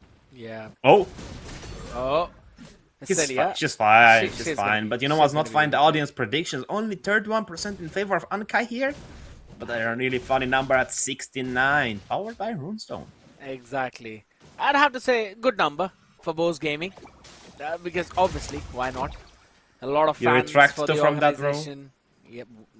I mean, if we've got memes like 6, 7, I think so this one can actually continue for a bit longer, but Kashab is not going to survive for as long. Hopping in like Kang! Brain Rod going away in the similar manner. Good black shoes coming in from Kang. She's going to be surviving for now, so they're not really giving a lot away if you're Unkai, but things are not really looking good if Acelia keeps on hopping in those fights and get the farm like that. Yeah, the SOGs are really hitting straight head on. I mean, I'd really be terrified in a javelin competition, but Sula is not afraid at all because there's 4 members there. Hold on. Can she do something? No, I don't think so. They're just going to retreat back to safety right now, give up the space towards the turtle. But at the same time, all they're doing is just waiting for Fumitsu to hop in those fights. Kang, pretty low in the HP. There we go with the Thunder form shifting skies out there. Just want to try and bait out the ultimates. Kang taken down first. And guess what? Kashab bursted instant. He did not expect that damage, as you rightfully mentioned. And up top, Renshu just trying to survive with the Blazing Duet as well as Acelia tries to stun her to the wall. The misery is real, but just got it up. How is she landing those SODs? This is just a nasty business from Acelia. Deletes Renshu after everything she did to survive, and they also take the turtle. You know what they take her as well. The dignity of Renshu. That spear of destruction, that spear of misery. You got locked on your tower, you got slapped with a few toothpicks, and after that the big one comes at you, you know? Yeah, kind of unfortunate, but that's the big thing, right? This is what Acelia is known for. She's really comfortable on the Moscow and she knows the ins and outs of this hero. So just did that poke damage right now though, but they want to actually go in for the chase as well onto Sula, as again with the Shifting Skies Thunder form, you actually dish out a ton of damage, but thanks to the Tortoise's poison, Sula was able to survive that. You sounded so fancy poisons, but other than that, the Art is doing mighty fine. He didn't die once. He's getting the farm up there, but I still don't find the combo with him. Who is he gonna really connect? What's the goal of Arlott here? Just to take away from the creator from the objective, trying to distance out Illuvia. What's the goal of Arlott? What do you think, Scare? I mean, maybe just give the team a set. Maybe yeah, but who's gonna connect after the set? Who's gonna follow up? I mean, there's no other stun. Renshu, maybe Kang, just with the burst. All they need is an initial burst, and they'd be a-okay with that. Because you have Sula and Kashab for the frontliners, so I think so they're going to bait it all out right now. But man, Mono ain't surviving down bot. She's getting ganged by multiple people, and you could see the desperation. She tried her level best, and no trade on the other part of the map whatsoever. The turret will fall, but nothing. Watch the SOD connect. Watch it. Nah, she's not gonna do it. She's not gonna do it. She's gonna let him have it. But other than that, Acelia is one step closer to finishing the Trinity build, Scare. Just picked up the gold, and I mean, I don't know. I love going the corrosion before the golden. But right now, Fumetsu the Creator is gonna go in, trying to make Barbiel do a little bit of damage, just dancing around, clearing the wave, just trying to push them back as much as possible. But Mono doesn't really like that. Hold on, yeah, they're looking for a fight. Hold Look on. at the back line. There is the blazing duet though, but the Spear of Misery pushes them back right now. Sona is just trying to stun them down. Oh, As Illuvia! Renshu hops above the face of Illuvia. She simply goes with the shifting skies, and with that Gatling, it deletes her. Rest of the people trying to survive, but Sona is not letting them run away. A big trade for Bose Gaming. It's only Sona who's died once, and apart from that, it's been Bose all along. I mean, it was just that Spear of Destruction. She got scared and she ran into it, and definitely that's why Asilia had the first kill. But Sona, being on the same team, you know, she just wanted to give some gold to her teammates. Let's keep it at that. But you know what I'm really afraid of? I'm afraid that the healer is gonna come online soon. She's gonna finish up the Blade of Hephaestus. It's not gonna look that way. Hold on, the flicker comes through. Illuvia gonna go in with a thunder from trying to chase her down. The shifting skies do come into play, but the cooldown is really short on them, even after the nerf. But right now, Lord up in 90 seconds. The advantage is 3,700 gold, and I think they're gonna be one Arlo down soon. It's looking like one Arlo down here. It does, and thanks for that glorious pathway. Now they're going to go in for the poke as well. Just brute forcing their way towards. Oh, SOD connects on Hilda. Look at down board. There could be trouble out there for Fumetsu. She's going to survive, as you said. It's a Leo board. Down in mid. She's just going to try and at least get something out of there as Kashab. I don't think so. She should stay here for any longer than she already has stayed. Bursted down as Celia picks up the kill. And down bot as well. You've got Fumetsu surviving. And guess what? They've actually found a wild Claude up in the middle of it all. As Renshu. Oh what no, she can Renshu! do is maybe try and get a minion and get some gold. Fumetsu is being so nasty. Looking at her in the eye. And asking where you're going to run away. You don't have any Dexter to save your life. Is Dexter a chimpanzee or a monkey? It's a monkey. Interesting choices. A lot of animals in this game, but you know what's the biggest animal? Acelia completed a trinity, and she's gonna be melting them down, hunting them. As you said, the spears are out of fashion, but not for her. I'm just gonna try to get that Spear of Misery connected on the hill. It was a little bit closer. Hold on. Glorious pathway, drop down. She's Just try fine. and stop them. Yeah, there we go with the final slash. I don't think so. It was the final slash for the Barbiel. enemy. It was kind of tough on your own self. Kashap now wants to run away, but look at that burst. Fumetsu finally catching her with the shifting skies. Damage. You've got the Stormbind ready as well. You bring everyone back right now as Kang wants to survive. But all of that damage from the spears, from the momentum, also from the Valentina, it's just a bit too much to handle. It's rough. It's really rough, but I think it's winnable. The gold gap is not that immense, and as well, Cloud is getting decent farm, but the Arlot is not clicking with anything. I think a Yuzhong gear would have been better. Lapu Lapu, something to actually dive the backline, because they don't have that much dive. I think the Baksha Skull is to go on first target. Same with Hilda, because you cannot really approach the backline with Valentina here. But the Lord is gonna get melted down and taken by Boris Gaming. First one of the game. Let's wait for many more, but still only one Holy Shield left on the top side, and the Lord is going to be marching down on the bot. So that's going to be a great day for Unkai. Talk to me about the items right now, because I could see those Justice Pauldrons picked up from both the sides, but the only one that's actually going to provide the value would be of Sona, because there is not enough tankiness on the other side. Yeah, I don't like what... I don't know about the Lilia. With the glowing one this earlier, I like the lightning truncheon better because you get the more wave clear because of the bombs. They have such a good AoE. You're gonna hit someone eventually, and it's gonna be bouncing around. With the glowing one, you need to guarantee a hit, and I think that's gonna be rough. Right now, if she had the lightning truncheon, that wave would have been gone. But the Lord is gonna be marching on the bot side. Holy Shield on mid, Holy Shield on top. They're gonna be fine for a couple more seconds, but the Lord's charge is imminent. Can't they defend it? Can't they take the Lord down before he takes tower? I don't think so. I mean, probably before no, the tower Hilda. though, but if Kishap falls here right now, I don't think so defending the tower would be possible as we drop down the glorious pathway. There we go. Barbiel hopped up Spear of to Misery. try to zone them down. Harlot, you've got to run away. No more vengeance targets for you up in front as the tower goes down in bot. Exactly as you predicted, but with a Trinity picked up from Renshu, Maybe Unkai wants to re-engage, but Boars Gaming showed discipline. But as you said, they have the chassis pauldron on Kasona, and the passive of Hylos lowers attack speed, so Kensho's gonna have to try to find a Celia or maybe Tori in a perfect door, but it's not perfect as Sula's gonna get a stun. Hold on, Fumetsu. Yeah, she's going to be running back to safety. It's absolutely fine. With a glorious pathway drop down as well, you already have that big jail-free card with the high loss, and that's been one of the big reasons why Boars Gaming is taking these engages while also surviving and backing off at the right moment. That's the issue. They don't have anyone to really go and chase after them. The Arlot did the ultimate there. He did the final slash. He stunned Fumetsu down. But after that, who's gonna follow? Who's gonna do another additional stun? On the right side, they have the combo from Tori and Illuvia, and as well with Fumetsu. They can also work together. You know, the shifting skies with the Torrent form, they're just gonna make a big circle, pull them all together. Then Tori is gonna go with a big Terrifying, and Fumetsu is gonna come with Barbie riding on a horse. But what is Unkai gonna do? What is the plan? They have a draft. They have the base of it. I really like the Baksha being first pick, especially into a Hylos, but Arlot here, it's not clicking together. The puzzle pieces aren't fitting.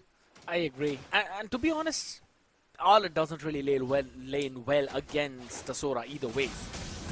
Oh my god, yeah, she ain't surviving. Kashap is gonna be bursted down quickly. She's fine. Down to, what, 25% of the HP? It's kind of tough though. But again, Boars Gaming playing discipline. They know that there are pretty tanky items on the other side with the Radiant Armor, with the Dominant Size, as well as Chastise Pauldron. So they want to respect all of that and go in for the Lord. But yeah, exactly. They don't respect the lore being spawned in. And especially Sula did not complete her Radiant Armor, or better yet, Athena, she to stop that burst coming from Tori. You need the Chastise Pauldron on Baksha as soon as possible. That healing, it's an overlooked thing, but it's super handy. That's why most roamers get it. Even there's not that many attack speed heroes on the enemy side. That burst of healing, it's so immense, especially for a Hylos or a Baksha. Your healing is going to come into play. The more you're alive, the better you're going to help your team. The more annoying you're going to be. The more until you're going to apply to the enemies. That's the idea. That's the idea. Same with Guardian Helmet. You're going to heal a lot more. You're going to be tanky. You're going to have a higher HP pool. And you're going to be just doing much more. Rensha needs to do a lot more right now on this Claude, considering she picks up the Malefic gun as well now. So she will have the range, she will have the penetration. All you need to do is just land those bullets at the right spot. Boars Gaming, gotta be a bit more careful there. You were mentioning about the Chastise Pauldron for Sula, at least the Shav has picked it up. So now she'd be able to sustain it a lot more as the Lord marches down from bottom lane, Dakota. I think so, it's gonna be a difficult defense. Maybe the tier 3 of top and mid might they will defend down. They will defend this without any break. Maybe the mid turret will go because it's super low HP. Even the top. But other than that, I think they're gonna be fine with the Lord. Well, Flex is gonna go in. They actually want to wait and find away with the flicker. Shifting skies on the face. Renshu gets bursted down. And guess what? We said maybe they can defend, but they cannot. It's just an overwhelming damage by Boars Gaming, and it's 17-1 as the game goes down to a close. Indeed it does, but it's not the last game. There is still 2 chances for Unkai to make it back, but right now it's gonna be match point for Boars Gaming. And I don't know, they are looking extremely strong scared. They are looking on top of their game. Now it's a little bit later on, they've had a little bit more time to practice. They've watched their enemies play, maybe they watched some old replays, they got the basics down, because the draft was immaculate from Boars. I really liked it. I love the draft as well, as you rightfully mentioned, right? And yeah, I know Renshu actually got the Choco, but I'd still say the Ala did not really fit that well into the entire composition, right? The players that we saw, I apologize for that. The players that we saw Luvia make on that Sora with the flicker shifting skies, we did not really see the same thing from Mono on the Arlet, right? And if anything, you do not want to play passive on an Arlet. You want to be in certain parts of the map where you can then surprise the enemy with those flicker final slashes, or heck, just those normal final slashes. Because if the enemy sees it coming, they're clearly going to maintain that distance. They will always have that gap, which was one of the big reasons that Unkai were not really able to do their own thing. I think the better choice was to take maybe a Guinevere on the roam, but you know what's better? Taking a quick look at the highlights to see what actually happened so you can break it down a little bit more. because I mean it's gonna be rough. Alright, the first kill was decided on the bot side from Darla, but look at the fights. They just kept coming. Illuviac getting those kills in the early game really settled the seed. You know, it was sprouted from the ground, and they just completely just went snowballed, and they just took, and they didn't give. This is the big thing, right? And especially in this meta, if you really give up that first turtle, if the enemy takes that one away and you don't have any kind of trade whatsoever, the snowball simply becomes imminent. You cannot stop that after all because of how coordinated the enemy played. And we are seeing the remnants of that. We are seeing the result of that. After that first turtle, it was a straight up Boars Gaming winning every single fight. And look at this moment, Zakota. Lord, everyone's focused on that. They're all clubbed together. Glorious pathway into the Barbiel brought back. And instantly, Illuvia goes in for the flicker, shifting skies into the torrent form. That's all you need for the setup. As everyone was simply bursted down and it was only Kashap remaining. And she cannot do anything in front of a big bulky Lord along with, what, 6-7 minions from multiple lanes? It was a GG's. 6, come on. I made one joke, it's enough. I think people are done with a 6-7 joke. Let's go back to 6-9. Do you remember 2016 Scared? Do you remember Vine, that app? The green one? I remember watching when I was, I don't know, like 16, Vine compilations, bro. Like that was the most fire thing ever. You remember it surely. I do, and there are quite a lot that I don't really want to say on stream, so I'll talk to you about that after this one's over, right? But yes, I do remember the OG days. 2016 was the literal OG. I can't imagine that it's a decade. Yeah, bro, we're so old. I'm feeling so old that I mention it. I was scared. Look at us. In 2016, I started playing Mobile Legends, actually, you know. And I'm still a bad player, but let's keep it in mind because Ankai might change the turn, or better said, turn the tables here, not change the tables. Maybe they like more maroon table, a bit darker shade. They didn't like the table they were giving by Surge, but Boars Gaming, I think they love it. I think they like the shade. They like, you know, the candle lights on it. It's gonna be a nice evening out because it's the Surge Valkyrie Crash Season 1 Open Qualifier. This is the day 2. Remember, Scared, tomorrow you don't have any chance actually. You can't even play. You said you're gonna be global Claude and you lied to me. Well, where is your global? No, I did not lie to you. I just stopped playing Claude because the meta changed. So I'm now spamming I also like lying on the internet. It's okay. It's okay. I also like lying. It's fine. It's fine. I still have my national ranking though, but yeah, I need to actually get the push in. I kid you not, dude, Zakota. For some reason, I was playing super bad. I don't know why. My performance just dropped for at least a week, maybe, or more than that. And so I was kind of beating myself up for it after that. So eventually, it's getting back. I'm getting back on track. So yes, that global is going to be soon out. Though, right now, since we're already talking about things going better, you know, Unkai will have to do a lot in order to win in this one because they've still decided to stick on the blue side. And let's be honest, we did not really mind their draw for the first 4 picks. It was just that last one which they kind of need to fix. I want to see a Ling. If you go Ling here, I don't care.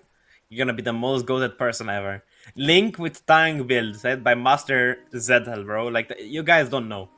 But a tank Link would go super hard this meta, especially versus Marcel, Akaja, these heroes that really can allow you to dive them, you know? But other than that, let's get the jokes aside. Let's get your joke about being global aside. The Marcel is indeed gonna get banned out. I'm expecting to see possibly the carry as well following him out the door and not just walking hand in hand. Or maybe even the Valentina. I think either of these would be a great second phase ban. I think so. They're still going to stick to the ones that they did previously. The Harley. Yeah, the Harley. Yeah, not really changing that whatsoever. On the other side now, I want to see what Unkai would want to ban. Right? They again have the possibility of picking that one big up. They did ban out the Phobius previously, which they've left open. So it's highly possible they continue to leave it up and then pick it as the very first pick.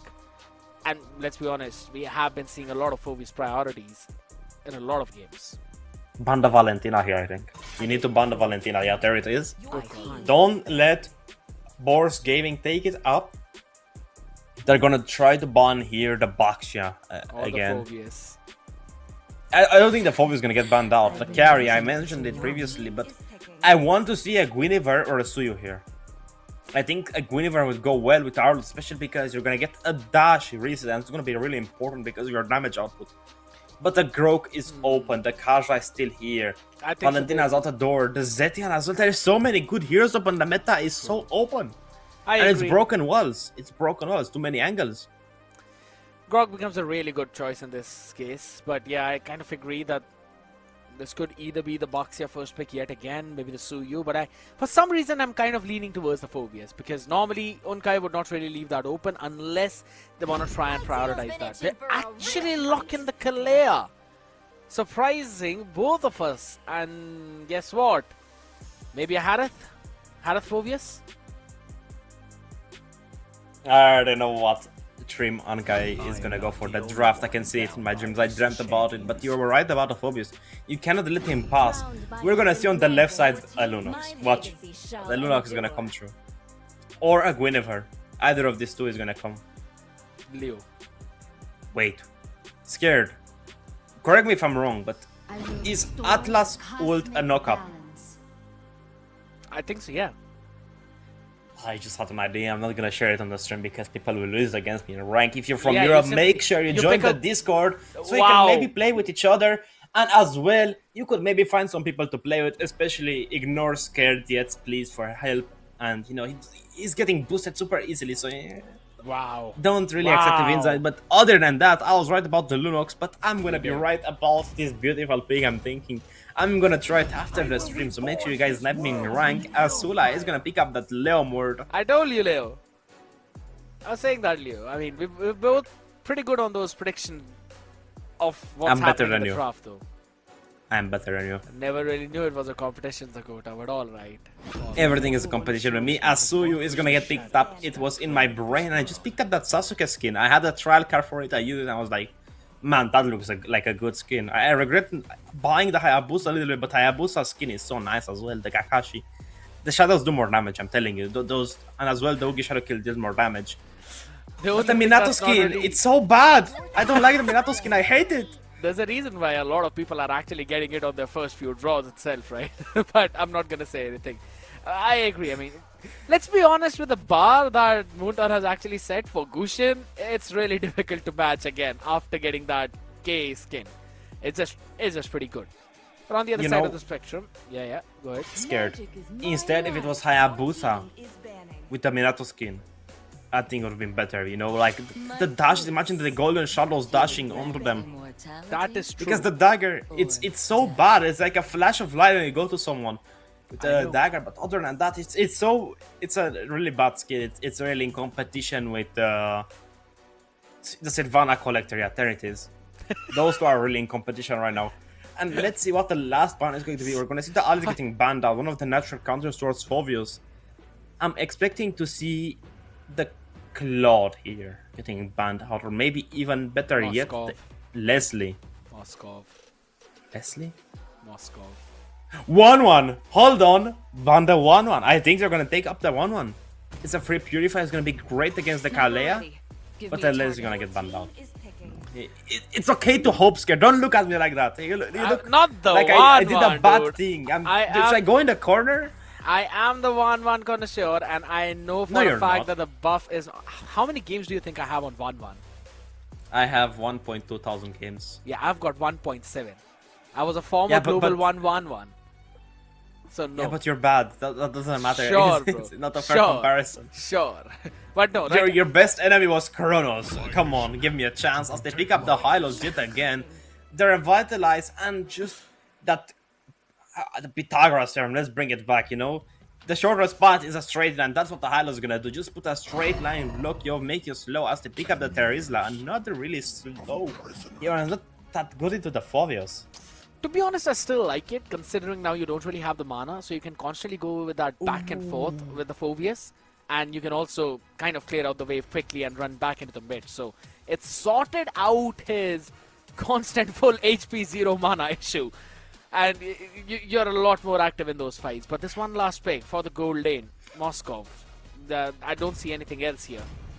Claude could have been a 1-1. good choice, but no, Nah, out. not for them. 1-1 for Boris. 1-1 for No, Boris. never. Astelia, if Nah. you're hearing me, Astelia, if you're hearing me, pick up that 1-1. You're gonna win. Trust Zakota. No 1-1.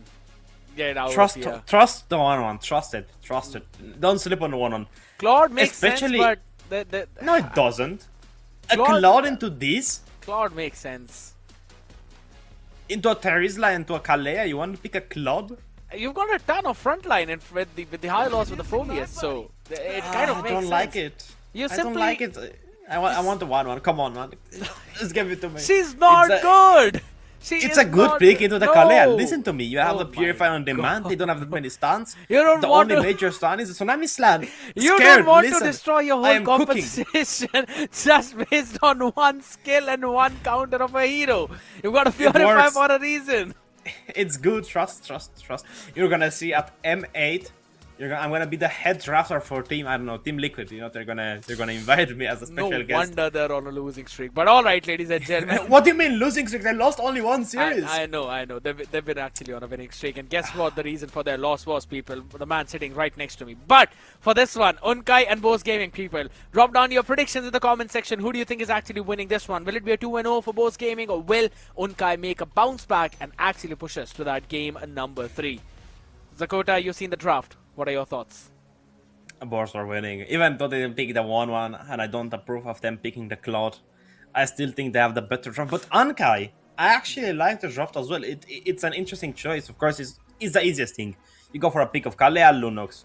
It works. It's good. It's solid. I mean, I did it against... I don't remember who it was. But it was in the creators versus moderators from Surge. And when I won that tournament, right? Remember? You're casting it, good boy. Like a good boy, you're casting. You're not playing. You're scared of me. Wow. Sure. With a 200 ping, yeah. All right. Let's actually meet up on a common server, my man. It's gonna be fun though. On the other side of the spectrum, ladies and gentlemen, we hop back into the land of Dawn one more time. In the Surge Valkyrie Clash Open Qualifiers, we've got the second day out here. Brought to you by Surge Europe, powered by Runestone. Already all going though. I was not really expecting this kind of mid domination, especially with the Kalea as well as the Lunox clearing out very quickly. And they have got a decent amount of river control. I'm just gonna bring your attention to the concussive blast in the hands of the Kalea, but you know it's also in the hands of the Kalea. Oh, Celia. Oh? She's fine. Wait, what is Kalea doing on bot side? I don't know. She's Kind having a pretty nice time just helping out the Leomord. I mean, whenever my roamer helps me, I'm really angry at it because it's gonna make the jungle creep stankier. I don't know if you guys noticed, but if you're standing near a jungle creep, so make sure you guys stand here at if you're on main with him, stay near your jungler so he clears it faster, right? But other than that, we're gonna have a pretty early fight down on bot. that first turtle. Look at it, hold on. Yeah, it does seem like Illuvia's Illugia is gone. going to be taken down. First blood powered by Runestone, ladies and gentlemen, in the hands of Unkai this time. Already equalizing the amount of Wait. bloods they had in the previous game right now, but all they need to do is just keep Hold on on. this streak. Hold on. You said that a turtle is in the sea, right? In the ocean. Yeah? So then the turtle in Mobile Legends is a tortoise. It's a turtle because it's right in the center of a river. It's And in sitting the- on. It's huge. How? Look at a little river. It's a puddle. It doesn't matter, it's a turtle. Holy smokes, Sakota. You try your level best to prove your point, even if it's horribly wrong. I really like your confidence, my man, and I want to agree with you, but that would mean we're both wrong. Out there, though, even with the Phoenix Fury used up, it was Boards Gaming eventually just having to concede that turtle. Sula picks it up without any major problems, but look at where Celia's cutting the wave. She's got to be punished, right? I think she's fine. How? Why? Tsunami Slam on the face right now as they want to try and pick Sona up again. Unkai answering back nicely. I have noticed something. Terizla already has 2 kills, and let's see the audience prediction powered by Runestone. Only 13 for Annika. You guys are really unkind. 87% for Boards Gaming. But other than that, I think Annika might actually take this game. Look at the gold they accumulated already. Over 1.2 thousand right now, and that too less than 4 minutes into the game. That's pretty nice, but at the same time, you really need to get into that snowball effect, right? Unkai, those kills are not really in the hands of Sula, and I believe that is the only silver lining which Bose Gaming are having right now. Down in the bot, nothing's going to happen. It's just going to be that back and forth with 45 seconds on the turtle up top. That should be the next priority. The next priority should be to get a little bit more farm on the Suya. Try to go for an invade. You have that early game advantage. Damage and the execution are there. I think you have a better retry rate with Suya because the skill is basically instantaneous. It's not like Lemur, you have to change up. You can cancel it as well, yes, but it's not going to be that much damage. It's going to be about 600 instead of 1000. But right now, Renshu is doing a really good job at just taking the farm. She is ahead of Asilia, but by about 1 card. Let's put it into those numbers. But other than that, look at the members of Boars. Hold on. Could be another pick right now, though. Spear of Mystery on top with the Glorious Spot will drop down as well. Phoenix Fury, all of that thrown at them except for the kitchen sink. But none of that mattered. It's Sona being picked off for the 3rd time in this game. And this one Kalea pick is working so well for Unkai. That's literally the job of a Hylos. You just go in, you make them waste skills, and if you survive, that's gonna be a plus. But you know what's gonna be a plus? The turtle fight going on. Hold on. Oh, steals it away as well, even though she was caught in the penalty zone right now with the Blazing Duet drop down. Kashap forces Celia to use the BMI to back off from that fight. And instantly, all of that gold lead which was being developed is now going to be brought down. Wait, Renshu is in a pretty big trouble, but you know who's gonna be in trouble? The members of boards. If we're gonna stay there any longer, the Tsunami Slam is not available, true. But every member is there. It's a family reunion on top side. And only one Purifier from the side of Bose Gaming. Now I understand for Mitsu and Sona, as well as Luvia, but I really wanted to see it on Tori as well. Because now she's got to play way too far back. Yes, you've got the Celestial Ornament, but it can be bursted down very quickly.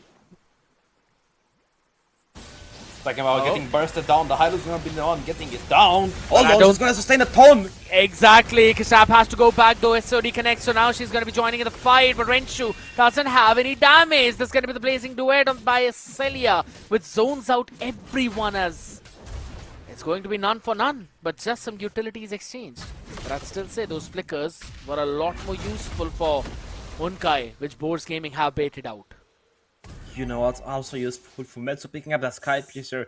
It's a pretty good choice. I mean, I don't go on it anymore because I have a basic human Sky Piercer on my team all the time because I'm gonna take my kills away. I'm not gonna get any stacks after I build it. But other than that, we're gonna see the glowing hands for Tori, giving that extra bit of HP-based damage that's really needed. Hold on. Yeah. Kalea! Bit of a problem up top with the Chaos Assault as well onto the face for Mitsu. Couldn't run away. Great call being made. Oh, huh? Wait, what? She still gets a pick on Kashap. Yeah, it's the tower damage though, but quite delayed out there. But the Barbiel called up as well. Tori has got nowhere to run. Used up the flicker too, was brought back for the steed. And now with that, yeah, it's a back and forth trade, but Unkai are still in the advantage. Indeed, they are 3,000 gold difference, but for Metsu gonna have 1 stack on the Skype, actually 10. Just because of that kill. I mean, now she's gonna be a little bit more dangerous. But you know what's dangerous? Trying to take the 3rd and final turtle of the game is gonna be a pretty hard one to take. Especially since Kalea has the Tsunami Slab in her hands and since Tyrell is gonna be zoning out that Soya. It's gonna be hard. It's really difficult. Interesting choice by Celia. She is going in for the Corrosion Scythe right now instead of the Golden Staff. It's better for farming and pushing. Yeah, wants to get that extra bit of attack speed. Also, is pretty good in that 1v1. Even if she finds Renshu alone with full stacks onto the Art of Thievery, you can actually burst down the squishy heroes once you're in a proper 1v1. They need no more minions around. That's the only condition. Out here right now with the back and forth going on, Dominance Ice picked up by Kashap. Important. Now she's getting that anti-heal onto the face of Celia. To Luvia as well as Fumitsu. But of course, I'd have to say, Dakota, they're not that far behind. I mean, it's a considerable amount, but it's not a huge amount. It's not a game-ending scenario because they have the map presence as well. They're only 1 turret down, 2 objectives down, but it's difficult as the Tsunami Slam goes into play. Yeah, but again, with the Phoenix Fury, everyone was stopped down in their place right now. There we go. Luvia joining misses. the fight. Backline opened up. Kishav the first one to fall. Celia joins in as well. There we go with the blazing duet onto the face. Sula wants to try and No run away. damage. Momentum to try and hold her down as Luvia will be taken out. Oh! Barely surviving Sula by the skin of her teeth. Fumetsu! Maybe not for long. It is Mono getting bursted down. She decided to recall at the land that were claimed by Uchiha Sasuke. They still lost the fight, Scared. They lost so much. They lost the Holy Shell. They lost a tier 2 turret on the top side. And the Lord is gonna be spawning in 25 seconds. And Ankai is gonna have everything ready to rock and roll. Besides the flickers, they're gonna have everything. Every single thing, as Rage is gonna pick up the Demon Hunter Sword to burst down Xona and Illuvia even faster. But Fumetsu's stacks did not activate. I mean, so many low HPs. I would be so angry right now. I agree. At this point, I just personally feel Acelia needs to recall and clear out that top lane, considering how Boars Gaming are actually trying to give her the farm. Illuvia also did the same thing down in the bottom lane before that tier 1 got taken down. You could clearly see her stopping the wave in that position where she wanted to cut and just waited for Acelia to hop up so that she can get that wave and probably build towards that Trinity quickly. Because, let's be honest, the Claude is the win condition for Boars Gaming now. Indeed, it is. As their fighter is going to get baited out by the Kalea jumping in with a tidal strike, but not that much going on. I mean, the Suyu is going to have the level advantage. Not by a ton, but hold on. Glorious pathway drop down though. I'm not quite sure. They're trying to force a fight with the Phoenix Fury as well though. The re-engage on the other side is going to be big. But again, Fumetsu bursted down instantly thanks to the Tsunami Slam. SOD connects and with that Renshu hops into the fight, turns around instantly. Astori and Acelia are tugging tails to run back to safety as again the momentum was big. And Kang flickers forward with a Cosmic Vision. It's all done right now as the first Lord will be picked up by Unkai. Indeed, they are. The Father Lord is gonna spawn him, gonna be marching up on the top sides. No Holy Shield there since minute 8, but Kang is gonna take that mid tier 3 turret down. And Renshu is just on fire this game. Same with the Terizla, they're just holding their own better. I think it was just the Arlot pick that was the issue last game.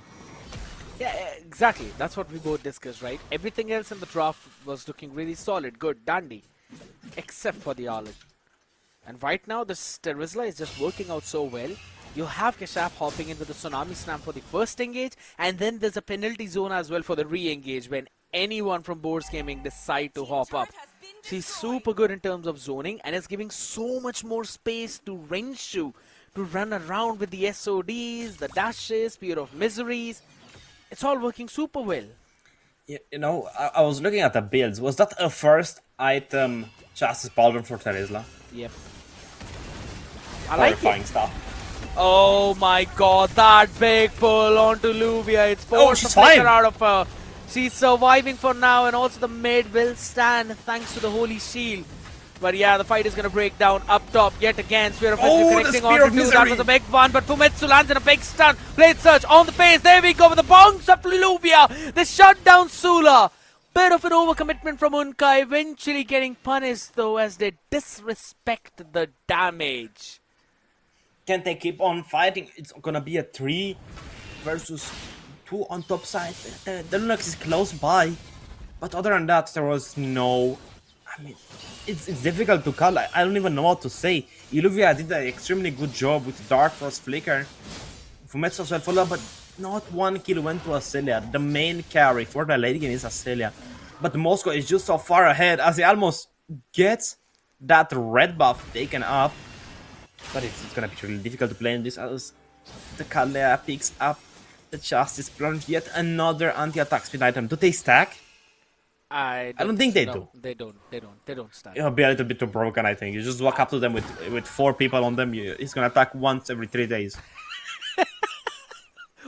Once every 3 days. Oh my god, why does it feel lower accurate? Especially for someone who likes to play Claude a lot. I see a humongous difference once when the enemy does not have a Chastise Pauldron versus when someone actually does. I mean, let me tell you something. You never played against the high-lows with Fulvius and try to basic attack. Oh my god, no. Yeah, I'm never It's doing so that. slow. You attack once every 3 business days, but other than that, you know it's gonna be every 3 business days. The Lord in 9 seconds. And They have what it takes to contest it, but can't they? I don't think so, because right before this Lord, Sana has used up the glorious pathway. They wanted to try and catch Renshu. SOD will hit though, but alright, she actually decides to join in the fight without clearing the top lane. Now that means Unkai really want to take this Lord quickly. Kang's position is going to be crucial. And look at Mono. She's all the way up on the faces. The Hammer Man. Oh, the damage! Celia! Had to instantly use up the Winter Crown to survive with the Blazing Duet. They cannot take the fight as Wrench is free hitting everyone. Tori's super low in the HP. And as much as you've got Illuvia bonking on top, you have no one for the supportive damage. They give up on the Lord as Unkai burst it down. I actually miss old Fulvius. Do you remember him being with Mage? Yeah. He was so annoying, especially for sub 1-1. Fulvius goal to counter pick 1, and that was the only job of that era, but now he's so much more versatile. But other than that, can the members of Boris Gaming defend this? So not in 5 seconds, they need to take a kill on Renshu there. I mean, they had the position, they had what it took, but Lunox was there. She had the dark, she had the light, she had everything in her powers. But Anka is just looking untouchable right now. It's such a huge gold gap. It's 6,000 gold, 6.7. But let's see what's going to happen. I was the one Lord. who had to give up on the 6-7 jokes. All right, my man. I'm younger than you. You're like 47. I see the hypocrisy here. But all right. No hypocrisy here. You're like 47, man. Come on. Bro. Cool. You're the Whatever. same age as Kesona's KDA. Whatever. Whatever helps you sleep at night, my guy. But out here, though, I don't think so. This is a good decision. Kashab just being bursted down very quickly. Has to go back, though. She still has a Tsunami Slam, and that's a ton of damage onto the inhibitor already. The top one's been taken down, too. Mid one falls thanks to the minions. It was already low in the HP. And the next target is obviously going to be bot. But they're not really pushing in with the Lord. They're waiting for the next wave to show up. I mean, that's a free Lord clear for us. Say that they have every single skill ready to rock and roll. The Blazing Duet is there. Oh! I mean, oh! Big flicker, Tsunami Slam on the face though, but again, the Phoenix Fury to Look at stop the Blazing all of them, Duet! and triggers Winter Crown with the Blazing Duet. They actually get burned, but this Immortality popped up from Kashab. Luvia bonking on top, yet again, trying to get something more as Famitsu gets the first one. Trade back on the other side as Kang needs to go back to safety, and there's no one with any kind of SOD for your side to chase them down. It's a 1-for-1, but Boars Gaming survive. Indeed, they do, and they take down the Calais in the process. I mean, Illuvia gets traded. That's, you know, that's another day on the job. But the Calais getting picked up, that's their main play. That's the main playmaker here right now. Boars need to force another fight. They have, I think, the better crowd control here. They have Tori just waiting for the Divine Phoenix. I mean, there is so much. Actually, no, funny thing is, after Zetian dropped, we started getting the tower Holy Shields. That's a fun fact, you know. It's the lore. You're a nerd, you should know. The Holy Shields were before Zetian. Were they? Yeah. It was also I mean- during the time when Jushin was released. Zetian was released afterwards, so yeah, that was before that. But let's but you know what I mean. It was a bit of a preparation there, but Kachab was not prepared for this thing. Blazing Duet on the face as Renshu dashes out of the harm's way. Good pick off right now from Bose Gaming, and they are picking one person at a time. I mean, it would have been a really cool thing to see, but I mean, I was expecting Zetian's, you know, passive to actually land on the towers themselves. But I mean, it would have been really cool. You can't lie about it. You really cannot. It would have been really cool. Yeah, you had Zetian, you had tower shields as well. You know, that's a really cool thing. But I think she was active in the Chinese server, was she not? Yeah, she was. I think so. She was. I mean, Kronos knows, I think. So, but he's a celebrity unlike us, so I don't think he's gonna know about the lore. But scared. How are you feeling about the game so far? Anka is in an extremely huge lead, but Boris Gaming just took down the Kalea. What are we feeling? What do you think is gonna happen in the next Lord fight? I mean, 6 seconds? It depends on the wave management. If in case Boars are able to manage their waves properly, yes, I think so they'd be able to contest the next Lord. If not, it seems like Unkai would be able to get that backdoor in. Especially with the presence of Moscow, that becomes one of your biggest threat, right? Because let's be honest, you cannot leave a Moscow be like that.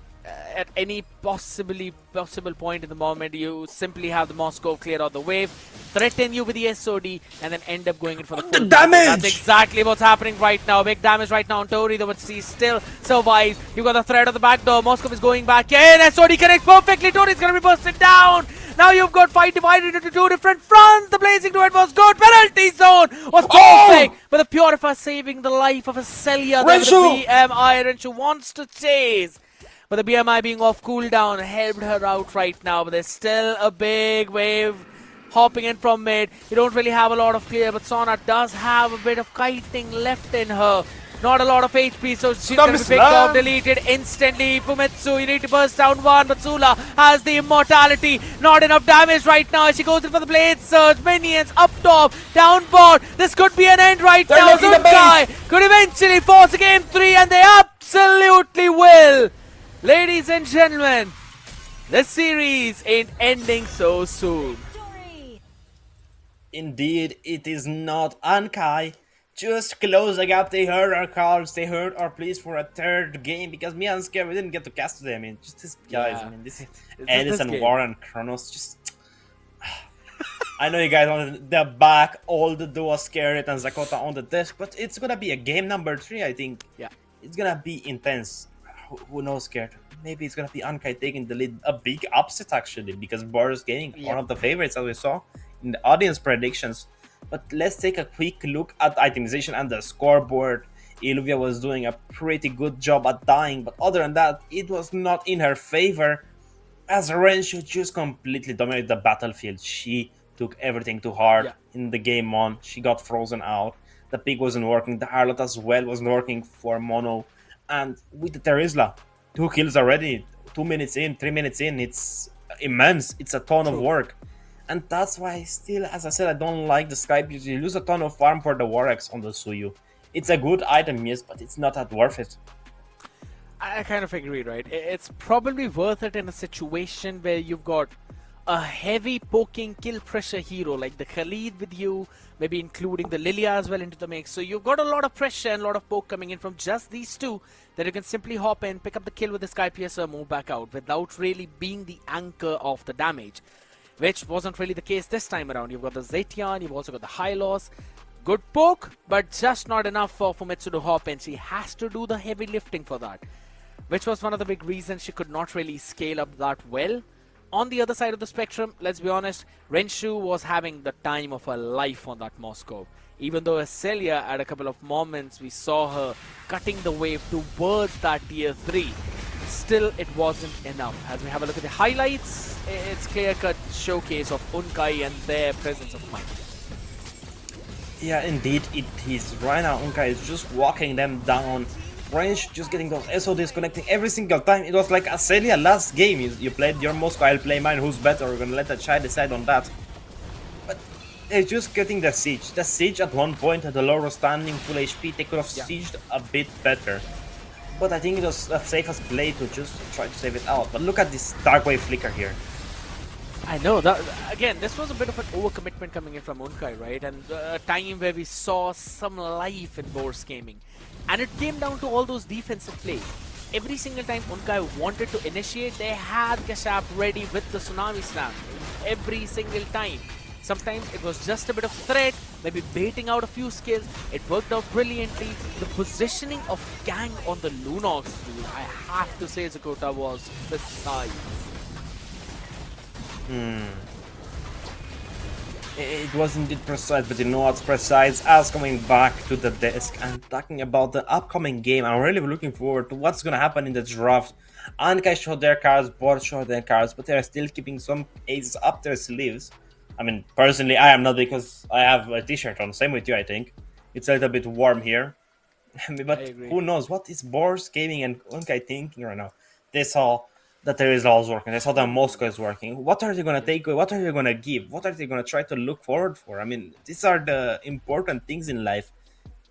Who scored a goal early this morning? Who's going to win today? And why is Zakota the best caster at Surge? I mean, let's let the chat decide. But other than that, Scared, how are you feeling? I mean, we haven't cast in such a long time. I know, right? This old combo. I agree. I agree. It's actually been a long time though. I've been waiting for both of us to be paired up. It's like you hop in, I go out, I hop in, you go out. But finally, we're both hopping in at the very same time. And what better game than Bose Gaming taking on Unkai, ladies and gentlemen, because Game 3 is being set up. And before we hop onto that climax, we do need a short break to build that tension up. Don't go anywhere. Get your popcorns. Hop in after the short break.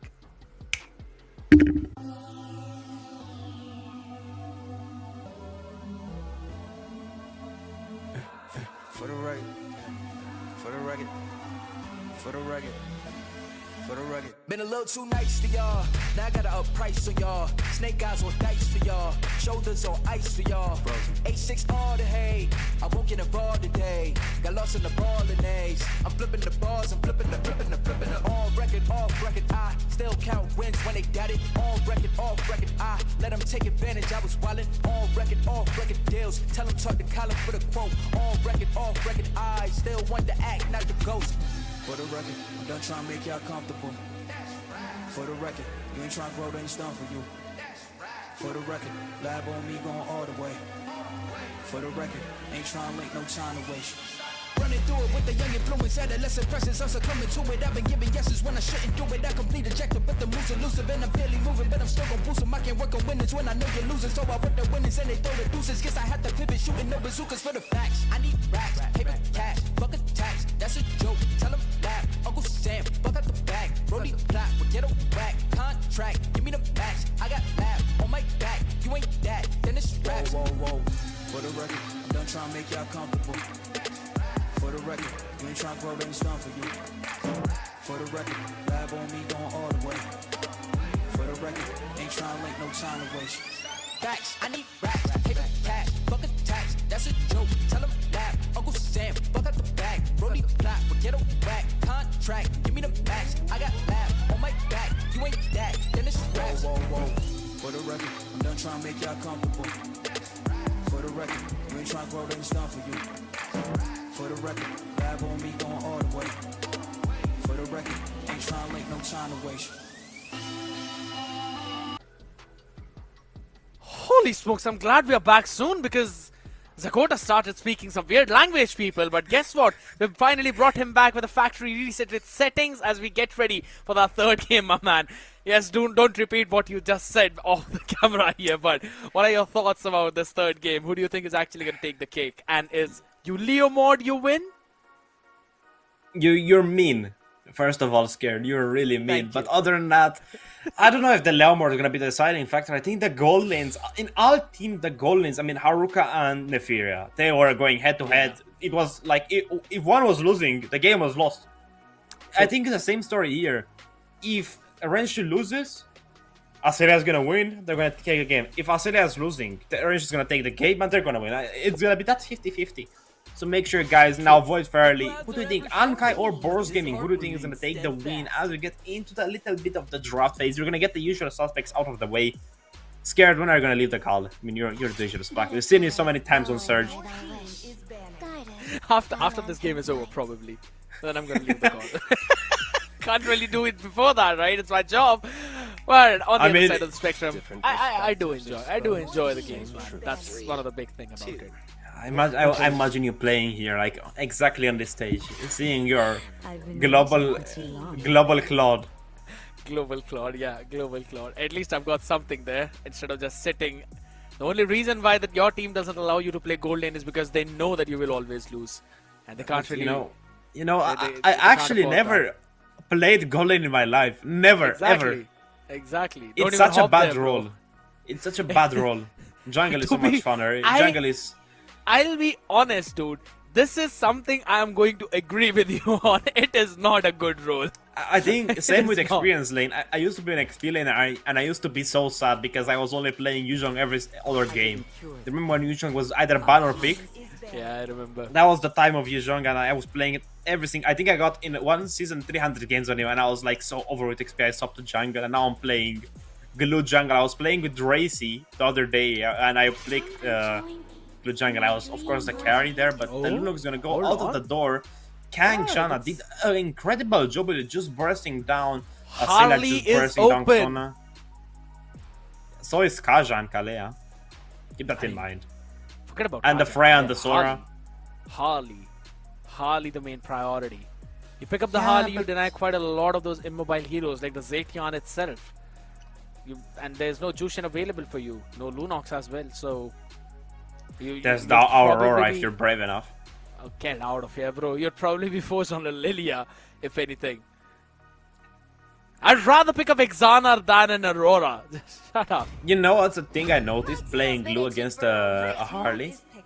You can actually immune the ultimate of Harley with using skill 2 as they give it up for Fumetsu the Creator to pick up, taking again the Kalea. They have no care, they have no Lunox. What's the combo gonna be today? I mean, it worked in game number 2 because of the Lunox, but scared. The Phobius is as well open for Illuvia to go to Dark Force, giving that extra magical damage for Fumetsu to do that big burst. But Sula is gonna take the Leomord away. I was expecting here actually a Baxia or something a little bit more tanky than a Leomord.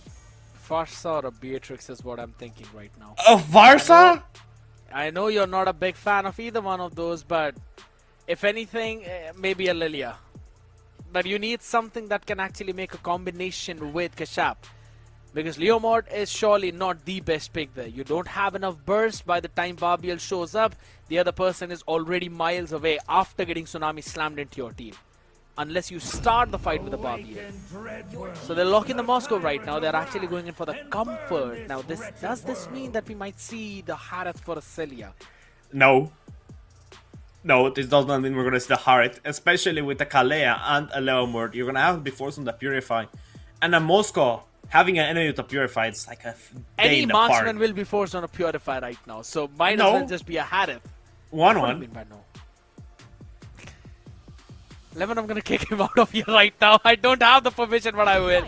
Get out of here, bro. There's no 1-1 game. Shut up, Zakota. You're not a believer. I'm a 1-1 guys. I have 1.7k games. I love 1-1 guys. Exactly. But he doesn't want to see it on the screen. that's Just because the you're bad on reason. it doesn't mean that Acelia is gonna be bad on it. You know, like give it to yourself, double it, and give it to the next 1-1 person. itself is a bad hero. What the heck do you What? mean by that? Right now, You she's don't not remember that Prime good. 1 and it shows. And the What VAR do is you gonna mean get by- banned out. We saw it in the hands of Megumin, if I'm not mistaken, from GK. Yeah, we did. I know you weren't there, you were not watching, but I wanted giveaway at the time, so I remember. But let's see what the last ban for Boros Gaming is going to be. I'm expecting to see a fighter, maybe the Terizla or ban out. Yeah, the Terizla, just get it out of here. Yeah, to be Get honest, out of that, here, that man. actually sounds like a good shout. Considering the entire draft is same except for the Lunox, it is highly possible that Mono might actually pick the Terizla. Alice. Oh, yeah, that's the good Alice. shout. That's a good shout. There's CC available as well, though. Yeah, so that's true. But the CC into a Phobius, I don't know if this is gonna be having a good time. And it's gonna be nice. I mean, They're CC gonna ban will out actually Lilia. have a good time. CC actually demolishes Phobius in the lane. Yeah, because you in your hands you get demolished by everything, so it's okay. But if you get that Dreadnought armor and the warrior boots, you're gonna be fine. Believe me, I've played that matchup 1,000 times. I'm lying, but let's see what's the last and final ban of game number 3, and the last game of the day is going to be a mage. Ban a Zetian out, or maybe ban out You gotta pick something, Eve. man. Ban the Eve. Ban the Eve. Eve sounds like, I don't know if Eve is a good shout, to be honest. You're not a good shot. You've got to pick something that can follow up Sniper the Helda. ready. Zetian, Give me a it's target. better, but they actually ban away the Leslie. The thing is, Celia is actually going to lock it in, so right now they still want to force her on the Claude. Let's pick up a Harith. I think we're gonna see a 1-1. called But the for Eve it. is gonna get picked up. Acelia, if you're hearing me, you know, I've She's not hearing you, Zagota. Get out of here. The feed How for do us you is not delayed. know I don't have telekinesis powers and I'm talking to her right now? You cannot prove it. The draft is already over. The feed for us is delayed, just like how it is for the people. So I should check in game. You're right. Let's see if the 1 is gonna get picked up. Let me and open you're Mobile not Legends gonna right be now. you're not gonna be brought into the game. Get out of here. Look at the I camera. can You're see, not I allowed can to see the look lobby. down. I can see what Acelia has picked up because I know that the is gonna get picked up here. Of course, the obvious choice, and Kang is gonna be picking up that Farsa. I think It you should take be a that fast Farsa. side. I don't see anything else right now. Vexana, hear me out. Vexana I did am- not feel that bad. I'm not against that. I think so. It is a good shout too. I'm against Kagura, this one though. I'm against this. It's kind of tough right now, but Celia cannot pick an immobile marksman. She has to pick something with mobility. Everything is forcing One me has mobility. to put her on. Oh, she gets deleted by Akagura, bro. She gets deleted. I think here you have to take the Granger. There's no other option. It's skill-based damage. It won't. Oh, Bruno is a good pick. Bruno? No, don't pick the Bruno. Look at his shoes. He has like fake Jordans on. Since when did Jordan start to make studs? How do you not know that they're not making it? Because I am a basketball fanatic. So Yeah, I know. Yeah, I'm sure you are, buddy. Yeah. You're like 103 centimeters tall. But let's get into the game as I pick up that Granger. Finally, as I said it, you know, getting my draft right. You know, I'm drafting for them. I'm typing them in game right now. But ladies and gentlemen, this is the final game. So your votes will continue. I mean, let's see what you guys. If you guys didn't vote for Unkai to be 50-50, I'm gonna block you all, guys. You know, like I'm gonna I'm gonna note you guys in my notebook. Like I'm gonna find you guys, and I'm gonna like say, why did you vote this? Your notebook is a fake one, bro. It doesn't do anything except for just making people sick. Yeah, fake Jordans on, bro. Come on, give it a break. So I'm not even wearing shoes right now. Guess what? Work from home privileges. On the other side of the spectrum right now. Again, people. Zakot has already asked you to drop the down in the dogs comment out? section. Who? What? You have them dogs out, bro. Come on. What if you step on something like sharp? You have the dogs out, bro. Like they're gonna bite something. I'm gonna bleed on my feet. It's fine. Doesn't matter. I can heal very quickly. Call What me are you, a lizard? Call me an Estes. But on the other side, ladies and gentlemen, we're hopping in the land of dawn for one final time this evening. Unkai and Boars Gaming getting ready to fire up in this best of 3, which is turned down into a best of 1. The winner will face BSG tomorrow in the lower bracket finals and stand a chance of moving all the way back up in the grand finals. And let's see which one of them will it be. Well, actually, I'm gonna correct you on that. It's the best of 2 because there is no best of 1, guys. So it's a best of 2. But other than that, let's see what's going to happen as the mid trade-off is going to go in the favor of Boars Gaming. They just have that better burst. Tori can just do everything. And Sona has that conclusive blast, just allowing the clear to be even faster with the void getting popped up. But what is the Terizla going to do in this trade-off? It's going to be the exact same scenario. It's going to be something different. Hold on, Kang. Trying to do something. She has the Yin Yang overturn in maybe 1.5 minutes, but wow. you just thought around the turtle time, so yeah. She's gonna get that level for all right, my guy. But yeah, right now the zoning ability of Tori is a little bit better, so obviously Kang would not really have the easiest time, but as long as she's got that umbrella, she's okay. She can get that last hit.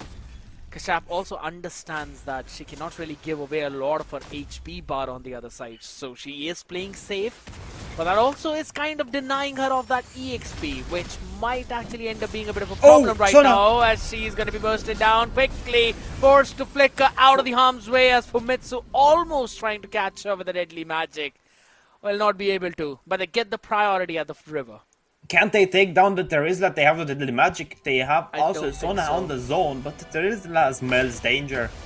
I think you need to do some deodorant scare, but right now, the Turtle's dance has been started. You know, I mean, Boars Gaming are a Ukrainian thing. You know how we say turtle in Russian/Ukrainian? Chiripaka, did you know that? Chiripaka for turtle. Yeah, now you do, Welcome to Zakota 101. And also Sestos in Romania. How do you say it in Hindi? Kachua. Kachua. Yeah, Kachua, exactly. It sounds like a word from Romanian, like Kachula. It's basically like a... kind of. Like a hat. Maybe we've basically got the same base language which was used long back right now. But ladies and gentlemen, they still have got a pretty solid base right now. For Unkai, the prediction went up towards 39%. Still 61 in favor of Boars Gaming. It was powered by Runestone, people. Do check them out. Lovely sponsors. They're basically the big reason why we've got such a good prize pool right now. Tori forced out the... real world talking about the price pool, it did get increased $7,000. You know what you could get with that? Like 700 donors. You know, like that's Like, you know, doner kebab could get 700 of those with like a soda and like with garlic sauce. But let's see what's going to happen. I mean, Range is going to try to freeze a little bit of the wave. Azelia is in lead. She did freeze one minion. But look at Fumetsu's position. Hold on. Islam is there. Yeah, they actually want to go in as well with the Yin Yang overturn. Not enough damage onto Sona. Kang will have to go back into the arms of Tori as he just pokes her down. But there we go. Barbiel, that's the big problem right now. The man on the horse, and it's not her high loss. Still going to be zoned out. Who got the first turtle? I believe it was Famitsu. I'm not sure. I also believe it's Fumetsu, but you know, believing is seeing, and right now we're seeing that Boris Gaming do have the lead advantage, 1,000 gold. Yet the game is the same dance. 1,000 gold here, 1,000 gold there, and now it's gonna be 3,000 gold. As in the bot side, there's gonna be a 3 versus 1. Mono. The little magic is there, but no damage whatsoever, no items. It's a dead Rizla. Dude on the other side. He can soak up a ton of damage, but not quite sure about the same for Azelia. She purifies away into the real world manipulation as Shab being stunned up right at the edge of the tower will take a couple of hits, but not more than that. You can see that Boars Gaming, even though they're kind of surviving in those trades and they technically are controlling the river, it is Unkai who's mostly controlling the fights. Trust me, they won't survive no more. As for much the creator is gonna pick up that genius one. And I mean, the retribution there was a little bit useless, but there's gonna be a counter even on the top side. Sula is gonna be taking away the red buff, and they did swap out the lanes, but Moscow is gonna get a free turret on the top side. I don't know if this is gonna be a great plan. Bot for top, and they don't even get the bot. I don't know. They want to try and force right now, and forcing a tower dive against a Rizla is probably the worst thing you can try. And as you rightfully mentioned, not a single minion whatsoever.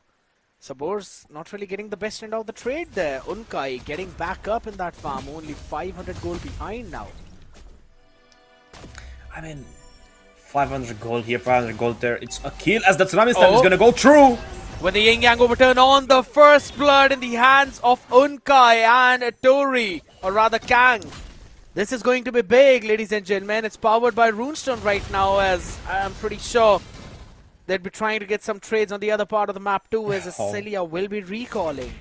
You know, probably getting ready to join the Search Fit Club. Scary, you know something? Tori does not have the Purify. And I did the exact same mistake. If you don't have enough fast times, just go with the Purify. It's chef's kiss. But it's such an easy get out of jail free card, but they not really go for it. I don't understand EVE players, you know, they're special for me. EVE players either really good or like scared yet. So like, God flips a coin every time I see a EVE, but you know what's flipping a coin? Kang going with a Yin Yang over and trying to get a combo in, but Azelia is gonna get a secured turret on the top side. Hold on! Oh, this is a big pick right now. Sula instead of getting Famitsu out. Sona still trying to run back to safety, as in the real world manipulation, you cannot really fight. It's a 1-for-0 trade. Famitsu falling is not a good sign. Is it? Is it an omen? Because I'm expecting the Harley to go online even faster, but who is the right target here, as Kang is gonna be waiting for just one mistake. Hold on, Tsunami Slam is not there. The Yin Yang overturn as well was used up, but Azelia does have that Purify, and it's gonna be a really good game changer as Sula and the Kale are gonna just be taking that turtle down, healing for good, getting the objective for free, and Fumetsu is gonna get a little bit better because they don't get that objective, and Harley is really explosive in the early. I don't know, he's not coming online, he's not doing much. Or better, she's not doing much. Does seem to be a bit problematic out here right now, but Unkai are getting a good snowball, right? They've got a nice late game insurance in the form of Renshu. Once the Trinity is up, along with the Malefic gun, you know that she's going to be bursting down everyone. The only good thing is Fumitsu is on the Harley, so regardless of how well built Renshu is, she's just one deadly magic poker trick away from her death. Azelia, though, is not really having a fun time. It's probably her, what, 3rd or 4th recall in less than 4 minutes of the game? I don't think so. It's going to be the best part for her to try and play, considering you need that early snowball on the Granger. Indeed you do, but how can you snowball against the person who had just a second ago 99 kills? Look. I know. You saw it, I saw it. They have 99 kills. They're just so far ahead. They're just completely taking most out of the portion. Tsunami Slam. She's gonna be picked up and deleted. No way she's No, surviving no! that. She Hold survives. on. Slight bit of HP for her to run back to safety. A ton of utils used up and none paving the valley for Unkai. Hating the volley. That's a strange term if I've heard on before, but you know what's not unheard of? Boards Gaming trying to take the lead back. Only 500 difference. As you said, it's not that much. It's achievable. But Fumetsu is not coming online, and I keep stating multiple times. She's gonna go for the line and try to show you 2 Justice Pauldrons already built. 2 Wargs on the left side is like a, copy my style, but they're not copying each other really. But the big problem is right now that 2 Kang dominant is sides as like well, a truck. they're going for twin items scared. Exactly. Here's the thing. As I said, Kang is not going to hit you like a truck, considering the Genius Wand actually lowers down your defense, and you don't really have any magic. Oh, Tori flickered out of the harm's way, but she's still Tori's going to be gone. pulled back into the Tsunami Slam. Yeah, no way she's going to be surviving there. Sona Fumetsu! damage onto Renshu destroyed by the deadly magic poker trick, and now there's a chance for Boss Gaming. Maybe riding this big wave. Sona has to run back yet again with a flicker. Low HP on the other side. Fumetsu low will survive through that momentum. But this is big. This is big map control for Boss Gaming, as they can probably try and... They won't take their Lord. Wrench is gonna be back with a big SOD. Gonna hit the Lord by mistake and take it down for Unkai. As they're slowly getting the gold gap again further and further, but it's only 100 now. Not that much. 200 if anything. Yeah, I agree. And even though we said It's that even we now. came for... Oh, boss are ahead. Whoa, yes, they cleared out that mid wave. And now with that, they're actually going to show presence around the Lord. The dance will continue. Kang picks up the Divine Glaive right after Genius Wand. That's a ton of penetration, but I don't really see a lot of burst potential. I kind of wanted to see either a Lightning Truncheon or maybe a Holy Crystal though, but right now I think so that's going to be enough to try and take Luvia down. Goes in for the Dark Wave! Oh, and she so outplays the much! Shab! That's a biggie! And we're on the back of it. Boards Gaming now instantly turn things Renshu, around, but look look at at Renshu. bottom lane. Yeah, Renshu is just pushing it out, but the Holy Shield is there. I don't think so she'll be able to get the inhibitor. Maybe she will. No one's recalling. Finally, you see Tori hop back. Mono up on the face as Celia almost busted down as Sula tries to get something with the Barbiel, but just out of the range. Holy smokes, chaotic. Extremely chaotic. I thought Aselia was gonna die there. I just had to hit one basic attack, and that was gonna be the story of Aselia. I was gonna say the story of Tori, but Tori went to the base and defended it. And right now, the Lord is looking again in favor of Unkai. They pushed such a good. I mean, what can I say? I thought the tower was gonna be good. I thought it was gonna be the game. Tori noticed just in time. Yeah, I don't think so. It would have been the game, if anything. Considering there was still the Holy Shield up. If it was plus 12 minutes, I would have said, yeah, it's done. It's over. But that ain't happening right now. Oh, Tsunami Slam. Oh, this could be on a big target. Tori still flickers out of the harm's way. Real Will manipulation on top of the bad Dark Wave on 3. This could be a big turnaround. Yin Yang overturn, missing every single one. As Celia picks up a double, maybe making a triple as well as Rhapsody is up, but not enough energy. And once she gets it, she's got to go back because this threat of a backdoor is there. SOD, but Renshu doesn't have the HP. Not the best decision, as now they give up the Lord. I think she was trying to take down Aselia, but if I was right now Aselia, I would buy up that Warlock just to clear this Lord objective in a bit better and heal up in the process. But taking a quick look at the item shows that she went for the Wind of Nature. She did use it in the fight a little bit too late after the Moscow died, but better late than ever, as we see. No Hunter Strike? No Hunter Strike. Yeah. Interesting. Last item, Hunter Strike. Yeah, interesting. I mean, she did build the Malefic gun, or better, the Malefic Roar early on. And the Moscow has no penetration. It's a 2000 gold gap between them. Let's be honest, dude. Hunter Strike is not really that much for the penetration as much as Movement it is for that speed. movement speed. Exactly. Yeah. So that's the reason why Celia has not been able to kite around a lot. But glad she's got the Purify. That's why she's not getting caught in the Tsunami Slam, unlike Tori. I mean, it's a Eve. if you get that RWM down fast enough, the Kalia won't do a thing to you, and the main target needs to be Azelia here because she's getting untouched. Renshu is getting those split pushes in. She did get an inhibitor on the top side, I mean on the bot side, but it's gonna be enough. They have a stronger wave on the bot side. It's gonna be matching up the Lord wave, but I don't know. They did defend the Lord pretty fast. Yeah, I mean, still pretty healthy, half HP if anything, and all the tier 2s are gone right now. So Unkai will have to play it safe, smart, careful. Renshu, A-OK, even though she took down the entire Deadly Magic, not enough poker trick stacks onto her from Mitsu. Hopping all the way back with a hat trick. Not really want to overextend. They do realize that the Tsunami Slam is a big tool which you do not want to get caught in, especially if you're anywhere around those inhibitors. I really like. Yeah. Listen. I really like going glowing one on Harley. It gives that extra bit of damage and the burn. Sometimes it secures a kill. I swear, it's a coward item, yes, but it's such a good item. I love building it. Here's the thing.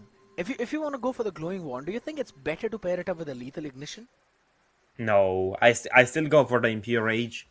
Just the clear in the early game helps a ton. The lethal ignition is great at bursting, but yeah, it's not better than Impure. You need that farm speed. That's what Harley proceeds as. It excels at farming fast. And you get some mana back on hit. You also get an extra bit of damage. So the better of two worlds. Lethal ignition, it's rare to activate with Harley. It will, but it won't be sufficient. You know, it won't be a huge thing. If you have already the burn from your ultimate and the magic, it won't matter. I mean, one of the big reasons is Harley can instantly melt you down without the lethal ignition that you don't really need it. Yeah, that. But Blade of Despair for Azelia, she did skip out on the Hunter Strike at the end, but 15 seconds for the Lord. She probably sold the boots, maybe. Why would you sell the boots? Look how fat she is. She has the boots. I did see her pick up the Fury hammer, so I thought maybe she was going in for the... Yeah, probably she sold it right now. I mean, totally fine if she doesn't want to play with the Hunter Strike. It's cool. Who are we to judge here? Shut up, Zagota. I didn't even say anything. Were you imagining my telepathic mind, you know? Yeah, I was. Like, what am I, Dr. Xavier? Yes, exactly. Do you know who Dr. Xavier is? Charles Xavier, I know. Who is he? X-Men, dude. Yeah, but he's the bald guy. You don't get the joke. It's okay. But the Lord is gonna be starting up. Sona is gonna be the one taking the hits and the beating from the Lord. Did you see the new All-Star Lord, by the way? It looks so... It's a Lady Lord. So I think that would have been a better map choice. The new one is the Lady Lord, yeah. It's more like the Chimera form of the Lord. Like, this one's Poseidon and that one's Chimera. Hold on a second. Right now, Barbiel being brought back up, though. Luvia is not really the target you'd want to go on. Considering Fumitsu is always down towards the bottom lane. Right now, you want to take the advantageous fight. The RWM, not really the best angle, though, so everyone's going to be running out of it. But the Rhapsody is picture perfect. Just not enough to take Mono down as she runs back to safety. The Sterizla is super beefy. But big map control for Bose Gaming now. I mean, look at the health bar of Unkai. Every single member, I mean, at least 4 of them were below 20% HP. As they're gonna take the Lord! The SOD was almost there. And no retribution for Fumetsu, that could have been it. And this could have basically meant the game would end. Because this is what? 16-minute Lord, pretty decent. Not really the evolved Lord, so it's fine. Maybe they'd be able to defend it right now, but you can clearly see the hesitation now from Unkai. Normally they were instantly picking someone up with a Tsunami Slam, bursting them down, moving away. Now, considering Fumitsu also has the damage and Azelia has scaled up pretty well with 4-0-1 onto this Granger, they don't really have the same luxury. They want to burst down Lord really quickly up top, though. There's a big defensive line for Unkai. Oh, hold on. Renshu. She's fine. She's okay. You know what's a really big luxury? Kalia finally picking up that conceal with warrior boots. I like the tough boots more here, but the warrior boots are gonna be just diminishing damage of Azelia, and she picks up that war axe. As I said, now she sold the boots. That war axe is really good because you do a ton of damage. You get a lot of like hybrid lifesteal now. Remember, it's so much better you do it on basic attack and on skill damage, so it's the better of two worlds for a Granger player. But other than that, the Lord is still looking pretty healthy. It's above 60% HP. They can make it charge and take the turret down. Highly possible right now as they try and take it down. Tsunami Slam! Tsunami Slam onto the face, though RWM dropped in, so no one can actually engage on that. Kashab has been zoned down, bursted down instantly. Sona is going to hop back in. Lord pretty healthy as a Celia will not survive. Penalty zone in the back, catching 3. And on the back of it, you've got Sona falling with the immortality popped up. It is not enough. Gang with the double kill. SOD missing everyone. But Unkai will survive. They're even out the playing field. One inhibitor for the one on the bot side.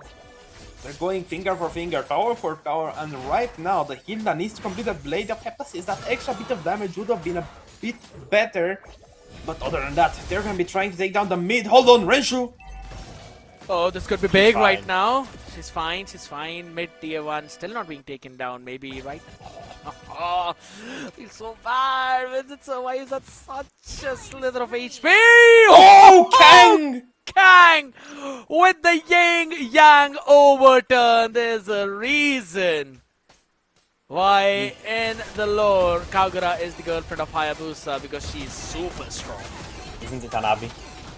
No, it's not. It's always I think it's the better of two worlds. 2-4-1 combo, you know, like a meal deal. As the minions are gonna be piling up towards the top side. Do you hear the Lord dialogues? is 10 seconds in. Tosan, Okasan, please give your blessings to Hayabusa and me. What does that mean? Huh? That's the dialogue of Kagura, if you don't remember. Not like I do in the first place, but you do you, as right now 4 members of Unkai are gonna be in the left bush, 3 from board are gonna be in the right. Wow. Tori did fall down the stairs. She had to go back to the base and recover with a broken leg injury, but right now, let's see the lore getting melted down.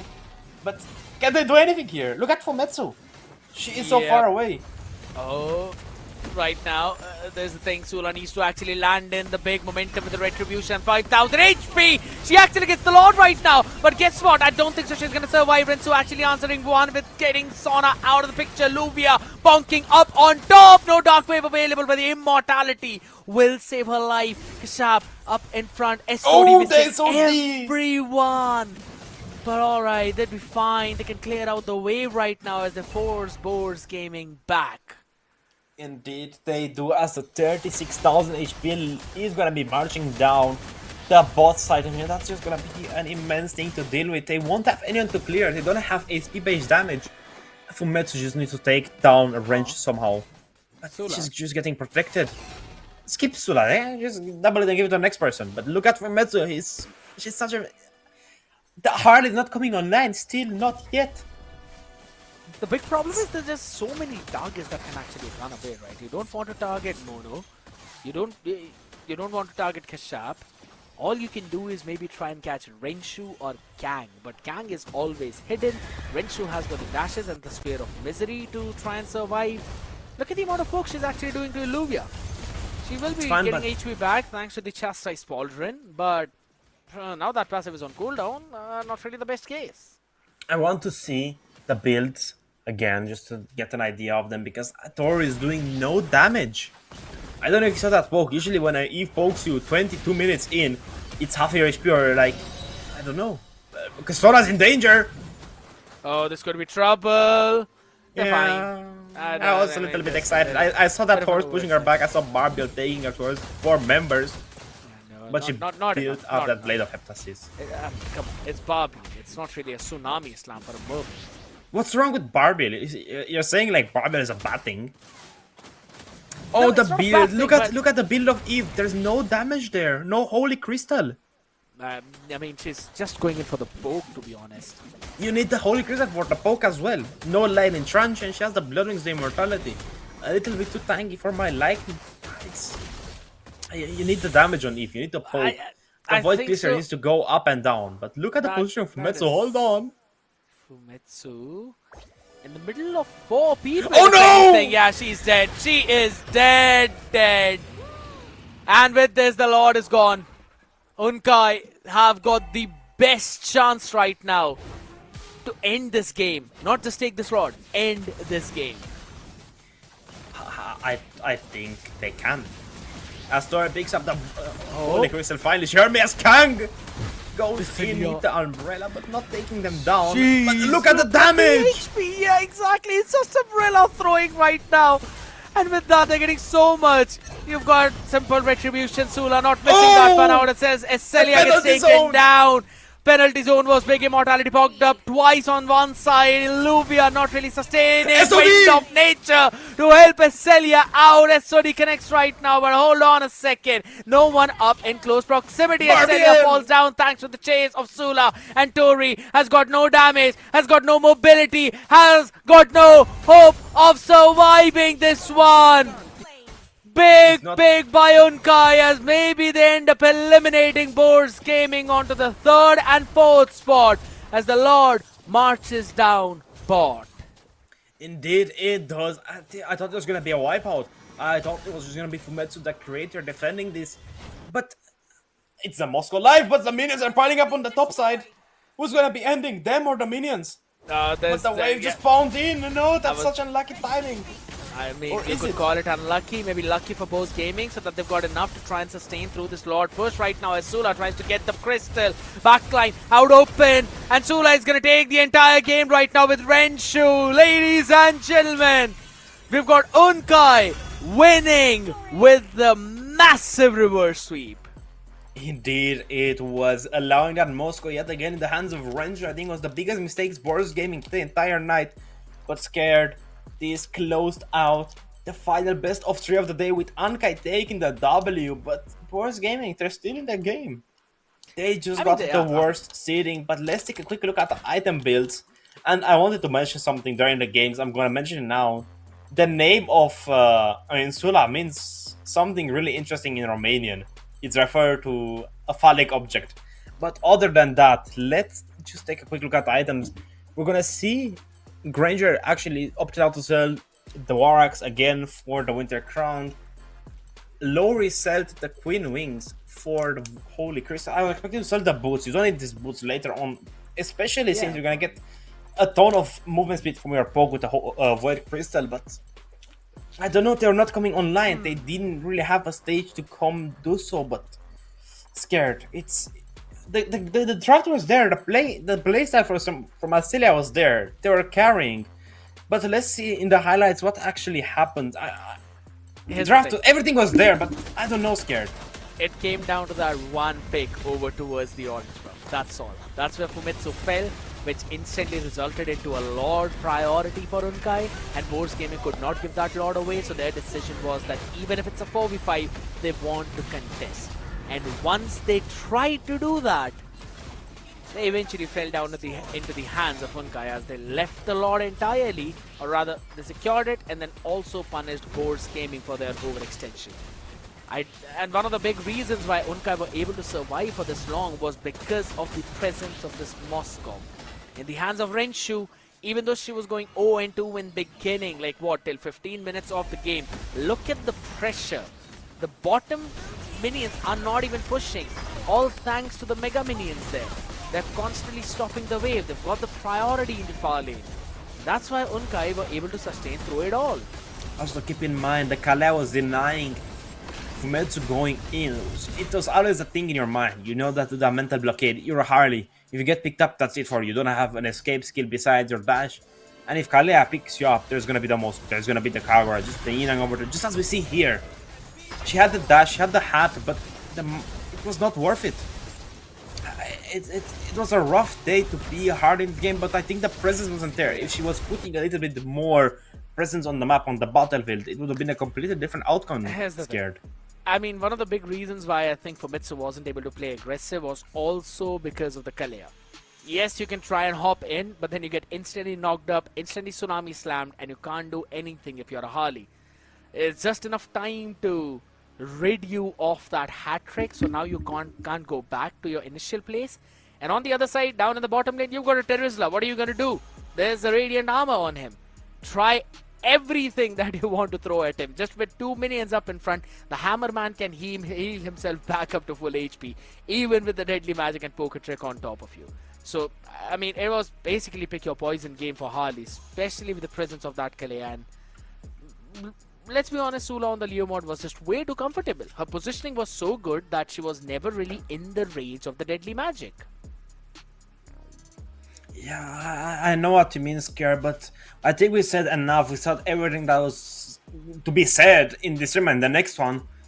And it was a pretty long day for the games, for everyone, for the viewers, for the producers, for Lemon Lover. I mean, Scared and Warren got it easy because they had it earlier in the day. You know, we're a little bit exhausted.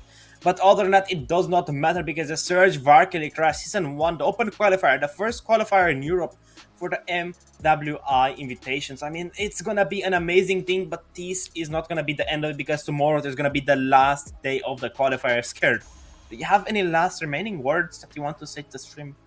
I mean, that's about it, right? Because this is not really the final hurdle. This is literally the start, ladies and gentlemen. It's all for the seedings of the playoffs, where we already have, I believe, 6 teams seeded up. GK Esports in the first, second, Post Gaming in the third, fourth. We've got Divine Gaming, Sailor Moon, ZGDX, and Echo Esports in the 5th to 8th place. So all of these teams will be getting ready for the playoffs, and who is going to join GK Esports in that first, second, we'll find that out tomorrow in the lower bracket finals, where VSG takes on Unkai, and then in the grand finals we will see GK Esports take on the winner of the lower bracket finals matchup. You'll have Warren and Zakota for the lower bracket finals. You'll probably have someone new for the grand finals. We'll find all of that out, ladies and gentlemen, tomorrow. Thank you for tuning in. You all were watching the Surge Valkyrie Clash Season 1 Open Qualifiers. It's the day 2, day 3 remains, and what mystery it holds, we'll figure it out tomorrow. Bye bye, good night. Bye bye.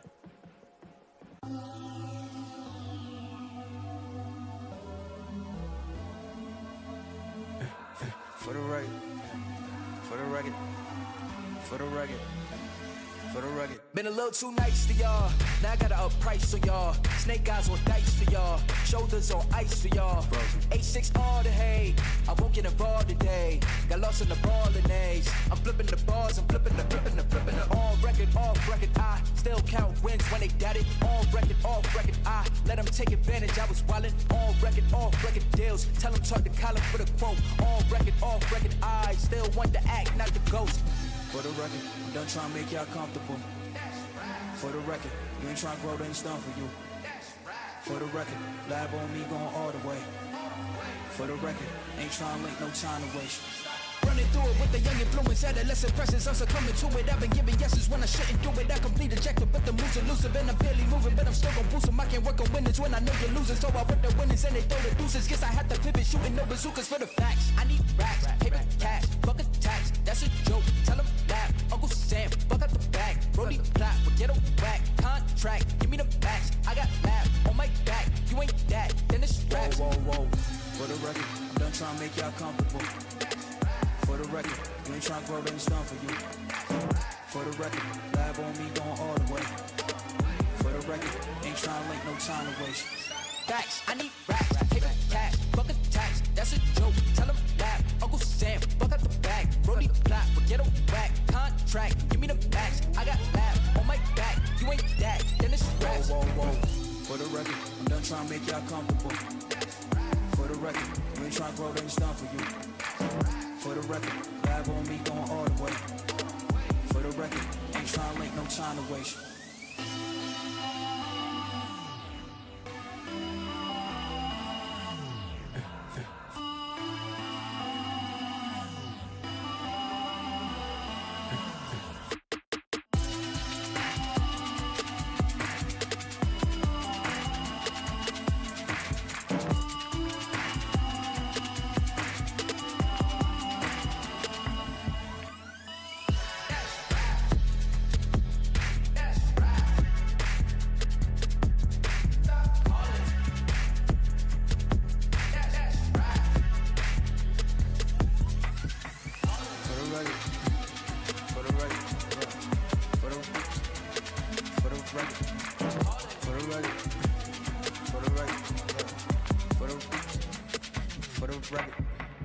For the record.